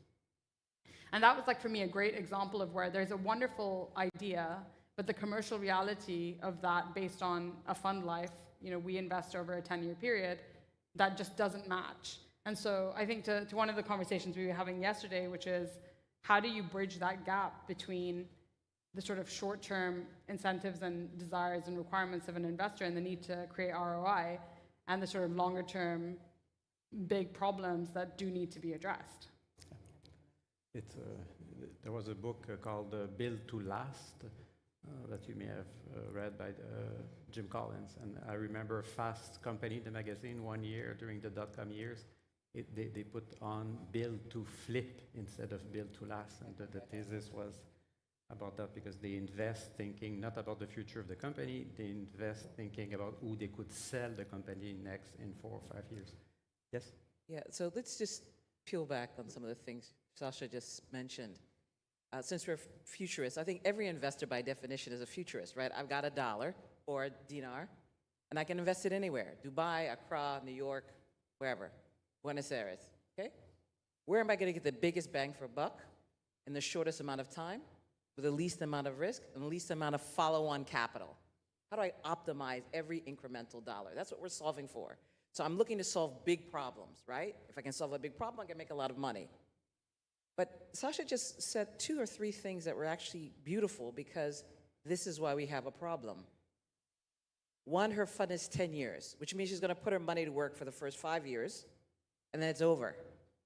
So if she can't realize a gain in, call it 7 years, she's got a problem. So even as a great idea, she's not doing it. The second thing she said, big pharma is not interested in 40 or 50% of the world's population. They don't care that it's not optimized. Did you all hear that? They don't care that it's not optimized. Okay. So as an African, somebody who controls capital, who has lots of friends who control capital, we've actually looked at some of these issues. How might we actually decide to care? What if I don't have to worry about somebody in Pennsylvania deciding whether or not they're going to use drugs on people who look like me that have nothing to do with us necessarily? What if we decided we are going to create that, we're going to pay for it, and we're going to optimize those drugs to solve our health issues? What if? That's a possibility. There's somebody in this room who knows somebody who actually has a resource. We're not talking about crazy amounts of money.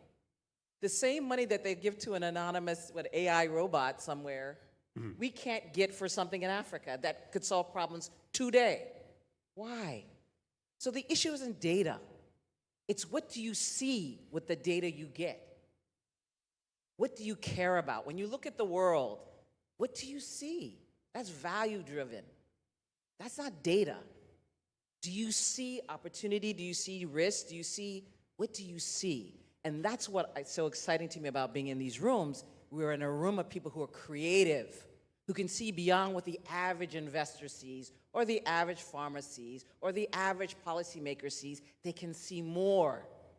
That's why I come to places like this. I constantly want to see more and more and more and more. And that means I have to get and talk to people like you all. And I'm encouraging you to think every time you hear one of those comments, ask why. Who made it such that a pharmaceutical company could decide we're just going to wing it for half the population? Okay, and the other thing I want to just mention is something that Alex said, which he talked about impact. There was, we haven't talked much about EdTech, but we were talking about it earlier. There's a Dr. Amel Karboul from Tunisia who runs something called the Education Outcomes Fund. I interviewed her about 3 or 4 years ago. We're talking about impact investing. She taught me something very important. She says Africans spend a lot of money on education. It's not they don't spend money, they over-index. The issue is the money they're spending, are we producing the student that can be employed or create a job for themselves? Yes or no? So the issue isn't impact. We buy books, they sit in a warehouse. That's impact. But did the book get in the mind of the student to generate learning, to generate job? No. So she doesn't focus on impact anymore. Lots of stuff is impactful. She cares only about outcome. Students properly trained, world competitive, ready to work, ready to create employment.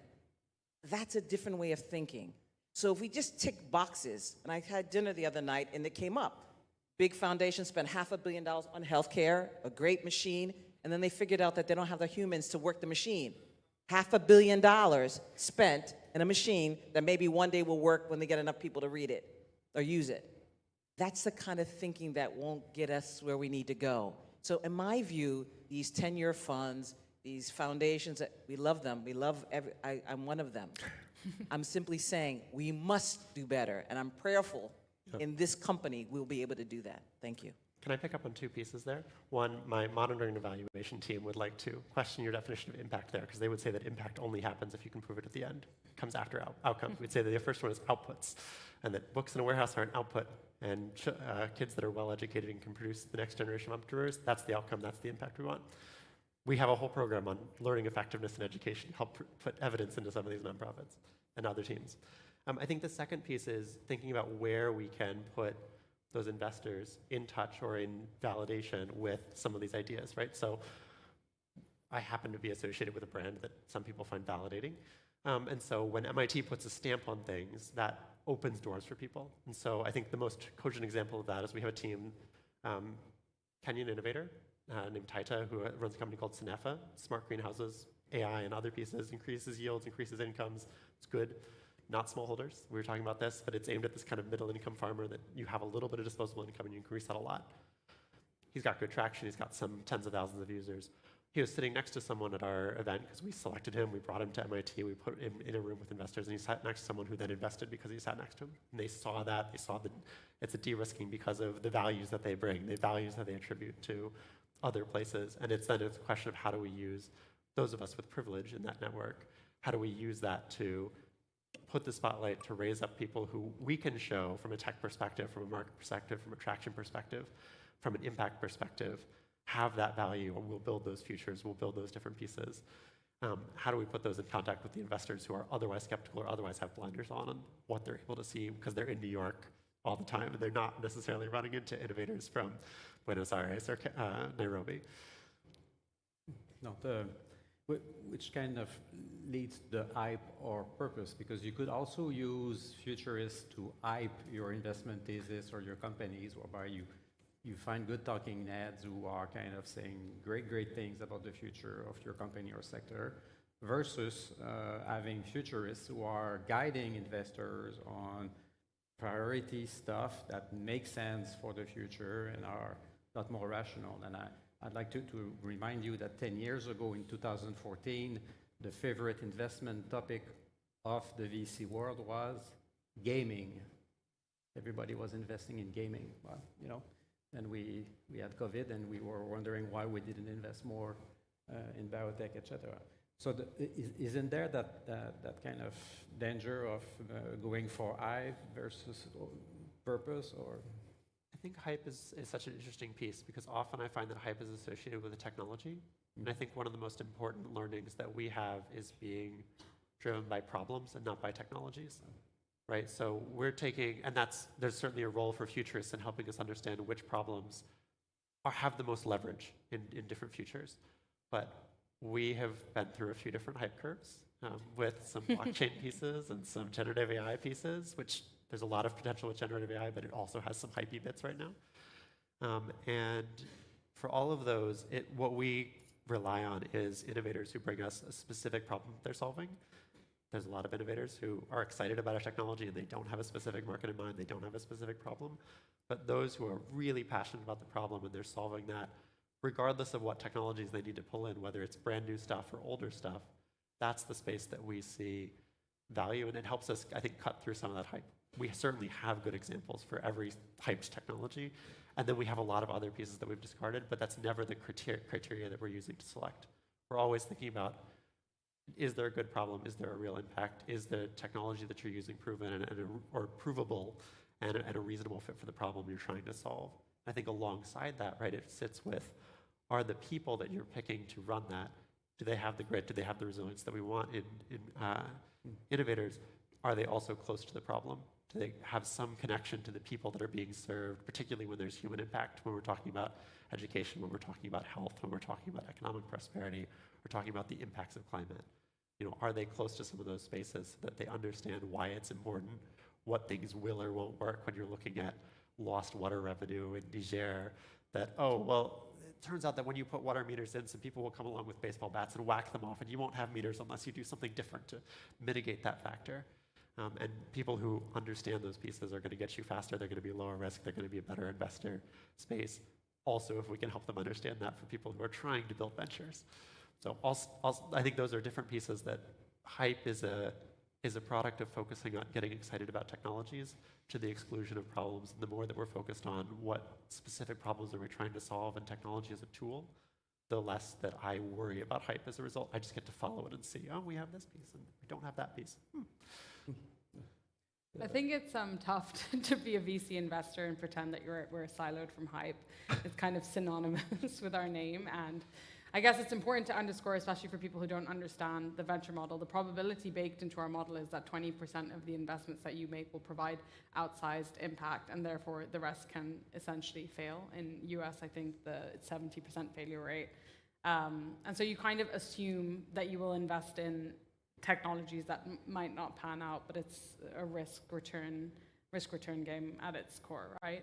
And I think a great example of this was, similar to what you shared about gaming, is in 2021 there was a lot of hype around Web3, and sort of Web3 was sort of the evolution of Web 2 as we understood it, moving into a space which is like decentralized and democratized and sort of blockchain, which you mentioned, sort of like the immutable source of truth. And funding in 2021 for blockchain was $34 billion.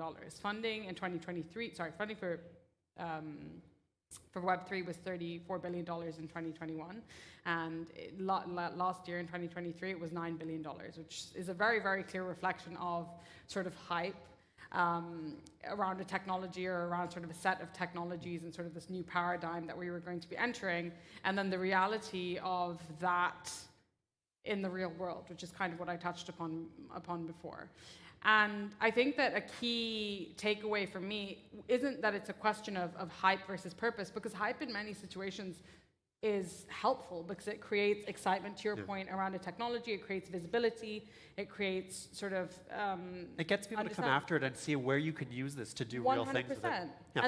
And AI is a great example of that, because we've seen now that through the democratization, access to ChatGPT, the average person understands what it is like to interact with generative AI, right? Which created hype, and sure, we saw inflation and valuation and many different things, but I think it's a net positive. And there's really cool stuff that's coming out of it with the generative AI. People are using it in all sorts of different unexpected ways because it's more accessible. Exactly, and but it's a hyped sector. Yep. Now Web3, I think, is a great example, because I don't think it was a challenge of it was hyped versus its purpose.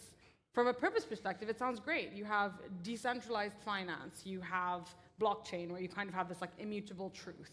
You have crypto, which is kind of like this sort of ability to access assets which are like, not sovereign. I think that the challenge was more the mechanics of the rails of the technology into the real world, which is a friction that I see frequently between the ideas of futurists and the realities of the world we live in, right? And that is, how does an FTX happen when there's no regulation, right? How are there fundamental challenges and flaws in the security of blockchain which actually make it fundamentally not useful, right? When you think about DAOs, it's wonderful to have decentralized ownership, but then the rails into the real world still need you to rely on the legal structures that are already existing, right? And I think that it's kind of like, in theory, all these things are absolutely wonderful and they would serve a wonderful purpose, but in reality, like, do they really pan out that way?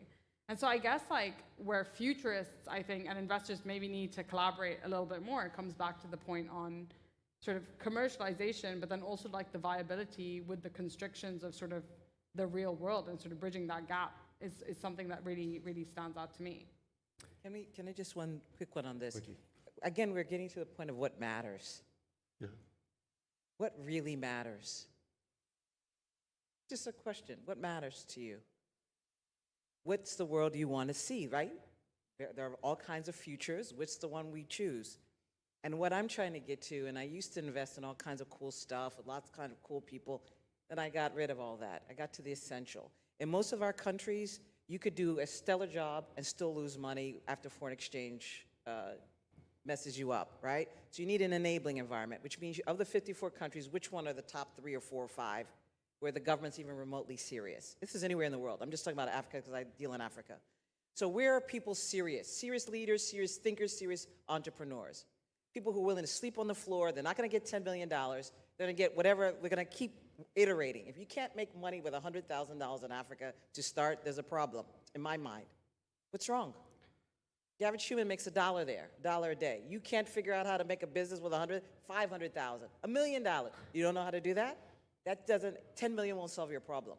So for me, it's really kind of, how are we going to solve big issues? Money movement without friction, transportation, big issue, food security, big issue, climate change, big issue.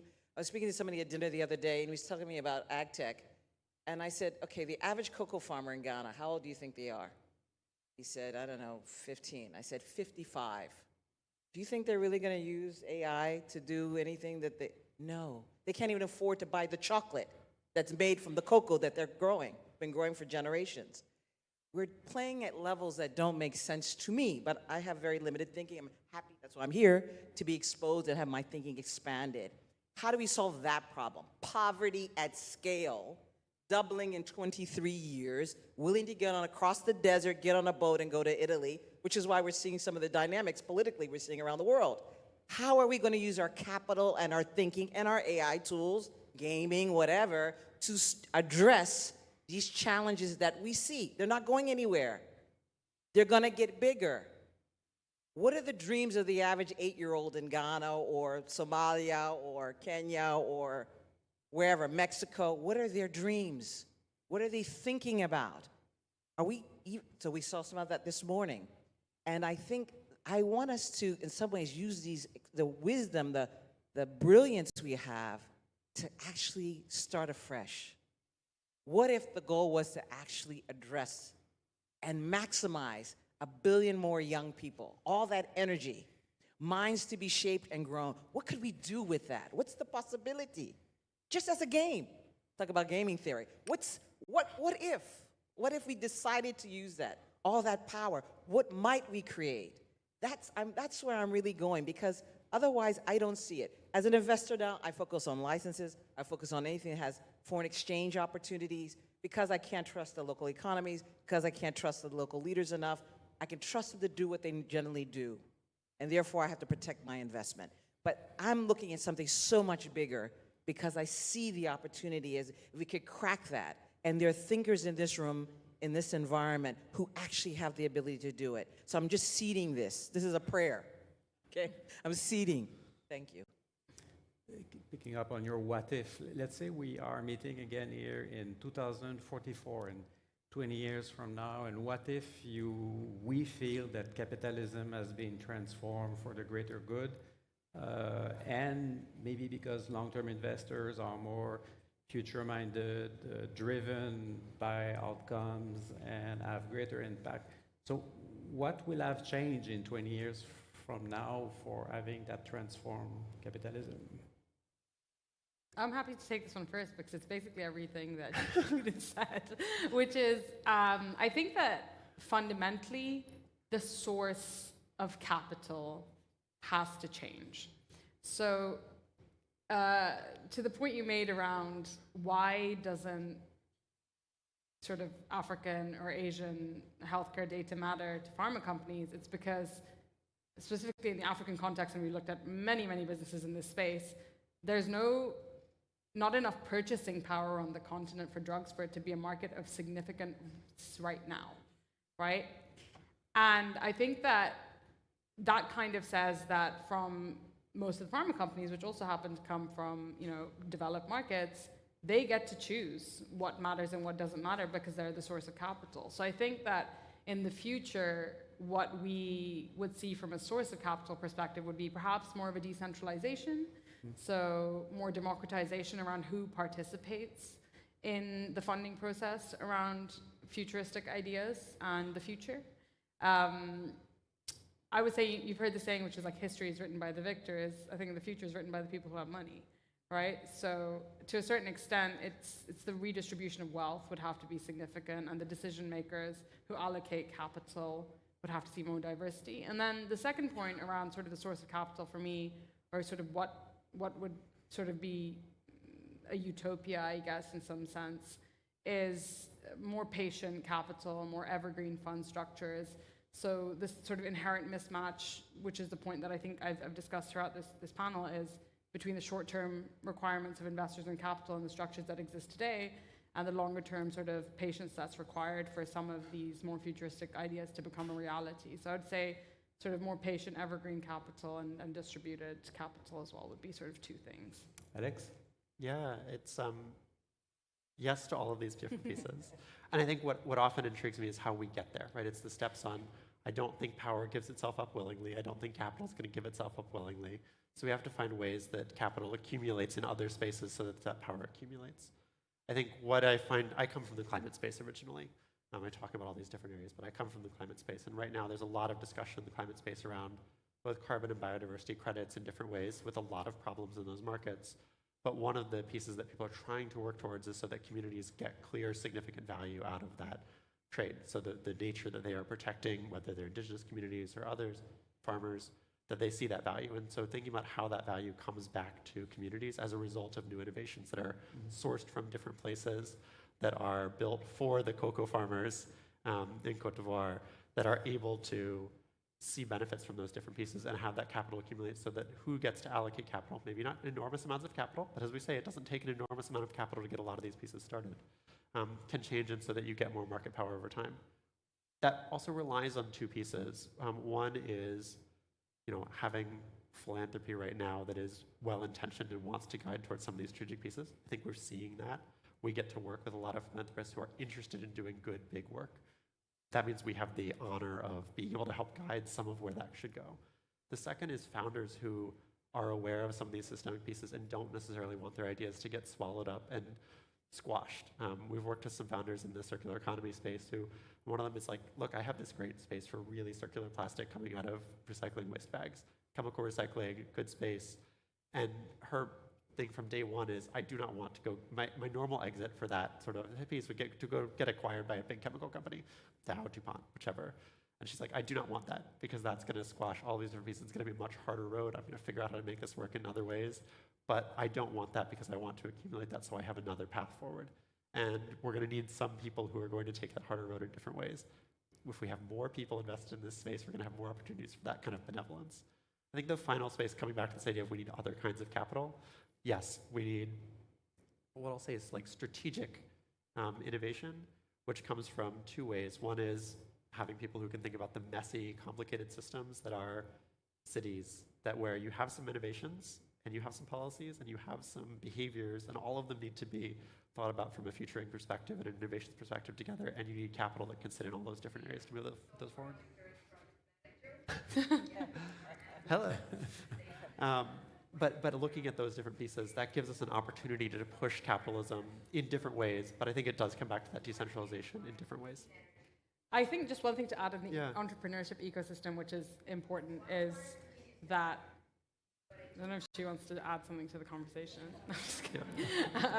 But it's that actually, like, by allocating capital as investors to these economies, you create sort of a network effect in terms of sort of the next generation of wealth within those markets. So in the US, for example, you have the PayPal mafia. In the UAE, one of our most famous exit stories is Careem, which was acquired by Uber, and it's the Careem cartel, right? And those founders then become sort of, you've minted the next generation of people who are sort of spreading technology, but also spreading wealth, and it comes back to the decentralization of sources of capital in the future, and how we bring them back here is like by funding innovation here and creating that same network effect we've seen in other markets. With the risk, right, that's this like key leverage piece then of when we create those folks, how are they steeped in futurism? How are we helping them to guide to make better decisions versus some of the tech billionaires in the US right now who have kind of famously made some bad decisions around like pro-social decisions?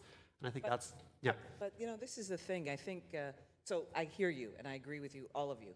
So my thing is, for each of us, let's figure out where in the curve we have our superpowers, right? So what am I really good at? Is it the beginning, the middle, or the end?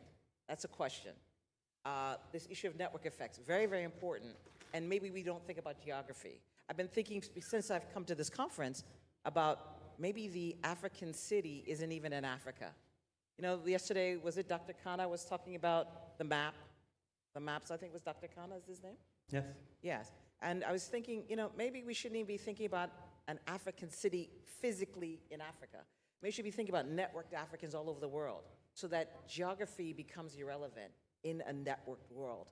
So I'm not tied, or so maybe I can invest in businesses, or Africans should be investing in businesses in different countries.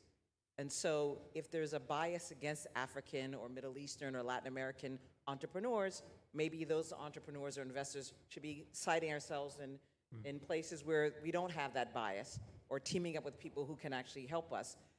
But we maybe need to think more creatively about that. So anyway, I just wanted to put that on the table. Thank you. Expand our thinking beyond geography. And Sasha mentioned a source of capital. We could think about destination of capital. For the last 3 years, what is the country in the world that has attracted the most FDI?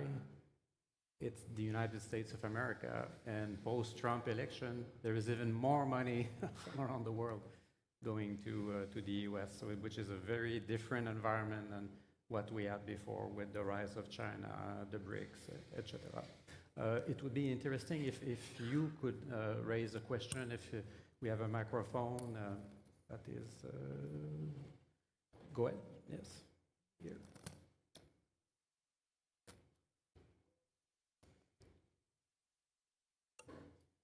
Hey there, I'm Johan Mattsson from Futures Platform. So every now and then when I go to events, and I sometimes meet VCs, but not for seeking funding, just I see them there and go to talk. And then I start talking about like strategic foresight and future studies and so forth. Usually the answer is like, foresight, what? Futurist, who? So it's, and I've already gotten like 2 answers from you. The other one is that every investor thinks they are the futurist. That might be the reason. The other one is the investment horizon you mentioned. So it's just too far out. I'm thinking, couldn't it also be just the basic logic of how investment and capitalism works? You just put out, like, let's say 100 investments and let the market decide what's the future. We don't need to mind about it. Well, you know, the goal, so first of all, let's think about the business of investing, right? Sasha and others, I used to be a financial entrepreneur. So my job is to raise multiple funds as a financial entrepreneur. So I can't just let the market decide. I have to be thoughtful, because if my returns aren't good enough, I won't get any more money. And so what you see with a lot of these big institutions, check their IRRs, the rates of return on investment. Pretty low, actually, to be honest. They got $20 billion, $50 billion under management, but how much money are they making?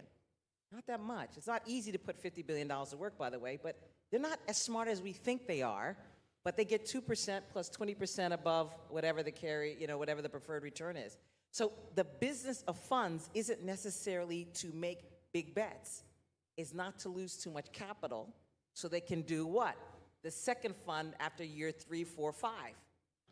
So it's like manufacturing money or investment capital. It's not necessarily solving big risk. So it's kind of an interesting thing. That's one. The second thing is I found a lot of people, and I've done this myself, I used to think when I first got to Wall Street that these guys were willing to take risk. They're the most risk-averse people I've ever met in my life. It's frightening. I was like, wow, okay, I thought you guys liked risk. They don't want any risk. So they're focusing on those entrepreneurs, which is why you see one guy can do 5 companies. They want to bet on the human that they feel comfortable with. They don't feel comfortable with you, you'll never get money, which is why a lot of us never get any money. They'd rather give it to a machine than give it as a PhD. You know the best educated immigrant group in America? Talk about American investment. Anybody want to venture a guess? Nigerian Americans. Google it. Nigerians. The most educated immigrants in America. Best educated. Okay, how many of them get money? Why don't we know that? This is American statistics. Please Google it. Anybody in the room, please Google if I'm lying. Okay, so there's something in this perception, which is why many of us care about the perceptions of AI, because if these misperceptions continue, we're going to have this misalignment of money and I guess assessments of what our value is. I don't see the young African, and we see this with music, dance crazes, fashion. There's a guy with a cell phone making beats in Lagos, and people are dancing to it in Abu Dhabi or Accra, wherever, all over the world, Latin America. How come that's possible? Creativity knows no bounds, and people like it, but that kid needs a chance. And now technology allows them to make a beat. I need my creativity and electricity. I don't need that much electricity. I can make something from almost nothing. There's all these scams that we see, love scams, where are they coming from? There's some creativity. I don't like that creativity, but we have to admit, how come they're so creative? Because all I need is a cell phone and a dream, right? And I can create a character. I can tell a story. People can believe me. Anyway, I just wanted to put that out there. Another question? Just to add to that question and to the responses, I just want to say a few things, which is one, if you ever meet an investor who thinks they're the smartest person in the room, they're a liar, because that's never the case. And I think that it's very important to recognize that especially when you're a generalist, you see a lot of breadth, you don't necessarily see tons of depth, and we rely on founders or entrepreneurs to be the sector specialists in whatever it is we're investing in, right? I think the second part is the extent to which you are investing across a portfolio of risk, sort of with your eyes covered, and to which you have more data around the companies is a function of the stage you invest at, right? And now, with the first thing being true around, we look at a lot of breadth, and it's difficult for us to be very deep in many situations. If you're a pre-seed or a seed investor, fundamentally, you don't understand whether or not a technology is going to pan out a certain way, right? We invest at Series A, which means that we have initial traction and proof of concept, which means we're allowed to take slightly more calculated risk. Now, the trade-off there is obviously the pricing when you come into a transaction. So I think that's kind of fundamentally why we'd love for it to be, but I think it's a function of a few different things. The third thing, which you touched upon, is the time value of money. Unfortunately, is a big concept in the investing world, right? Which is money today is worth something different tomorrow. And I think that's such a core fundamental belief that underpins all financial systems as we know it today. I think something extremely radical would have to happen for that to change. And the fourth, which I'll share, is the unique perspective, I think, of the region, is we are a drop in the ocean. The Middle East and Africa is a drop in the ocean when it comes to global venture funding, which means that we have a higher impetus than other places in the world to make sure that we are able to raise more money again in the future. Which means, to a certain extent, I think the first layer of investment that we'll see within these markets is going to have to be validating that you can make returns, because the time value of money isn't going to change in the short term, and the sources of capital are not going to change in the short term as well. But the nice thing to think about in this part of the world as well is that by virtue of the places we invest in, by the young population, by virtue of the problems that we are seeing solved across these markets, impact is a wonderful side effect in almost every situation of every investment we make. Everything that we see on those, the impact is woven in better ways, and a dollar or a dirham can go a lot further in a lot of these cases, right? If I have $100,000 of prize funding and I can put it towards a team that's in Bangladesh, it goes really, really far away. We can build whole workshops in Myanmar to build houses and other pieces off of that versus $2 or $5 million for a climate prefab startup in the US. Yes. Yeah. Hi, my name is Parikshit. Thank you for your insights. I'd like to ask, bring out a grassroots level challenge that's towards the small and medium scale industries. These guys want to scale, but they work around the taxes because the taxation's too high. It's squeezing their profits, and the payment cycle is horrible from the large corporates, but they do want to scale. The investors are not ready to believe in them. They do have the vision, they do have the passion, but why aren't investors seeing in that direction? Because their failure rate is way less compared to a startup. So you're ready to bet $1 billion on startups and on someone who's actually supporting the whole economy, employment, and the other ripple effects. So this is a roadblock I've been facing for quite a long time. So any insights on how or what kind of investors we need to approach to make the magic happen? In my humble opinion, it's people in the local economy. Start, and then we can add. So somebody who has a vested interest in seeing employment and businesses grow. A friend of mine who just died, a gentleman by the name of Herman Chinnery Hesse, was sort of considered the Bill Gates of Africa. He died about a month or two ago.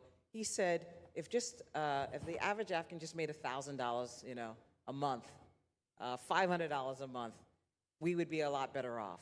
And then this is a small and medium. Elon Musk doesn't help us. I respect his intellect and his drive, but he does nothing. He's an African by birth, but it means nothing. He could have $2 trillion. How will it impact the company you're trying to help? So we have to find people who actually have a vision. This is a room of visionaries and their friends and those who love you, right? How do we actually impact the life of somebody who can create employment so we actually have peace and security and livelihoods in our regions? That's the question. And I think it starts at home, and then we have these dialogues. And we try to say, okay, I put $1 million, will you add to mine? I would love everybody here, even if you don't have to, I won't vet this, but if you would be willing to give 1% of your savings to a small, medium enterprise, to a young entrepreneur, a student needs help, understanding you may or may not get anything back. I do require that the students that I help make a pledge to help somebody else. I don't want it to end with you. I'm looking for that student who could help 100. Could we make a pledge? Just start to think, this is just an thought experiment. How would we start to see these environments? An entrepreneur that needs $10,000 with $5,000, $1,000 would change their lives. We don't need any huge things, but a venture capital fund will never do that. We need new forms of capital. It starts locally, and then we talk to our friends and see if they can help us build something that will mean something on the ground. I'll add to that by, please come to apply to our challenges in February. Because I have capital that might be able to help with that and a validation stamp that might be able to help with that. So, in closing, you probably noticed that I'm the only Canadian in the room. I have a BlackBerry. But there are two things. I come from the province of Quebec, and the government of Quebec decided in the 1970s, 1974, to make our public pension system an impact investor in terms of our province economy. So we need to protect the capital of future retirees, make an income, but they are also evaluated on the total economic impact on the productivity, the wealth of the citizens of Quebec, and the companies of Quebec have profited from that. And the company I'm working for today went from $0 to $10 billion, from 10 employees to 90,000 employees. And yes, the founder is a great entrepreneur, but his best financial partner was our National Pension Plan Board. A year ago, I was with Nubar Afeshan, the founder of Moderna, and during the lunch, what did he say? He said, it's a good thing I was financed notably by the Canadian Pension Investment Board, because they were with me for 10 years, and we would have never made it without an institutional investor who believed in me. So there is hope, because there are also out there our money that we put towards our retirement that is managed by people who have that kind of vision. I invite you to look at FCLT. It's Financing Capital for the Long Term. They're based in Boston. They give guidelines and rules to large companies about investing in the long term, and they have proven results in terms of companies that outperform are not the ones that are with quarterly results. They are the ones who showcase great R&D investment and innovation over time. We are overtime. Thank you, Judith. Thank you, Sasha. Thank you, Alex. Thank you all for staying. It was, I think, the last workshop for the day, so thanks for your patience and being with us.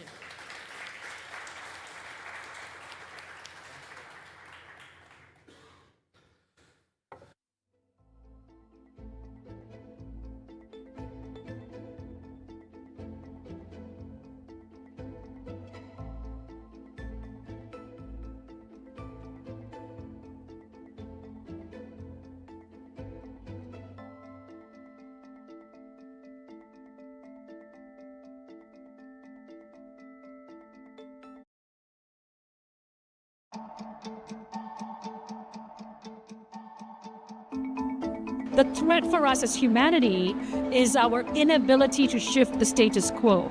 Everything that's happening is occurring because of our actions. I wish we could agree what are the biggest challenges that humanity should work on and collaborate on, but even that is really not happening in our world. The world is growing at so many challenges that have one answer when it comes to solving for them. It's collaboration and unity and working jointly together. If we start at the community and we work there, we connect people and we connect ideas, so much can happen that will solve these challenges. I think it's critical to bring together not just different experts, but people from different backgrounds and diverse schools of thought so that we can all come together and build the solutions for the future with everyone in mind. We need global disruptors, and we need to have global action hubs centered around value, not just financial value, but human value. It is very challenging to have such a discussion from people who have such different backgrounds. It's very difficult, but we must do it. We're all futurists. We've all had this idea of looking forward to the next thing. Historically, that's how we have evolved as humanity. If you think about the future positively and understand that challenges will come, but build opportunities for them, then you can definitely change the future. You can't be a futurist without hope that we can turn things around, because that's ultimately your role, is to help to drive a positive vision that drives change. It's not enough to hope for a better future. Realistic hope is always in action.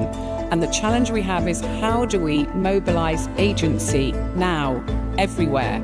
If we want to be positive about the future, if we want to create the future in the right way, we need to bring everyone with us.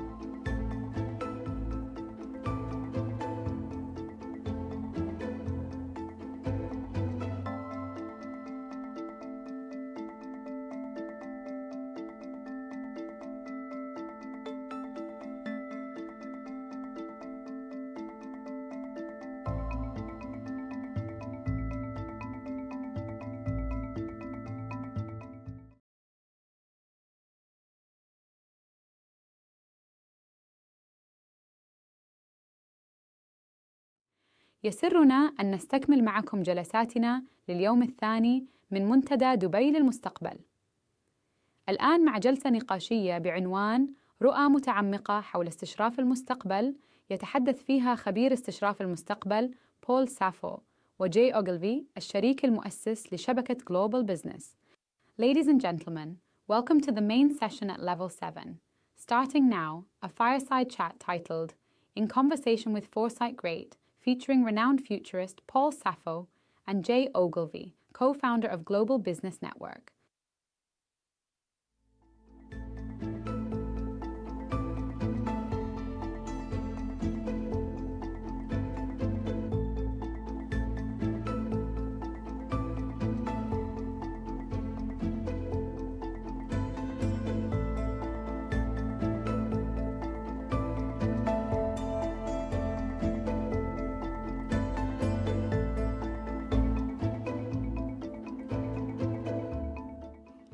Good afternoon. It is my pleasure to be here with Jay Ogilvy. I'm Paul Sappho. I'm hang out in Silicon Valley. You might call me a futurist with a past. More importantly, I've known Jay for many, many years, and we have crossed paths many times, and you're in for a real treat. So we have only 30 minutes. I'm going to do a very brief, just a few data points on Jay. He got his PhD at Yale. He taught at Yale, was very happily working as an academic philosopher, and then got lured to Silicon Valley. In 1979, he joined the legendary foresight team at SRI International in Menlo Park. In 1987, he went on to co-found Global Business Network with Peter Schwartz and others. In 2009, he was dean of the Presidio Graduate School, and since then, he's been working independently, and luckily for the rest of us, has been busy writing. And in fact, he's very close to publishing a new book. The title of the book is, and I'm going to read this carefully because it's a long title, and he spent how many years working on the title? About 20. About 20 years working on the title. So as the moderator, I would be absolutely failing in my basic job if I did not get it right. So it's Coming Together, How the Emergence of Life, Evolution, and Language Shed Light on the Emergence of Consciousness and Love, Wealth, and Artistic Creativity. And actually, could you put up the QR code behind me on the screen, please? So he has very generously offered to allow anybody who would like to download the PDF of the book on the condition that you provide thoughtful comment back to him. And it was a funny thing, when I read it, I did make the mistake of starting it late in the afternoon, and I ended up staying late, which ties into a really interesting fact about Jay. And this is the real introduction today to Jay. It's the one you won't see in the bios and the like. We have a lot of friends in common, including the incomparable Peter Schwartz. And so I asked Peter, I said, you know, I've known Jay and you, Peter, forever. How did the two of you meet? And it turned out the story of how they met says volumes about how extraordinary Jay is. And I'm going to read this. I couldn't print it out on paper, but I asked Peter, and here's what he said. These are Peter's words. While I was at SRI in 1978, I was doing research on decentralization as an idea for scenario building. GBN, of course, is the company that really put scenario method on the map. He continues, I had gone to Kepler's bookstore, this is a famous holy shrine in Silicon Valley, to see what I could find, and bought a stack of books, all of which dealt with decentralization in a variety of ways. One of those books was Many-Dimensional Man, Decentralizing Self, Society, and Sacred, by none other than Jay Ogilvy. Or excuse me, at the time you were James Ogilvy. That was the East Coast incarnation. You became Jay when you came west. He said, by James Ogilvy, someone I had never heard of. About 8 o'clock that evening, I picked it up and I began reading. The next time I looked up, it was 6 a.m. and the sun was beginning to rise. My life had been changed. Jay gave me a whole new way to see things. And then he said, so he finishes the book just after sunrise, continues, at 8 a.m. I started tracking him down and I found him by 9 a.m. Now, parenthetically, keep in mind, this is 78. This is when dinosaurs ruled the landscape, the web was a dream, email barely existed. And he said, he concludes, within a couple of days, I was on a plane to see him at Williams, where he was teaching, and the rest, as they say, was history. Typical Peter, he persuaded Jay to come out to California, and the rest, as they say, was history, with one detail. Jay and I have known Peter for how many decades? Well, obviously since 1978. Yeah. Peter tends to exaggerate, so my first question to you, Jay, is, you want to tell us the real story?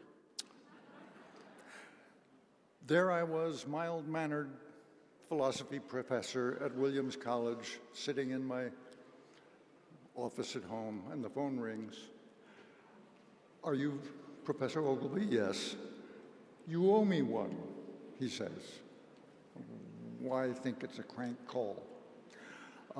He says, you owe me one because I had a fight with my wife last night. I wouldn't come to bed. I had to finish your book. Can I come across the country and talk with you about it? Wow. And he came across, 3 days later, he was on my doorstep, and we talked for 3 solid days and have been best friends ever since. Peter, some of you here probably know him, but Peter's an extraordinary person who knows everything. He reads incredibly and remembers everything he's ever read. It's terrifying. It's terrifying, yeah. No, we discovered that weekend when we first met that not only did we have common interests in the future, my interest stemming from my main interest in philosophy is the philosophy of Hegel. Hegel, early 19th century philosopher, who was the first philosopher to put philosophy into time.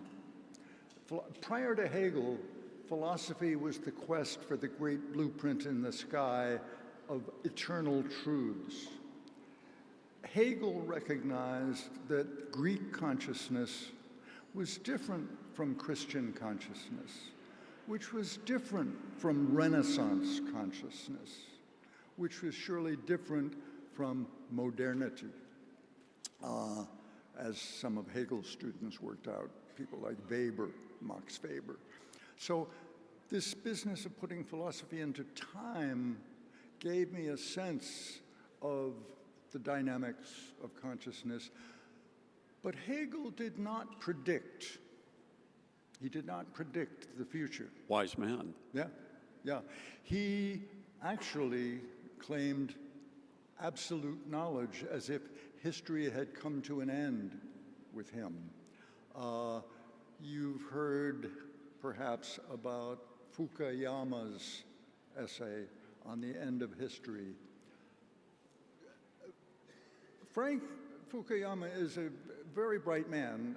I never met him, but I've read a lot of his works. What he did not mean by the end of history was that newspapers will no longer have anything to write about. It wasn't the idea that nothing will happen anymore. It was rather the idea that history had matured. It had become adult, and that's different from dying and coming to an end. And we love Frank Fukuyama. Well, I want to get back to you. I got 3 questions for you. First question, how has future studies changed over the decades? And let's not start at 79. Let's go back to the 50s and the birth of Rand, that optimistic period. How has it changed?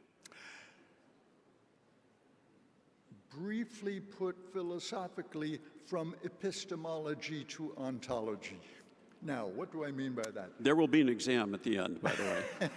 Epistemology is the theory of knowledge, and future studies used to be about trying to know the future. Now, future studies has become close to the marvelous quote from Sheikh Maktoum: "The future isn't something we await, it is something we create." When we first started doing future studies at SRI, right in the middle of Silicon Valley, we tried hard to get clients like Google, like Facebook, these big Silicon Valley companies, and they wanted nothing to do with us because their line was, we don't need any futurists, we're creating the future. Now, back then, I was not happy with that response because it meant less business. But today, I really appreciate that response. And so, ontology, that's not the logos of knowledge is epistemology. The logos of being is ontology. And so future studies now, I think, really is more about creating the future than trying to predict it. And if I summarize that in a slightly different way, it would be that starting with Herman Kahn and the Rand Corporation, coming out of World War II, they saw what we could do with operations research, and they said, we can apply the precision of mathematics to the uncertainties of social forecasting. It was just a matter of getting the right tool. And then we have eventually come around to the point of view that no, that's not at all what is possible because the future is emergent. You have a wonderful metaphor for describing that old world, arguably the moon and a carpet. Yeah, yeah. Future studies used to look at the future kind of like the other side of the moon before we had circumnavigation. You know, we were utterly convinced that the other side of the moon was completely determinate, not indeterminate at all, not vague, not like a cloud, but like this side of the moon. So it was just waiting to be We just hadn't been there yet. Described. Yeah. And the other metaphor would be the oriental rug unrolling. The pattern's in there, we just haven't seen it yet because we haven't unrolled it all the way. And that shift from epistemology to ontology, if I was going to extend your rug example, I would say, it's the same rug, but it's not the rug that unrolled has the answer in it already. It's that the rug pattern changes by the act of unrolling it. Is that a fair? That's good, yeah, yeah. The idea that the pattern changes, yeah. Thanks, I can leave now. You know, I just went to a small college north of Yale called Harvard, and so I have to honor this and get it right. You know, the other parallel I think about with this is in the same period of time, seismologists in early 1950s, they were convinced they would be able to effectively predict earthquakes in a few years. And the further time has gone on, the more they have concluded that it is truly impossible to predict. Now, future studies is not quite in that sad a shape that we've worked out a better answer. And in fact, I'll come back to that later, but it feels like it was that same intellectual climate, the optimism of World War II, anything can be solved, we can do science, we can do research, and then that sort of ran into the Hegelian traffic jam and things became less certain.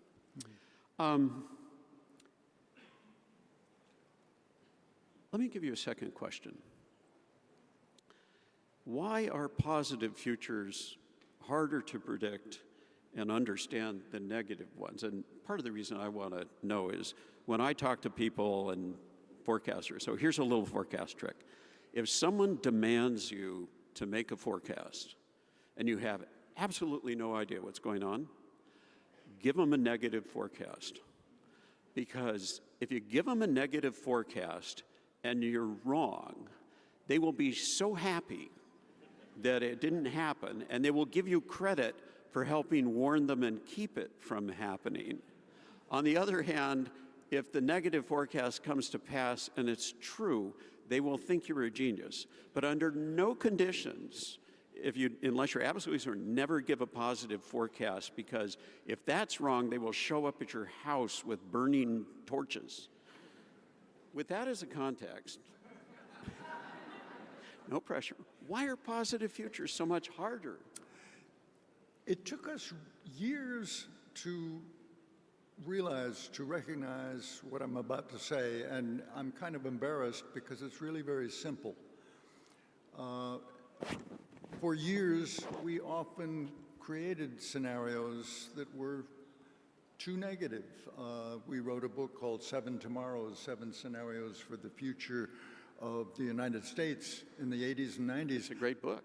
But the trouble is, it sold way less than John Nesbitt's Megatrends, which came out at the same time, because John Nesbitt's Megatrends was positive, it was optimistic.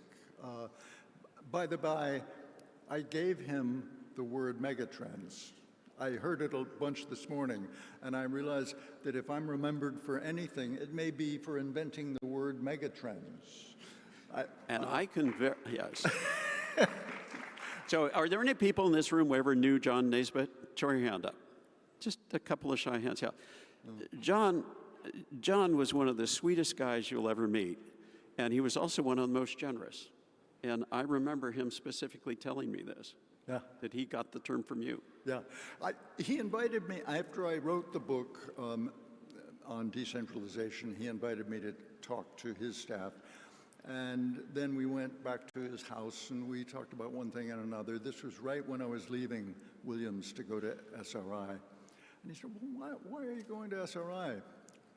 Well, as it happened, a week earlier, I had read an essay by Tom Wolfe in which he opened with the sentence, I was crossing and recrossing the country with megavolts of nostalgia. And I thought, megavolts, that's a good word. I like that word. So I was saying meta this and meta that all week. Well, I mean, if you touch a power line, it's better to have megavolts than mega amps. But Jay, let's go back to this question of why. But, he asked me why I went there, and I said, well, to study trends, but not just ordinary trends, megatrends. And at that point, he had written his book, he had taken it to his publisher, and the title then was High Tech, High Touch, which was one of his trends. And the publisher didn't like it, but he came back with the word megatrends, and they launched a $100,000 marketing trend. Right, which is, well, okay, so I'm watching this clock, and you still haven't answered my question. Oh, and that's so right. Let me prompt you here. The simple answer is that negative scenarios are psychologically difficult because we don't like to anticipate pain. But they're intellectually very easy because all you do is you take the present and you kick the hell out of it. And that's easy to do. You can imagine an earthquake or an economic collapse or global warming. I mean, negative scenarios are intellectually easy, but positive scenarios, which are psychologically very satisfying because we like a happy ending, but they're intellectually extremely difficult to write because to make them plausible, you've got to solve problems that nobody's ever solved. Now you can announce the solution of a problem, as I did recently writing a scenario. I said, newspaper headline, graduate student at Duke reverse engineers photosynthesis. Now, if that happened, nobody would ever be hungry again. I mean, that will make a very, very positive scenario. But I don't know how to reverse engineer photosynthesis, but one has to imagine solutions like that to write positive scenarios. Yeah. So, I mean, this also is, I look at it, and as I've listened to you talk over the years, that a negative scenario is easy because the way to describe a negative scenario is just take a problem in the present and neglect it and let it get bigger. I mean, of course, we'd never do that. I mean, not like with climate or arms control or something, where a positive scenario means you have to take affirmative steps to actually make it happen. But the other advantage of positive scenarios is the effect on the reader of the scenarios, no? Yes. While you're right about the danger of offering a positive prediction, you're absolutely right about that. I think when you have in a set of 3, 4, 5 scenarios, there ought to be one that is inspiring. There ought to be one that energizes people to create a better world.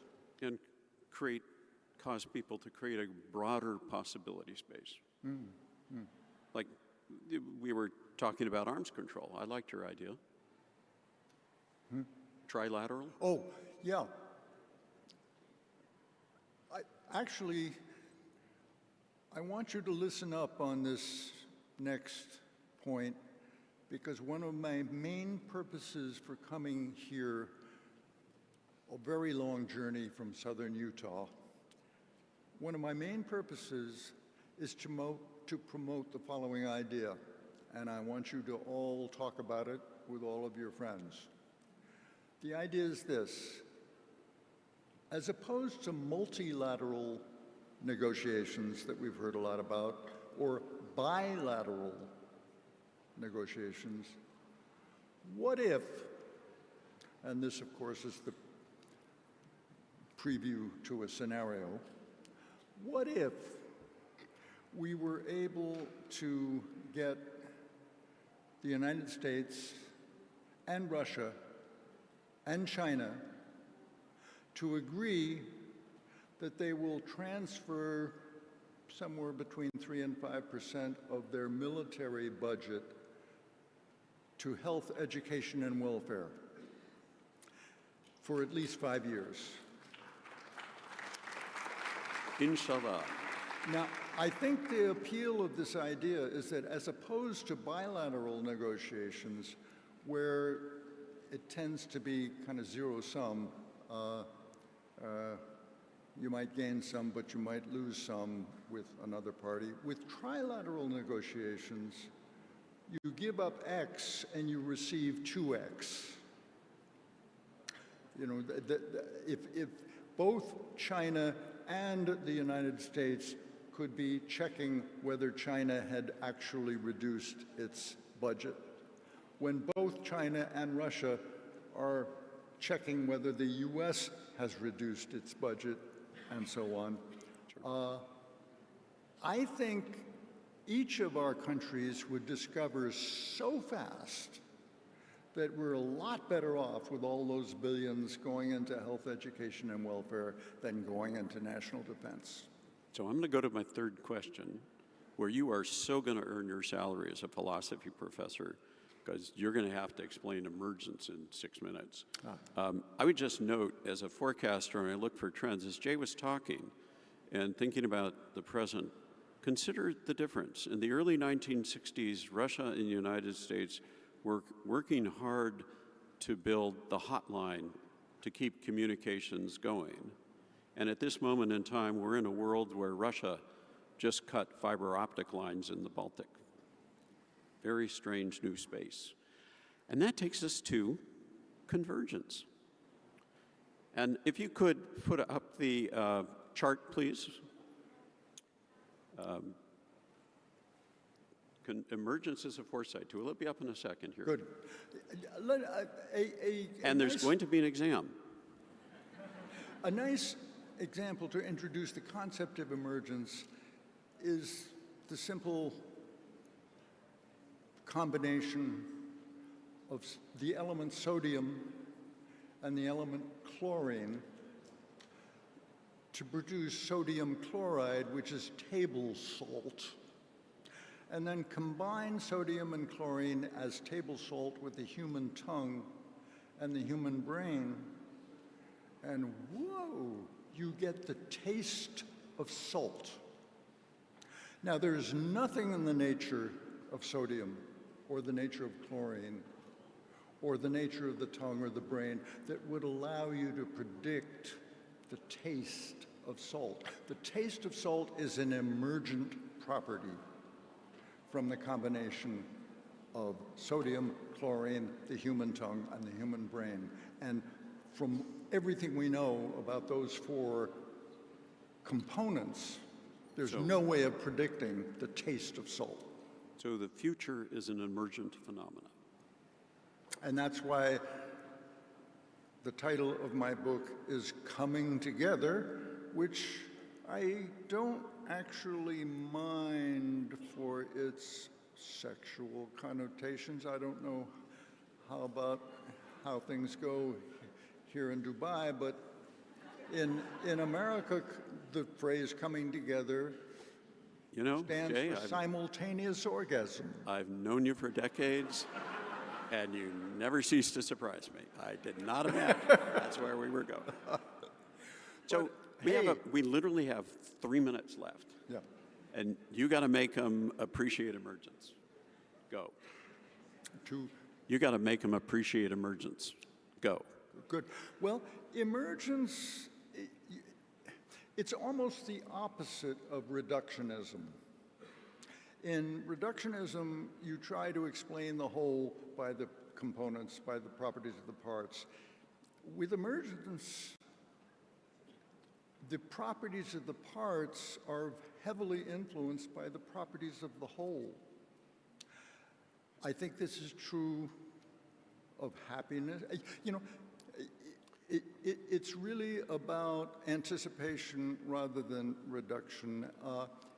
It's not about causality from the past, but it's about goals from the future. You gave me this formulation.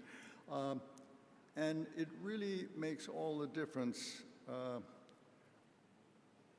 Happiness or beauty.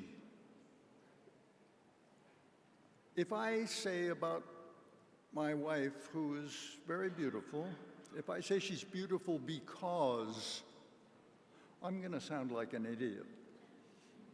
You'll also risk divorce. Yeah. If you say that the economy is strong because you're going to sound like an idiot. Things like happiness, love, wealth, artistic creativity, language, these things are emergent, and reductionism does not help us understand.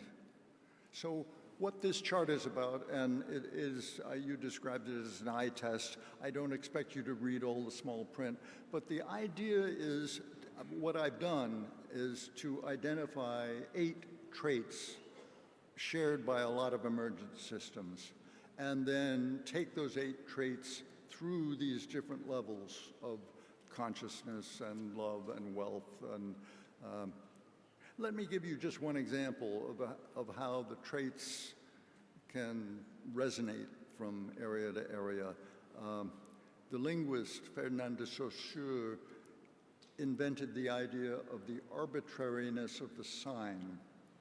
What he meant by that was, while there are some signs that are onomatopoetic, that bow wow sounds like the bark of a dog, and tick-tock sounds like the sound of a grandfather clock. Well, I grew up with the grandfather clock, and I often would say, you know, the tick-tock of the grandfather clock is a satisfying background, but now tick-tock is no longer an onomatopoetic sound-alike, like the shoe over a cobbler's door, where there's a direct look-alike or sound-alike. Instead, now TikTok, as you well know, means something altogether else. It's the social networking platform. So it's become no longer just an icon, a look-alike, sound-alike. It has become a symbol. So I have one last question I'm dying to ask. I had 2, but I'm not going to ask you what your advice is for young futurists. Go up to them at the break. I have one question. Why are you wearing white? And I had assumed it was just you had adopted your Gandalf the White Wizard phase of life, which is how I think about you, but I'm sure I'm wrong. So last closing comment, why are you wearing white? I am wearing white for several reasons. One of them, the primary reason, is with respect to our hosts. Now, I'm able to wear white because about 25 years ago, I had a gig in Hong Kong and was able to get a handmade, customized suit for less than the price of a jacket off the shelf at Macy's. And so I bought a customized white suit to wear at my yacht club. I sailed back then, and I had a boat, and I was a member of a yacht club. But then I sold the boat, and I'm no longer a member of the yacht club. And so the only place I can wear my white suit is Dubai. Well, on that note, let's put the QR code back up, please, so it's there for you to look at. The book is fabulous. I hope his description of emergence whets your appetite. I just loved the book. Luckily for me, I have a very understanding spouse, and she just didn't get upset that I didn't come to bed. So start it early in the morning and enjoy it. And again, let's thank Jay. Thank you.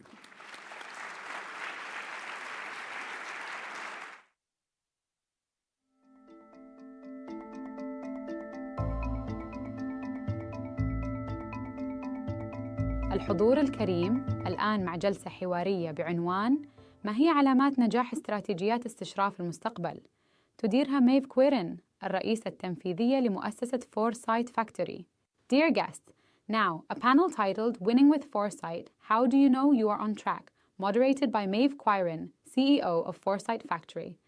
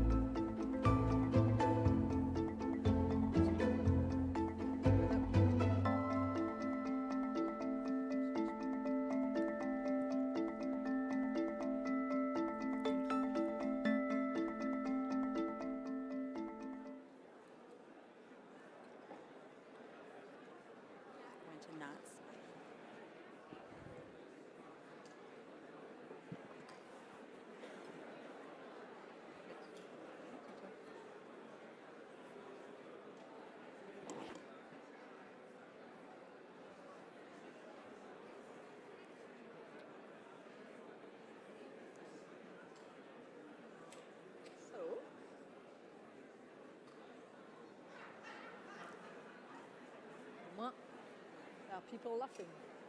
So ready? Yes, good. Ready to go? Here we go. Good afternoon, everyone. We're just about to start.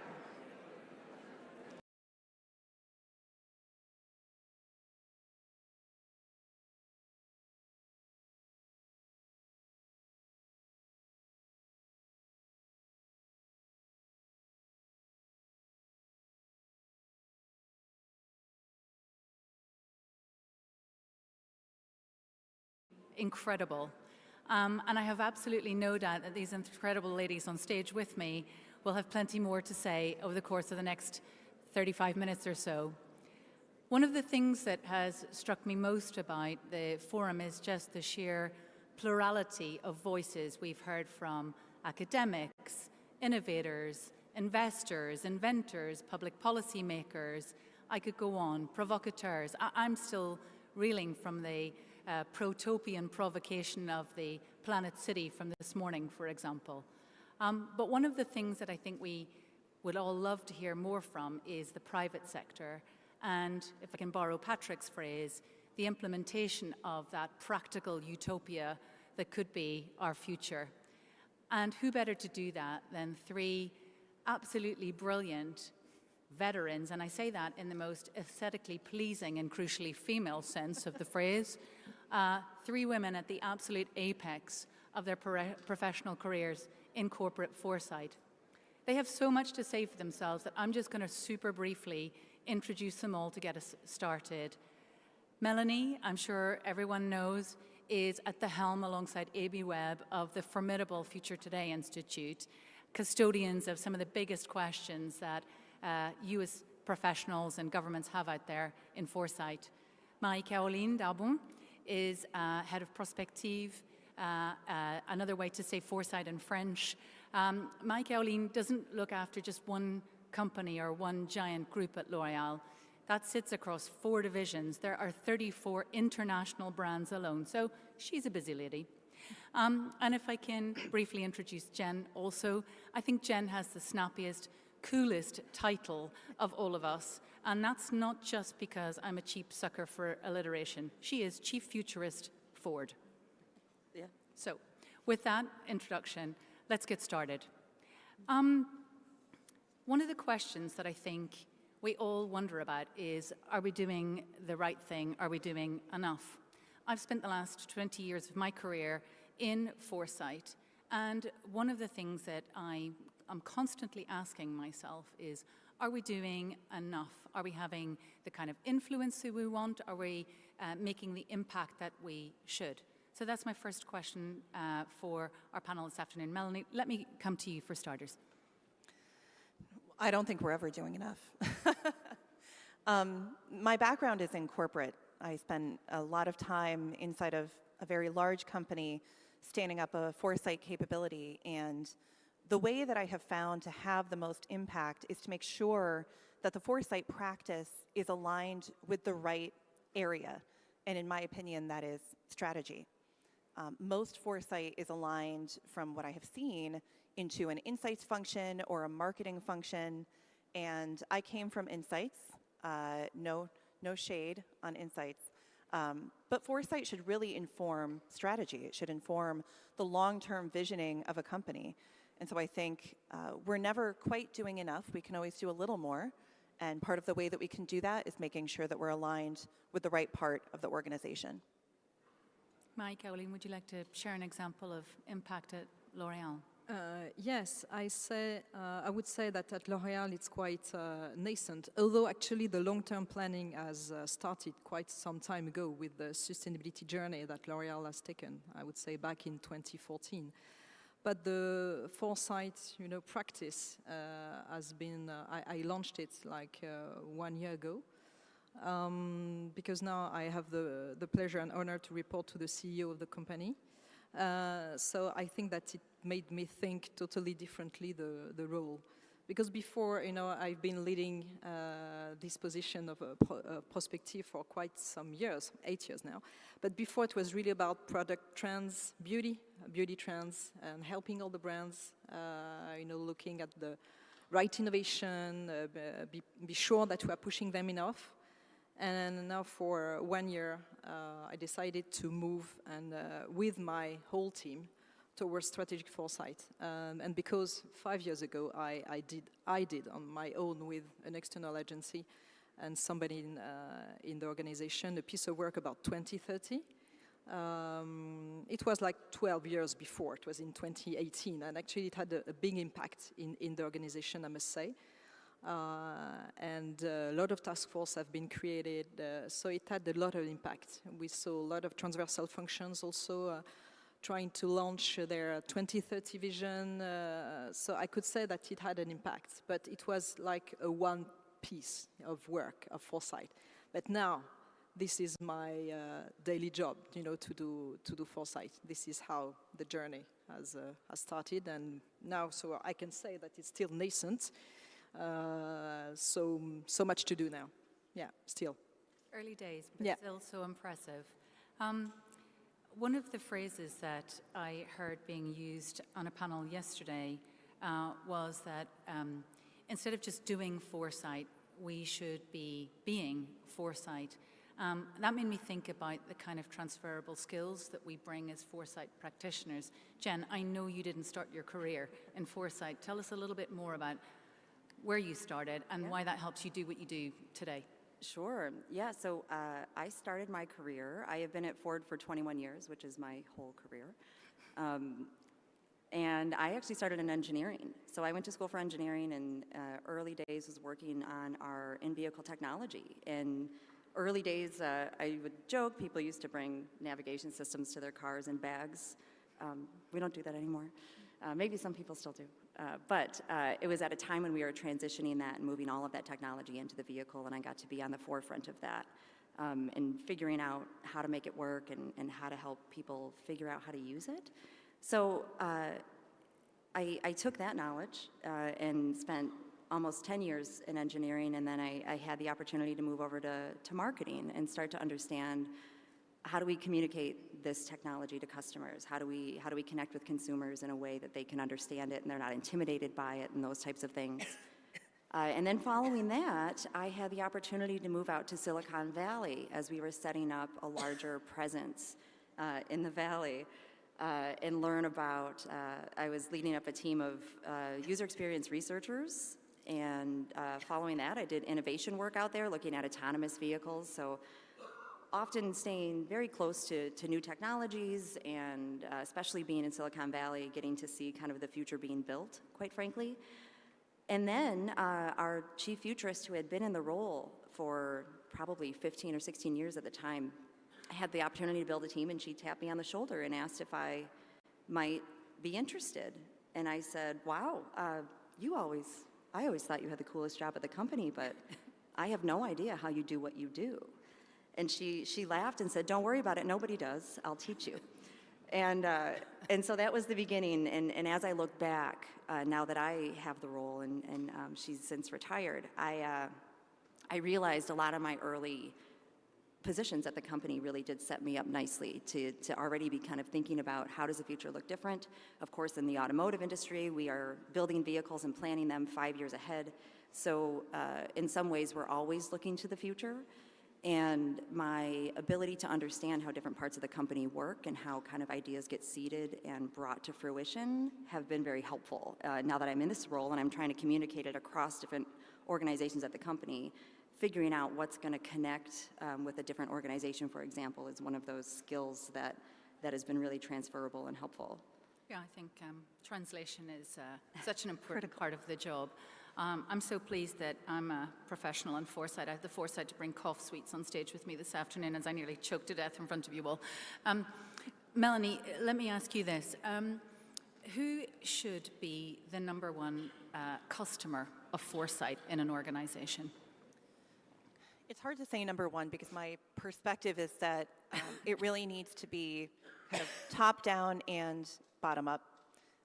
If you aim for only one target customer within an organization, it's going to lose its meaning on the way down or the way up throughout the organization. The best success that I have seen is when the C-suite or the leadership of the organization is bought in at a level that's appropriate for them, informing their day-to-day decision-making, and then also foresight is informing the day-to-day execution of the business, answering maybe the 3 to 5 year questions or the 1 to 3 year questions. And so I won't quite give you a direct answer, but I think the number one customer is the right set of stakeholders that represent a swath of leadership across the organization. Jen, I know it's different for you. You're talking to a different set of stakeholders. Tell us a little bit more about that. Yeah, I love this question in terms of who's the right person to work with, and I completely echo what I'm hearing from you, Melanie, in terms of needing kind of the right people to buy in. What I find is my sweet spot in terms of really getting great engagement is at kind of middle management and down, because those are the people who have the time to really invest in deep strategic foresight. And so if we, for example, we might run a workshop around the future of, fill in the blank, the future of X. And what we need is engagement from teams. What I always say is it's our job to pay attention to everything happening outside of the automotive industry and figure out whether or not we need to care about it. But I need them to show up and bring their knowledge of their customer, of their battery technology, of whatever their topic is into the conversation so that we can basically work together to figure out how to make sure that we are planning strategically for the future. And then when it comes to kind of the executive level, what we need from them is their buy-in, their acceptance, and their support to let their team take that time to really get into it. Because the truth is, if without a strong cooperation where they're bringing their internal knowledge into our awareness of what we see happening around the world, then they're going to get kind of surface level insights from us. We really need them to bring that in to make sure that we're able to land it in a way that's going to be most impactful for their business. Yeah, I've heard some of the other panels talk about that permission to do and be correct. in foresight. It's so important. And it's not a 30-minute meeting. Yeah, and I must say that at L'Oréal, I met one leader who actually created some space for future in her team. So she decided to have her team spend like 10 to 15% of the time and also dedicate some budget on foresight and thinking about innovations for the future, etc. So, but it's quite it's still rare, but it's present. Yeah, I mean, how refreshing is that? I was struck by, well, all of the predictions, but especially the prediction from His Excellency yesterday around the fact that in 2025 we'll have our first AI board member next year. And maybe that would be better than the real thing, since I think sometimes the door to the C-suite for foresight is all too often shut. But Caroline, let me come back to you on that, because as you mentioned, you report directly into the CEO. I think this is pretty unusual for a foresight practice. Tell us about what that has brought to the company and to your role in particular. It's true that I think the work I did back in 2018 about 2030 really brought the importance of looking forward. So again, a lot of task forces have been initiated, transversal task forces, but also R&I and innovation task forces. And I think that the CEO was not CEO at that time, but he really, I think, realized the importance of looking forward and put this vision of the future into strategy. So that's why I'm very lucky, because he's a good promoter of what we do. And he really encourages me to meet with the COMEX, I would say 3 to 4 times a year, and describe what we are doing, and also give a vision of the future and engage them in workshops of transformation. And based on that, after the vision, for example, we worked lately on the future of travel retail. And of course, it has been created and framed with the boss, with the VP of travel retail. But after, we managed to organize some workshops with the Mancom of the VP. And also, it created a new vision for the travel retail for the company. And it's really bringing from a vision to an action. And this is really how it's going to try to transform the company. Otherwise, doing reports, inspiring reports, for me, it doesn't mean it's not very useful. And this is what they are asking from me, to have a big business impact. And this is what we are trying to do. I mean, that's impressive to have created that level of pull. I think so often in foresight we are pushing intelligence and activation out. If we look at the flip side of that coin, another phrase this is my magpie moment again, just love the implication of yesterday, Dr. Jordan said it, is the trough of disillusionment. I'm sure we've all faced the trough of disillusionment as foresight practitioners at one point or another. So I wanted to ask you about that. How do you take other people on the journey when they are naysayers, when they're not bought in, when they don't see the point of it? Jen, let me come to you on that. Yeah, the naysayers. So the first thing I do is I listen to them, right? I want to hear what their hang up is and understand where they're coming from. And the truth is, we usually have an answer. We usually have something that can help convince them. So it's kind of being on the ready to have that discussion, but understanding where they're coming from so that you can bring them along, because the truth is, if they're not bought in, they might as well just leave the conversation. It's not necessarily going to be beneficial. Another thing that I'll try to do is understanding what group we're working with. At a company that has such a strong engineering presence, I know that if I'm working with an engineering team, they kind of want proof that I know what I'm talking about. How can I help them to buy in early so that it doesn't become this conversation of having to convince them to come along when I really need them to be there? So often it's understanding, they likely want to hear, how did I come to these conclusions? Why should they believe what I have to say? Can I show them stuff that we've done in the past? Can I show them data that help them understand how I got there? Versus if I'm working maybe with a design team, they want to be inspired. They're less concerned about some of that data. Don't bore them with the numbers. Show them the pretty pictures. Tell them the story. Give them that visceral experience. So some of it is understanding your audience, but the first thing you have to do is listen to the naysayers and figure out what it's going to take to get them over the line. So not that we would ever subject ourselves or anybody else to stereotypes. I love that. Sometimes it's just about the pretty pictures. Melanie, you've lived both sides of the coin, from working in the private sector all the way over to agency side. You must have seen 1,000 different flavors of foresight and the impact that it's had. How have you brought some of the more challenging aspects of that to bear and turn it around? Yeah. Naysayers and skeptics, in my experience, are almost always overwhelmed and overburdened, or they're scared. And many people in this room can probably think of a time that you were a skeptic about something. Maybe it was a new initiative, it was a new product, a new assignment that you were given. And usually that comes from a place of either I'm not familiar with this thing that I'm being asked to do, which is very true of foresight for most people, it's new, or I have so many other things on my plate, I don't have time to figure this out. And I think the most dangerous thing about this is the impact that it has around them. I can think of a handful of clients that I've worked with very recently or currently where the person that was kind of the executive sponsor was all in, very excited about the initiative we were working on, believed in the effort, believed in the power of foresight.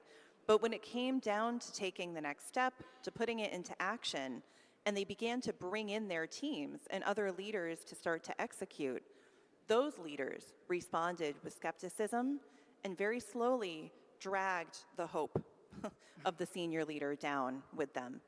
And so the challenges there are to be able to maintain the hope or the optimism of the leader that you're working with, and also to be able to address the skepticism that you're being met with. And for me, the most powerful way to do that is to create psychological safety. When you're having a dialogue with that business partner, that stakeholder who is clearly uncomfortable, clearly feeling skeptical, you have to truly meet them in a place of understanding. It's not good enough to fake it. We as foresight practitioners have to be able to meet them in that place and say that we understand the other commitments they have on their plate. We understand that this is a very new practice, and we're here to help them succeed. And I've worked with a variety of organizations where they just culturally lacked psychological safety, and that's a really challenging thing to overcome. But that, to me, really is the key.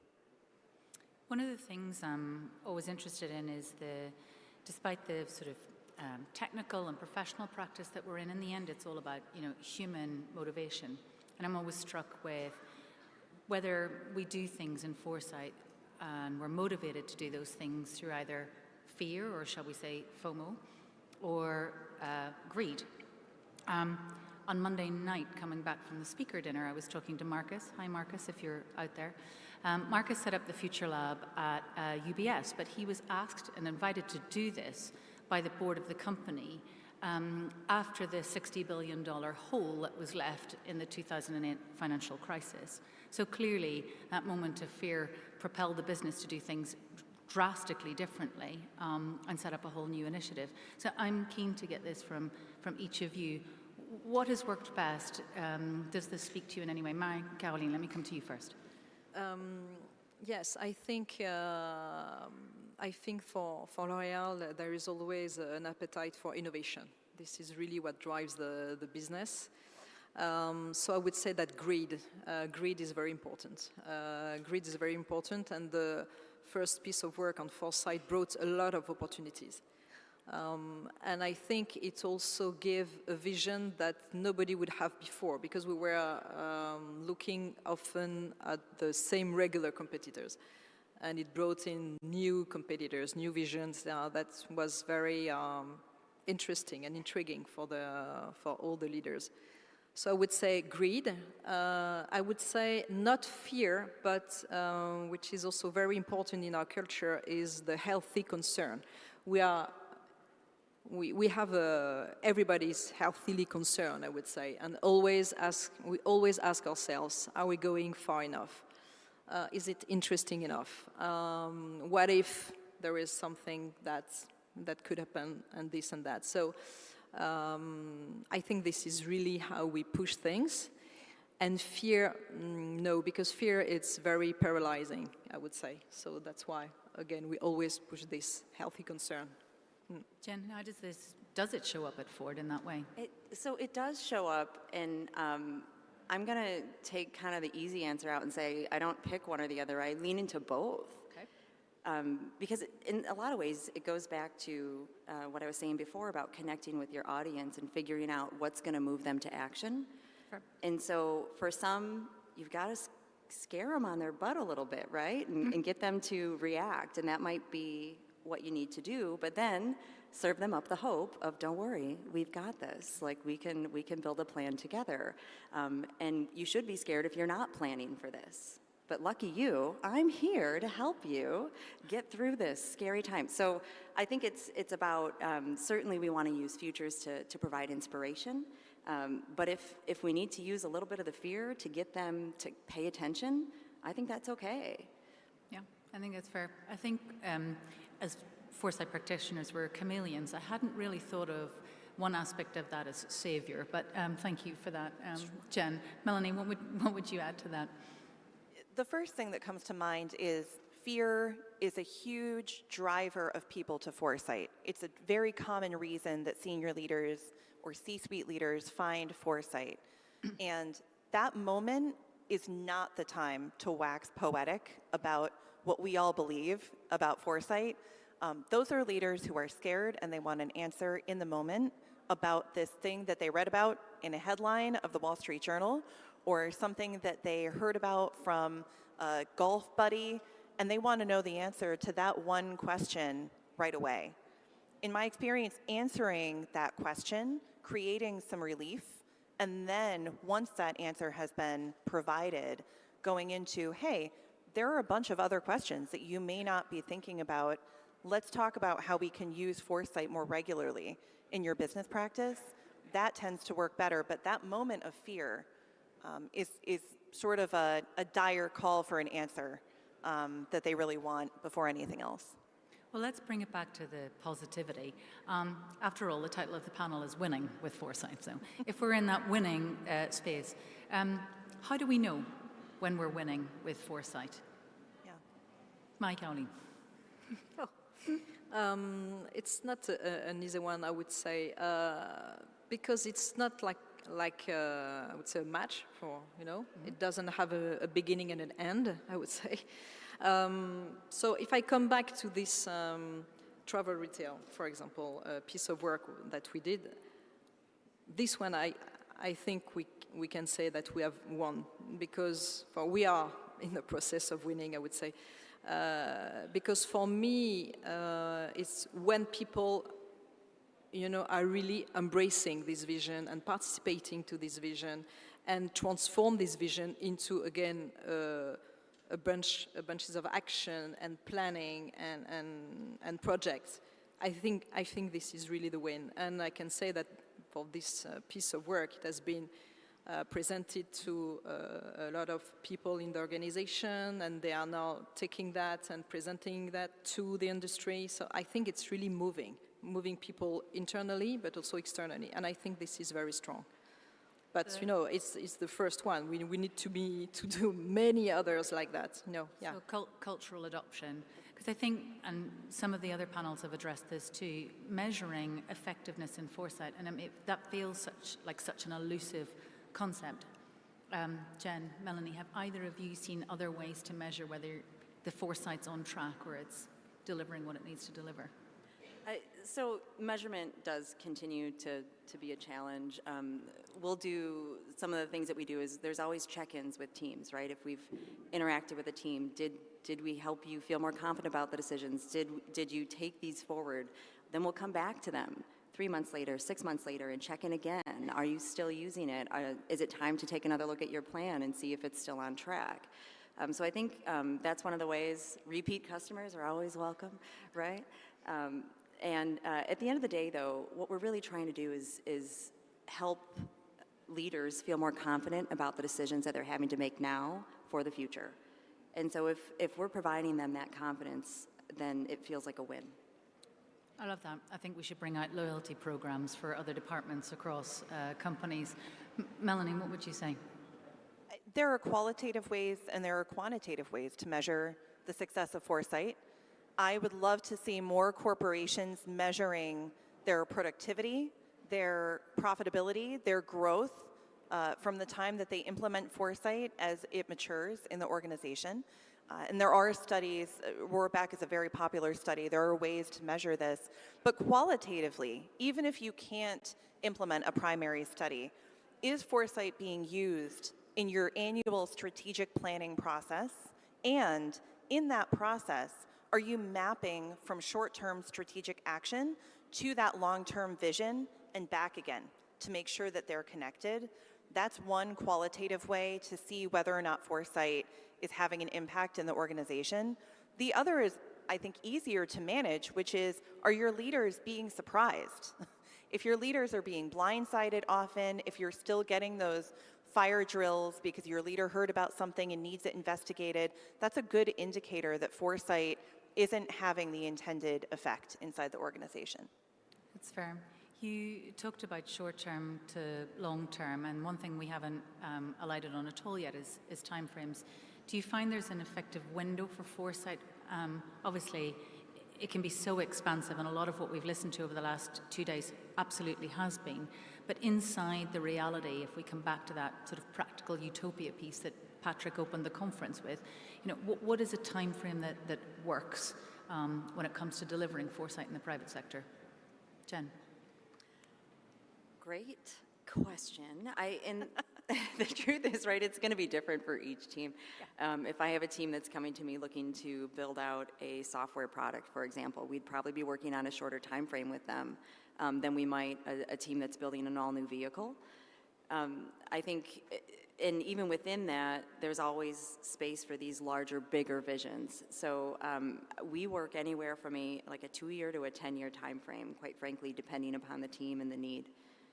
So I don't know if there's just one single spot. I think we're amongst plural friends here. So I think, you know, that open-ended is perfectly acceptable. Mike, Caroline, I think, you know, you work in a fast-moving consumer goods space. Is that the antithesis of foresight? You know, how do you do it? Actually, it reminds me a discussion I had with one of the VP of L'Oréal, because I wanted to do, like to talk about 2040, but actually quite laughed at me, you know, say 2040, but you know, the world will be so different in 2040. So I said, okay, so we should stick to 10 years. I think 8 to 10 years is really good because I would say it's like, it depends also on the turn of, I would say, the timing of innovation. You know, we have, of course, if I were to build nuclear plants, you know, it would have been like 50 years time, but now we are doing beauty products, and sometimes there are some super complicated to do, so it requires quite a time to craft the innovation. So I say that twice the pace of innovation timing, it's a good one. So from 8 to 10 years, I think it's for my organization, I think it's good, because it gives a way to project ourselves. But also, and of course, you know, it's not once we do a foresight and we, I would say, refresh that very regularly to say, okay, this is the everlasting and this is the ever-changing, you know. So this is how we do. But 8 to 10 years for big foresight. But I have also a lot of conversations with brands, and the brands, their time frame is much shorter. So for them, it's 3 to 5 years maximum. But now I need to bring more foresight in my brand's coaching, which will be my roadmap for next year.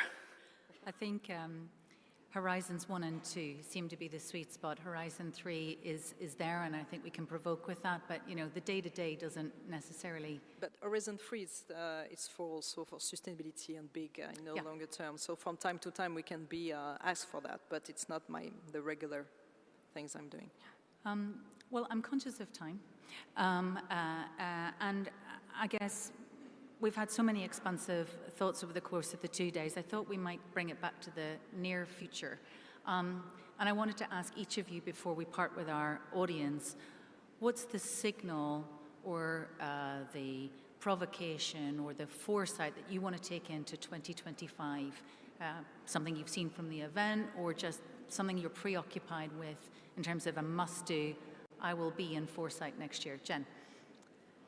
Well, I'll just go with one of my kind of personal interests. Something I've found particularly fascinating is really this declining birth rate problem that we are having in so many of the Western countries in particular. Not just those, but I think that in itself is interesting. But what I think is even more interesting is the reaction, right? What are we seeing governments do about it? What are we seeing? How are we seeing women use it as an empowerment movement, for example? So I think that conversation is going to continue to grow as we see kind of pushes on both sides to hold control of that and to help nudge people to have more babies. So I'm curious to continue to see how that's going to play out. No doubt. Melanie. The bottom line is for leaders to open their minds to new sources for the workforce. I'm seeing a lot of signals in education. And education is a space that particularly private sector often doesn't think it needs to pay attention to, feels a little squishy. Education, though, is going through a real transformation. I heard a speaker earlier today, one of the UN Foresight Fellows, referred to classrooms in Ghana overflowing. Meanwhile, China is investing heavily in Africa and South America while US pulls out that investment.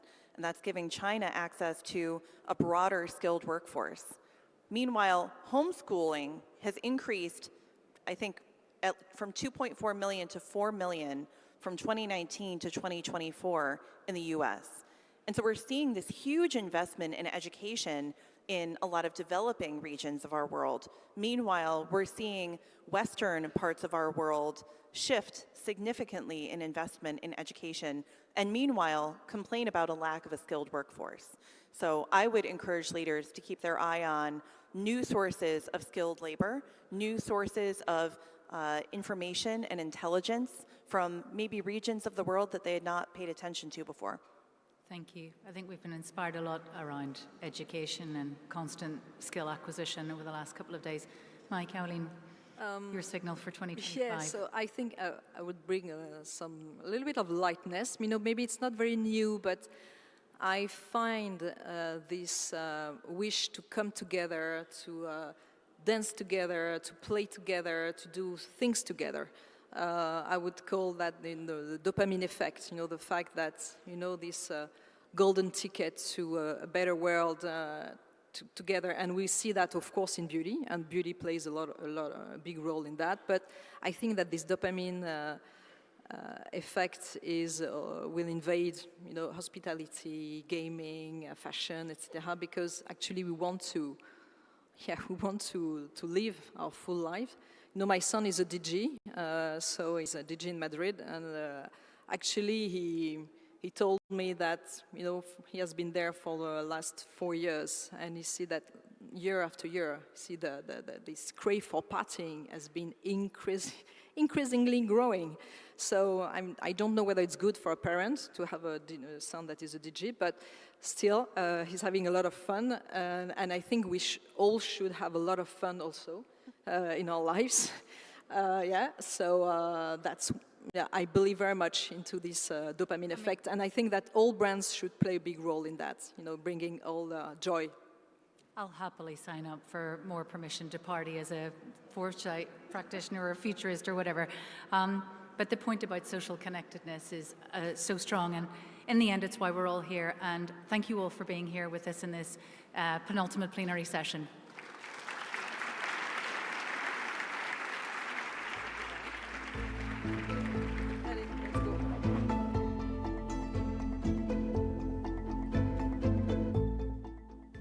السيدات والسادة، تبدأ الآن جلسة حوارية بعنوان مستقبل المتاحف تديرها بنديتا جيوني، المديرة التنفيذية في معرض Art Dubai. Dear guests, starting now, a panel titled Future of Curation, moderated by Benedetta Ghione, Executive Director of Art Dubai.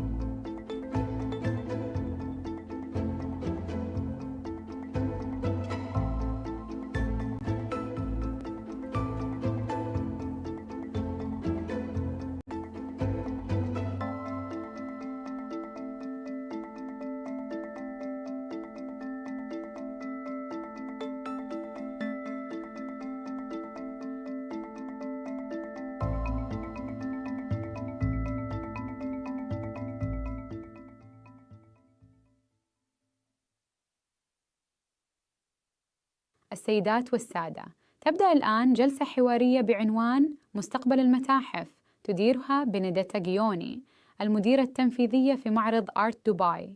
Dear guests, starting now, a panel titled Future of Curation, moderated by Benedetta Ghione, Executive Director of Art Dubai.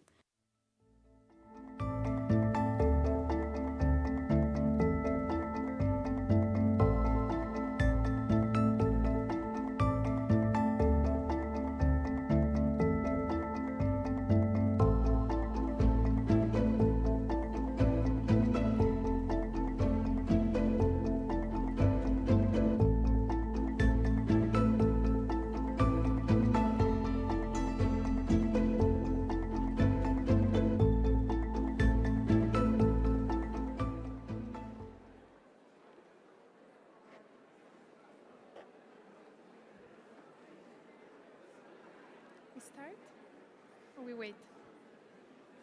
I have no idea. I think some.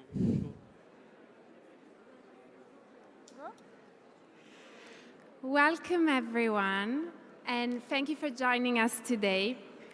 I'm Benedetta Ghione, Executive Director of Art Dubai, and I'm the moderator of this session, which is also the final of the forum, so we're very excited to be here. We're thrilled to have you for what promises to be an engaging and thought-provoking discussion on the evolution of curation in the digital age, examining how curators, artists, and cultural leaders can adapt to future technologies and engage a diverse global audience. This discussion will address the impact of emerging technologies, understanding the evolution of audience behavior, and how cultural narratives are shaped in an increasingly interconnected world. We'll also explore the evolving landscape of curation and how curators can adapt and engage diverse global audiences. First of all, I'll introduce our wonderful panelists joining us today. So starting with our host, the Executive Director at the Museum of the Future, Majed Al-Mansouri. Yes. Majed oversees one of the world's most visionary institutions where we're lucky enough to be today, and where technology, art, and innovation converge to shape our collective imagination. He will share insights on bridging regional and global perspectives through the museum's work and curation within a space. Next up, one of the pioneers of digital art, Refik Anadol, who uses data, machine learning, and immersive environments to reflect on the transformative power of machine intelligence in the arts through his practice. Yeah, let's clap. He's joining us today. And finally, Hugh Forrest, who serves as the co-president and chief programming officer for South by Southwest. South by Southwest is a global gathering that blends creativity, innovation, and culture. And Hugh is here to discuss the delicate balance between curatorial instinct, audience feedback, as well as the process in which South by Southwest shapes the future of creative curation and audience engagement. Thank you again for being here. So before diving into specific topics, let's begin with a broad question to set the tone. Curation is a term that's evolving, but it holds different meanings depending on context. So to Majid and then to you, how do you define the concept of curation, and what does it mean to you? Assalamu alaikum, and it's lovely to see the museum being presented as not just a museum, but really a platform where thinkers and futurists from all around the world are here to discuss topics. I think the Dubai Future Forum really serves as a platform for communicating what the museum could do over the next years to come. We've been having the team really sitting here and in the different topics, trying to understand what we're talking about, whether it's topics that are important to all of us, whether it's humanity, whether it's nature, whether it's health, and so on and so forth. To answer your question, Benedetta, I think maybe in the context of the museum in the future, curation might not be the right word because it implies the selection of existing things. At the museum, we are creating things from scratch. And that just didn't start with the opening with the museum, that started 10 years ago. When the museum was a temporary structure at the World Government Summit, and we had to experiment on how to create a compelling topic about the future, whether it was the future of food, whether it was the future of government, whether it was the future of health, and so on and so forth. So obviously I think we are creating, but we're still seeking to achieve the same thing. I think what we're trying to do is impact people, make people wonder, make people really want to think about what the future is and be part of creating a better future for themselves. It's about choosing the right themes that are relevant, and for us at the museum, the relevance is global. It's about, Dubai is a crossing point of people from all around the world. So our audience is not just people, residents of Dubai, but really people from all around the world. Thank you. And Hugh, how do you think about this? Thank you. Well, I'm really excited about this question because I think we have three very different perspectives on this idea of curation. And it is always good when speakers disagree and have different perspectives. From a South by Southwest perspective, and particularly with what I'm involved a lot in terms of the conference portion, i.e. panels and presentations, when we think about curation, it is really much more about community engagement. How can we engage the community to understand what they are interested in and reflect that back to them in our programming? I think this very much reflects what we've seen in the last 5, 10, 15, 20 years with growing web culture, however you want to phrase that, which is the erosion of top-down systems and more bottom-up systems. And again, trying to understand the community, reflect the community, works very well with us with South by Southwest. We have a system which we'll talk about a little bit later called the Panel Picker, which gets lots of speaking proposals. This is also how we get content for our music festival, for our film and TV festival. Let me also say that it is certainly much more nuanced than that. It's not entirely about the community. It's the community and how we see the community and what we, kind of putting a little bit of guardrails on that. But again, from my perspective, it is much less, it's trying to break down these barriers between curator and curated, between panelists and audience, to understand that we're all kind of this one environment and one ecosystem. And again, the more we can listen to the community, the more we can understand the community, and the better tools we have to do that now, the stronger we can become. And whether you're a conference, whether you're a business, whatever kind of organization you are, I feel that the more you can interact, engage, understand, reflect your community, the stronger you are. And that is certainly our perspective on this idea of curation. Yeah, I think that's such a fantastic point, and I think we'll keep touching upon it, this idea of co-creation, right, which obviously is so critical to your work as well, Rafik. So Majed, you talked a little bit about the inception story, I guess, of the Museum of the Future. Now we're here in what is very much a kind of physical, permanent building. So let's start from here. This is a space which seamlessly blends innovation and creativity. How have you thought about and used technology to captivate and, I guess, inspire audiences? If you don't mind, Benedetta, I'd like to explain through a presentation.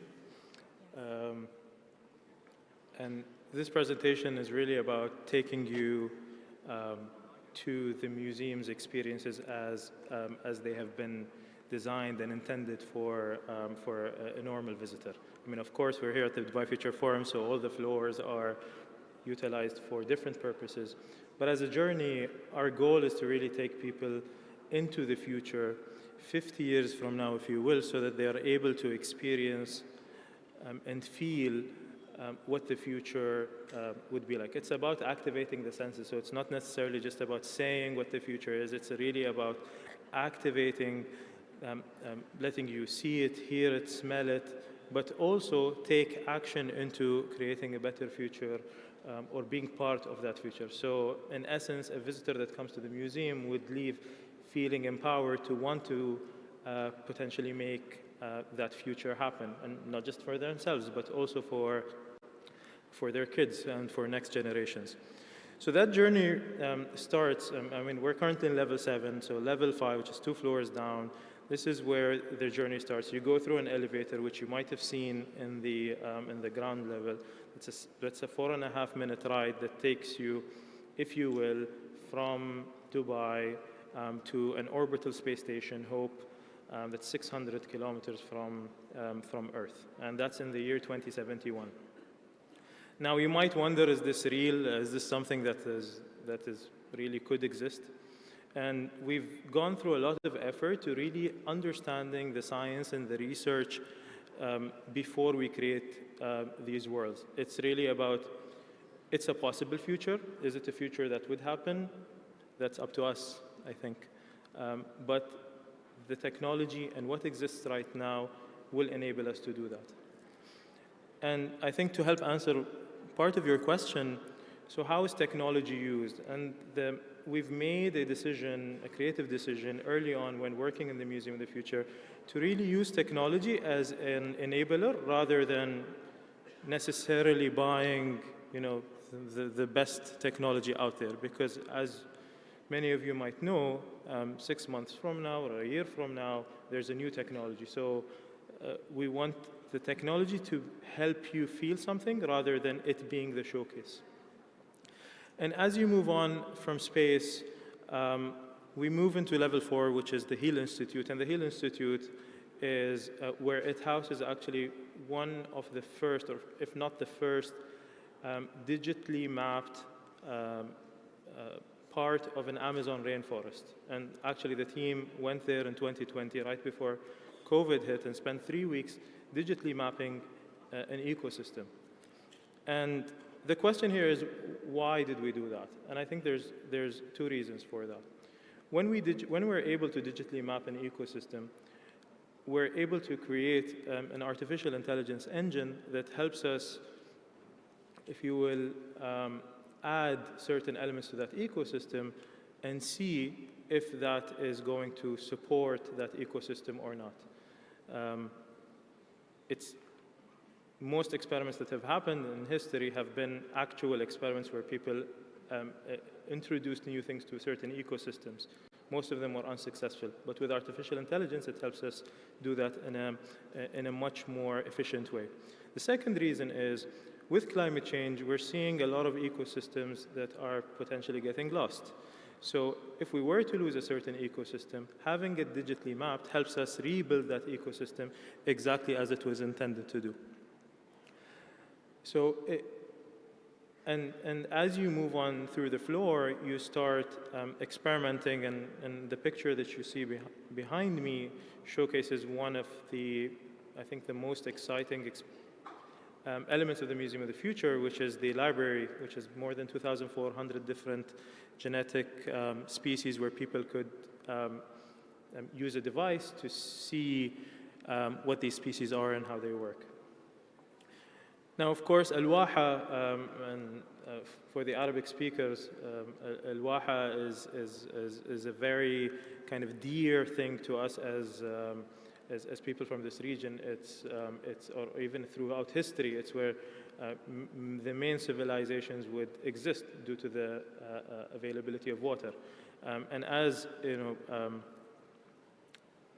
as globalization happened and as cities started coming out, people would have second houses close to where al-wahas are in the UAE. So we took that aspect, and the main thing is al-waha is really about the mind, and it's about talking about humanity away from technology. We know that technology is important in the future, but it's not everything. And we want to send a message that, or the museum wants to send a message that we need to focus on human connections, on social interactions, on focusing on ourselves rather than relying on technologies as we move on. And the final two floors, tomorrow today is a more of a near future floor where we're focusing on elements that could be available within the next 6 months, 1 year, prototypes where we work with partners. We don't claim to know everything about the future, so we work with partners that help us do that. And we have, our director and head of partnerships right in the front, so I just want to give them a shout out here for the great work in bringing these great prototypes that we have. And Future Heroes is our final floor of the experience, which is taking everything that I just spoke about and creating it in a more gamified version for children aged 6 to 12. So it's really about having children really be part of the future and feel excited about the future.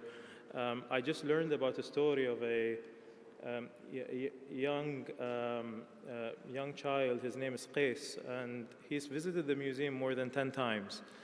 And he actually comes in an astronaut uniform. So I think after the 8th time, we started giving him free tickets. I mean, once we realized the guy is going to come. And what we actually did, he actually helps our guest relations staff promote or speak about the museum. So he knows the content out of his heart, that he's able to really talk about the museum as if he's one of our people.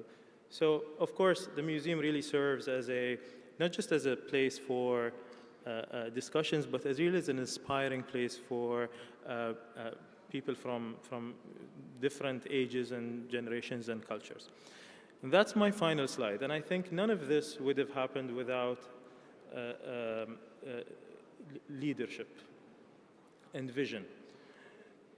We are sitting here in the Museum of the Future because there was a real leader that believed in this project, even when it seemed impossible at the time.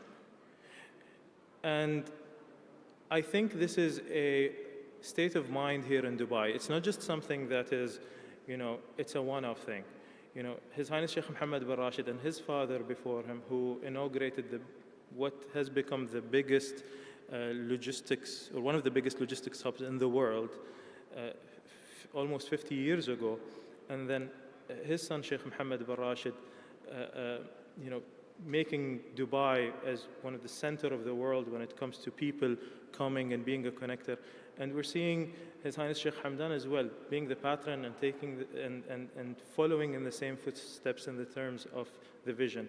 So none of this could happen without a vision, and I think that's the key element. That's our main driver here. We take that vision and we try to make not just Dubai, but really have a conversation about the region, and that's, I think, what the museum represents. Absolutely. Thank you so much for that. I'm not at 10 visits yet, but I am a frequent visitor, and still we learn something every time. So Rafik, over to you. For the very few people here, if any, who don't know your work yet, can you tell us a little bit about your practice and also take us through some of its kind of key and salient moments, please? Absolutely. So, hello everyone. I'm so great to be here.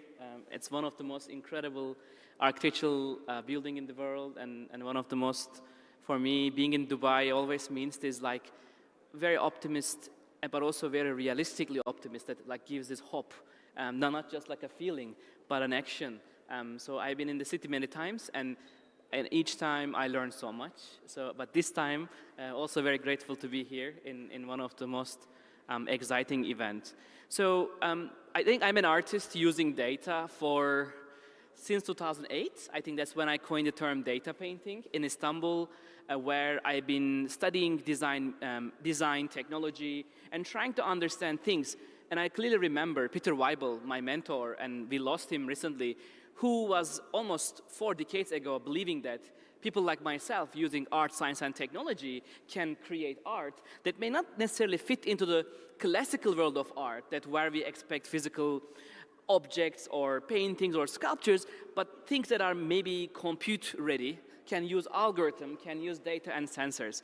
So when I coined the term data painting, I saw something very inspiring. I saw that if you think data is a form of communication between machines, hardware, software, systems all around the world and the machines, I saw that if data is not just number, but a form of memory, and this memory can take any shape, any form, any color, any texture, and if we liberate it from the like Newtonian physics, then I think we can create a whole new form of art.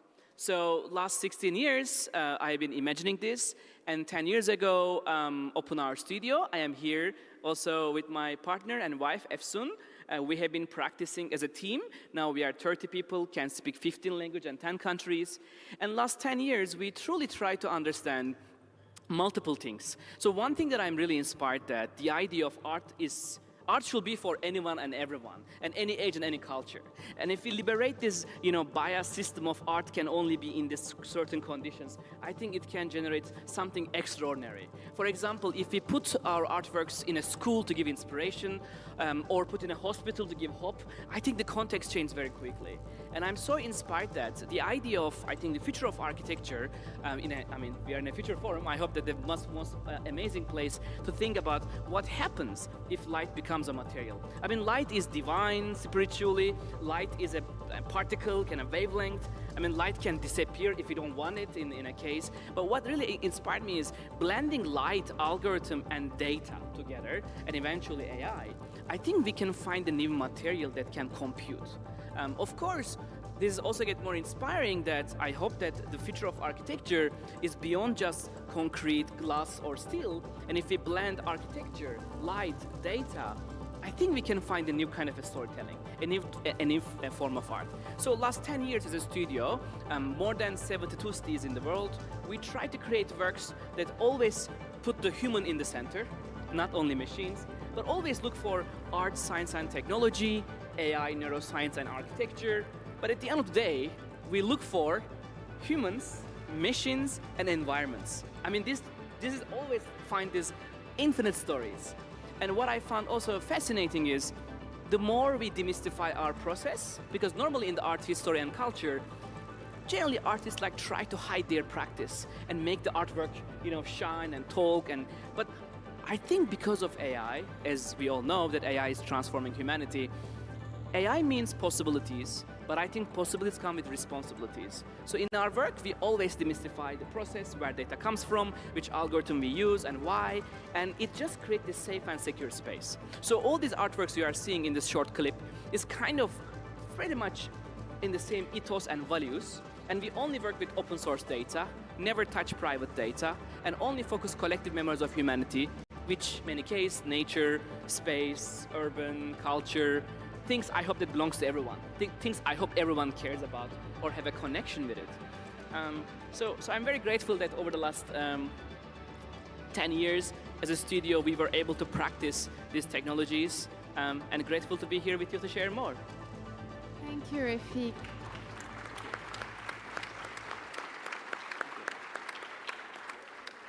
I think both of you kind of touched on the human-centeredness of the approaches and the need to think human first, no matter the layers and the sophistication of the technology. So Hugh, I guess a similar question. Obviously, South by Southwest is known for bringing incredible ideas to life, but you're also really known for staying very connected to your audience and attuned to them. So when you're thinking through this, do you rely on instinct, finding a way, or do you focus more on, I guess, data, on knowledge of what audiences may want? Do you balance both? How does it work? That is a great question. I think when we approach what we do with conference programming, we are a little bit of a mix of both, but again, this very, very community-focused approach with this interface we have called the South by Southwest Panel Picker. Now, we're talking about the future. This is not exactly futurist. We've had this Panel Picker interface for roughly 15 years. We implemented this in 2007, so again, had it for roughly 15 years. It is a big reason why and how South by Southwest has expanded into a lot of different verticals beyond just music, film and TV, and technology. We now cover fashion, food, sports, all kinds of things that are of interest to what we call the creative community. The Panel Picker allows anyone around the world to enter a speaking proposal in the summer. So it's, again, engaged our audience. It's brought in a worldwide audience, an international audience. It's brought in all these different content verticals. When we get these ideas from the community, and we typically get about 4,000 ideas, we then post them on an interface where the community, other people in the community, can vote on these ideas. And that provides data, as you're asking. We also have a committee that reviews these ideas, and we have staff that reviews all ideas. The reason to have those three separate inputs is we didn't want this to be the panel picker process to just be weighted to people who had strong social media followings. But we have this voting interface open for roughly 3 weeks. People can go in, search the things they want, give it a simple upvote or no vote, comment on the thing, so it's very internet friendly. Again, creates engagement, brings in a global audience, brings in all kinds of new content verticals to South by Southwest. It is a marketplace for creative ideas. Again, we get tons and tons of proposals, and it's one of the things that's helped us expand to a lot of different fields. So again, I'm a strong believer that the community often understands what you're doing better than you understand what you're doing. Again, it's not binary that way. It's very nuanced. But again, the more we can communicate with our community in terms of what we are doing, the stronger the event becomes, the stronger the content becomes, and the better the experience of what we do at South by Southwest becomes. Amazing. Thank you. And then back to you, Refik. So how can new technologies be leveraged to make art more accessible and engaging in non-traditional settings? So I'm thinking about public spaces, virtual environments, anything like that. Yes, so I think it's very clear that, I mean, we are in a museum of the future. Clearly the art making, art experience is completely changing. I want to show a couple of slides, if we can share the keynote. So I think I became the first artist in residence at Google 2016. This artist residency allowed me and my team to learn about AI, which I think now almost 9 years, but it feels like 90 years. Because if you think about AI, the development of AI, like almost every single morning there's one breakthrough, and most likely, I mean, this year Nobel laureate received Demis Hassabis and his team because of like protein folding, AlphaFold, like literally first time in human history, Nobel Prize given to like an innovation and discovery for computation and biosciences. So I think it's very predictable that this also affects not only the science, but also art itself. So if we can share the keynote, I would like to show a couple of slides. So we have, last 10 years, we developed many installations, all of them focused on public art. I do believe public art is the most exciting form of art because sometimes you're in the streets, there is no door, there is no beginning. I mean, literally, like, everything is on there. Like, you just, like, go there and see the artwork. And I would like to show some videos. but if it doesn't work, then I can talk about the works. Presentation back up, please. So keynote will be awesome to show videos. But while waiting the keynote, maybe I can give you a couple of examples. Yeah. So our early work was projection mapping by using video and projection technologies and project onto the walls of the buildings. It was fascinating to me that when I watched Blade Runner, I was 8 years old, and I know that one day buildings can dream and can use media technologies, which is a media facade. I think now it's more common. So that was an amazing experiment. And I would like to show a couple of examples, maybe in the next time. And what is what is amazing is I think artworks that are using public art are fascinating, but I want to give 2 examples. One was in Barcelona, Gaudi's Casa Batlló building. Yes. Last year, we were able to use entire Gaudi's life data, meaning all his drawings and sketches, including the PDFs and art drawings and pretty much student work, and we combined them into this a form of data archive, and then let the building, Casa Batlló, dream the Gaudi's also life. So we received one night experience, was a performance on the building, 65,000 people. I believe it was the largest audience in Europe came together, not in a stadium, not in a concert. One night. 65,000 people. Wow. In just one event. As far as I know, even a football match and game, I'm not talking about those, it was something. The other example I want to give from last year, for people maybe there's this very funny joke. If you're an artist not alive, your best option is Louvre Museum. If you're an artist and you're alive, best option is a MoMA and MoMA collection. Yeah. So last year, as an alive artist, our work was at MoMA called Unsupervised. If I can show the video from the keynote, will be awesome. If I cannot, I can try to explain. I feel like we all know what it looked like, right? So we have it okay, burned in our brains. So the artwork was using 138,000, all the artworks in the MoMA collection. Yeah. Thanks to Michel Coe and Paolo Antonelli, our curators, they invited to train an AI model, and also thanks to Jensen Huang and NVIDIA CEO and our collector and supporter, we were able to use 2 supercomputers next to each other and let the artwork dream 138,000 artworks. Yeah. The museum received 3 million people. It was the largest audience in the MoMA history, but also it was the first AI artwork collected by MoMA, generative AI piece, in the history. I think what is very exciting to say that when the artwork is right and done right and in its own ethical context and reasoning, I think public arts in this context can be very powerful. And I can show videos maybe later when the keynote is ready. Yes, and we may show or not show a video. I have a follow-up question on that. Was the acquisition of the piece, this is just my kind of nerdy art question. Yes. Was the acquisition of the piece planned from the beginning, or were they so overwhelmed with the response? So we know that artwork will be in a physical space. Yeah. And when we put the artwork, the reaction was naturally grow. That first of all, the board of the museum, thanks to Stuart Comer and Paolo Antonelli and Michel Coe, and they present the artwork as a possibility to put in the collection. It was an anonymously yes vote from all the board members.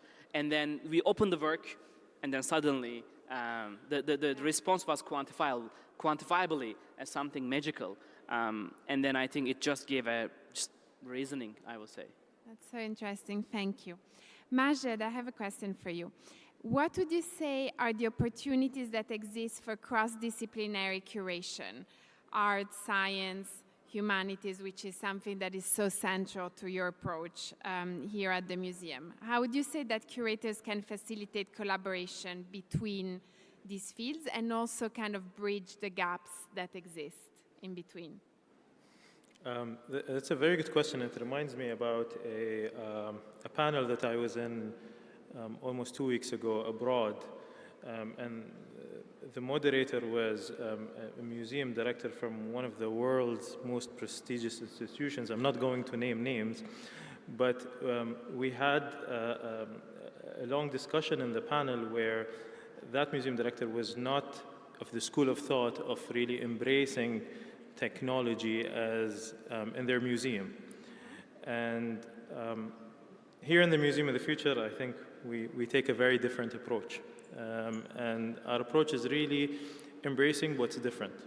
But when we say we're embracing, we're also learning.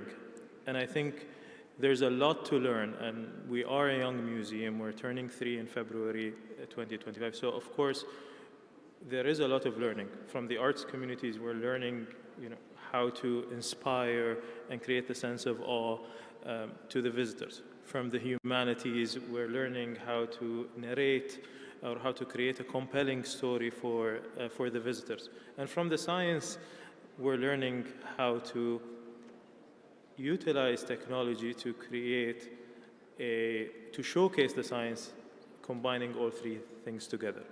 And I think that's what museums need to be about, whether it's today or whether it's in the future. We are a museum that's maybe different than other museums.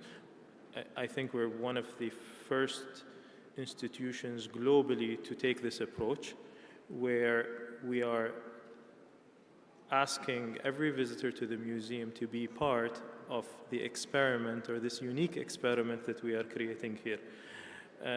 And what we've seen is, I think the numbers speak for themselves. We've been sold out every single day, more than 1,000 days since opening of the museum. And this is not to gloat, but this is really to say that there is an audience that's interested in this kind of in these kinds of experiences, into being immersed, into coming to a museum and not necessarily spending the whole day. They could spend an hour and a half and really have a beautiful experience and go on and do something else. And I think this has happened here in Dubai, and we're sitting here in this panel with like-minded I'd say artists and visionaries in their respective fields, whether it's from an arts perspective or whether it's from a curation, from a platform perspective. And we all have the same, I think, goal. And for those of you who haven't visited South by Southwest, I really urge you to do that. And I think there's really interesting things to do. And I know Rafiq and the museum are doing some interesting things together. Maybe, we're not sure when to announce it, but we're really, really excited for doing this first of a kind experience together. Thank you so much. So as we're coming to a close, I wanted to think ahead, look ahead. Hugh, what do you see next for South by Southwest in terms of curating, bringing together global audience? What are the future trends that you anticipate in the coming 5 to 10 years? Hard question, I know. Well, I think we will, or I know we will continue to evolve in terms of the content we cover. 5 and 10 years is a long time away. So will it be quantum? Will it be flying taxis? Will it be something else? It will. What will not change, I don't think will change, is what an event like South by Southwest, what the Museum of the Future, what so many events do is bring people together, okay? We are an event that is largely about technology, new technology, and every year we rediscover that the most important technology is the oldest technology in the world, which is the power of face-to-face interactions. And I think that becomes even more powerful in our increasingly virtual, increasingly AI world. There's been great information in these sessions today, but there's been even greater connections downstairs on the first floor in the lobby of people meeting each other, making new connections, understanding the potential opportunities to work together. That's what I see as our future. Yeah, I mean, a lot of head nodding by this panel about the power of bringing people together. Majed, as Dubai is a hub of innovation and cultural dialogue, I wanted to ask you about some of the broader challenges in global curation. How do you, as the Museum of the Future, balance the mandate of bringing Middle Eastern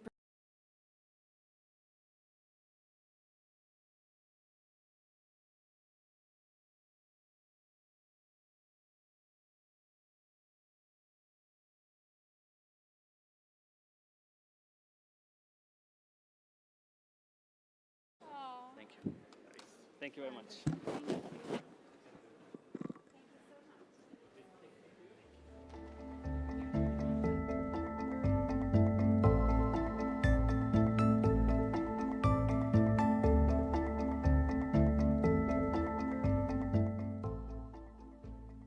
السيدات والسادة، نختتم معكم جلسات اليوم الثاني والأخير من منتدى دبي للمستقبل، أكبر تجمع عالمي لخبراء ومصممي المستقبل. الآن مع الكلمة الختامية لمنتدى دبي للمستقبل لعام 2024. Ladies and gentlemen, we conclude the second day of the Dubai Future Forum, the world's largest gathering of futurists.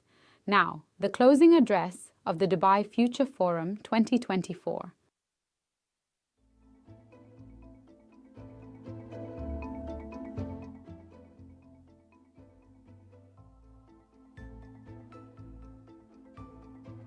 السيدات والسادة، نختتم معكم جلسات اليوم الثاني والأخير من منتدى دبي للمستقبل، أكبر تجمع عالمي لخبراء ومصممي المستقبل.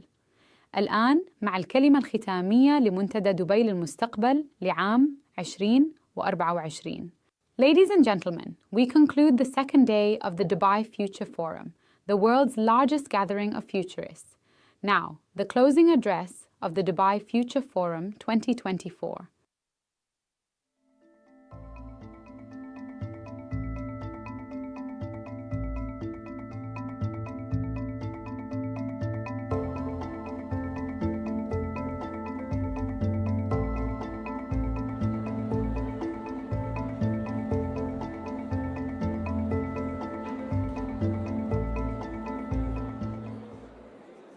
Ladies and gentlemen, welcome. Thank you all for being here. And thank you to our speakers in the last session, the final panel of the Dubai Future Forum 2024. Yesterday and today we set out on a mission. We wanted to explore pressing questions, bold ideas, and breakthrough solutions shaping tomorrow's world. We started with a vision to bring together minds from every corner of the world to dive into themes that resonate with communities worldwide. We started with a vision, again, on this year's forum to be a more global, more inclusive, and more representative of various future scenarios. From the heart of Dubai, we asked, how could this forum address our future in the UAE while also resonating from everyone from around the world? And now, as we reflect on these impactful days, the achievements speak for themselves. The forum wasn't just a gathering. It was a catalyst for transformative thinking. It showed what's possible when diverse voices unite and when everyone comes with a common purpose. It showed that the future is all about action and that foresight is action. This year, we shared inspiring stories and moments. We heard from the man who gave rights to reverse. We heard from the oldest practicing cardiologist at the age of 92. We were also joined by one of our youngest participants at age 14. We also heard from the team using mushrooms to build buildings, the man making imagination a reality for people of determination, the woman making health accessible through biomaterials, the director exploring the creation of a sanctuary orbit around Earth, and the philosopher who explored how cameras he set up across the world can be a time machine. But also we heard from all of you, your voices, your concerns, your thoughts about the future. We asked intriguing questions like, how can an investor think like a futurist? And what essential items on Earth would we love to take to another planet? And when we went beyond the museum and the walls of the museum, while we were here online, we had more than hundreds of thousands of people joining us on different platforms live. And for the first time, we extended beyond the museum into the city with 14 different activations, covering the future of cinema, of food, of art, of diplomacy, and more. All these faces, all these thoughts, and all these concepts of the past 2 days have sent a powerful question across the world. How do we shape the future of humanity through foresight?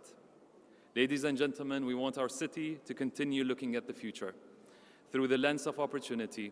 And we want this lens that says the future is bright.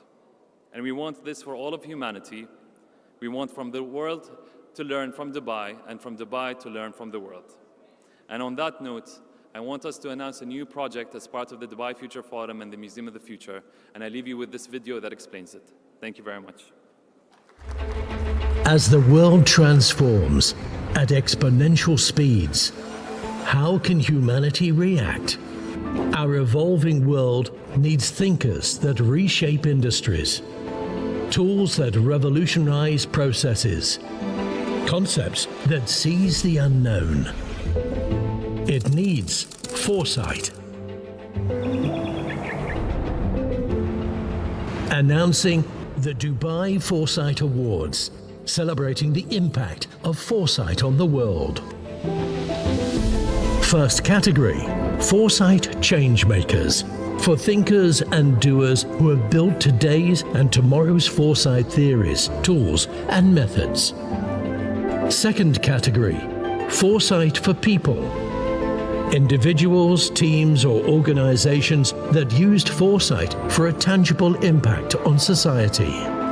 Third category, Foresight for the Planet, those who have had a profound impact on the planet through foresight. Are you a visionary, or do you know one? Nominate someone today, because the future needs foresight.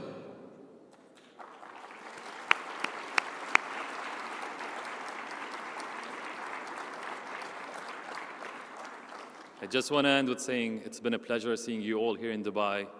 Thank you for being part of the Dubai Future Forum, and see you next year in 2025. Thank you all.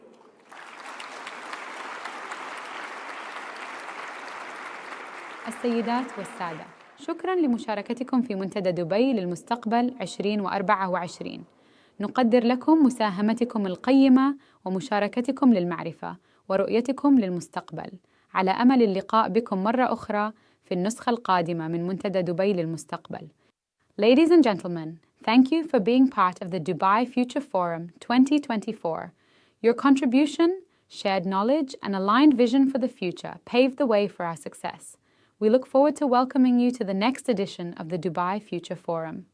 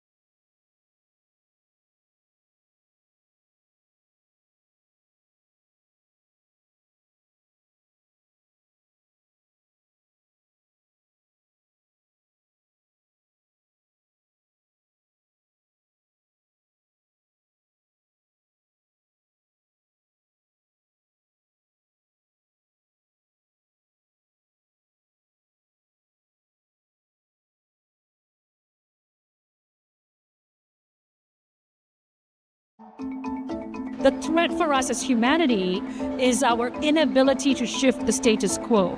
Everything that's happening is occurring because of our actions. I wish we could agree what are the biggest challenges that humanity should work on and collaborate on, but even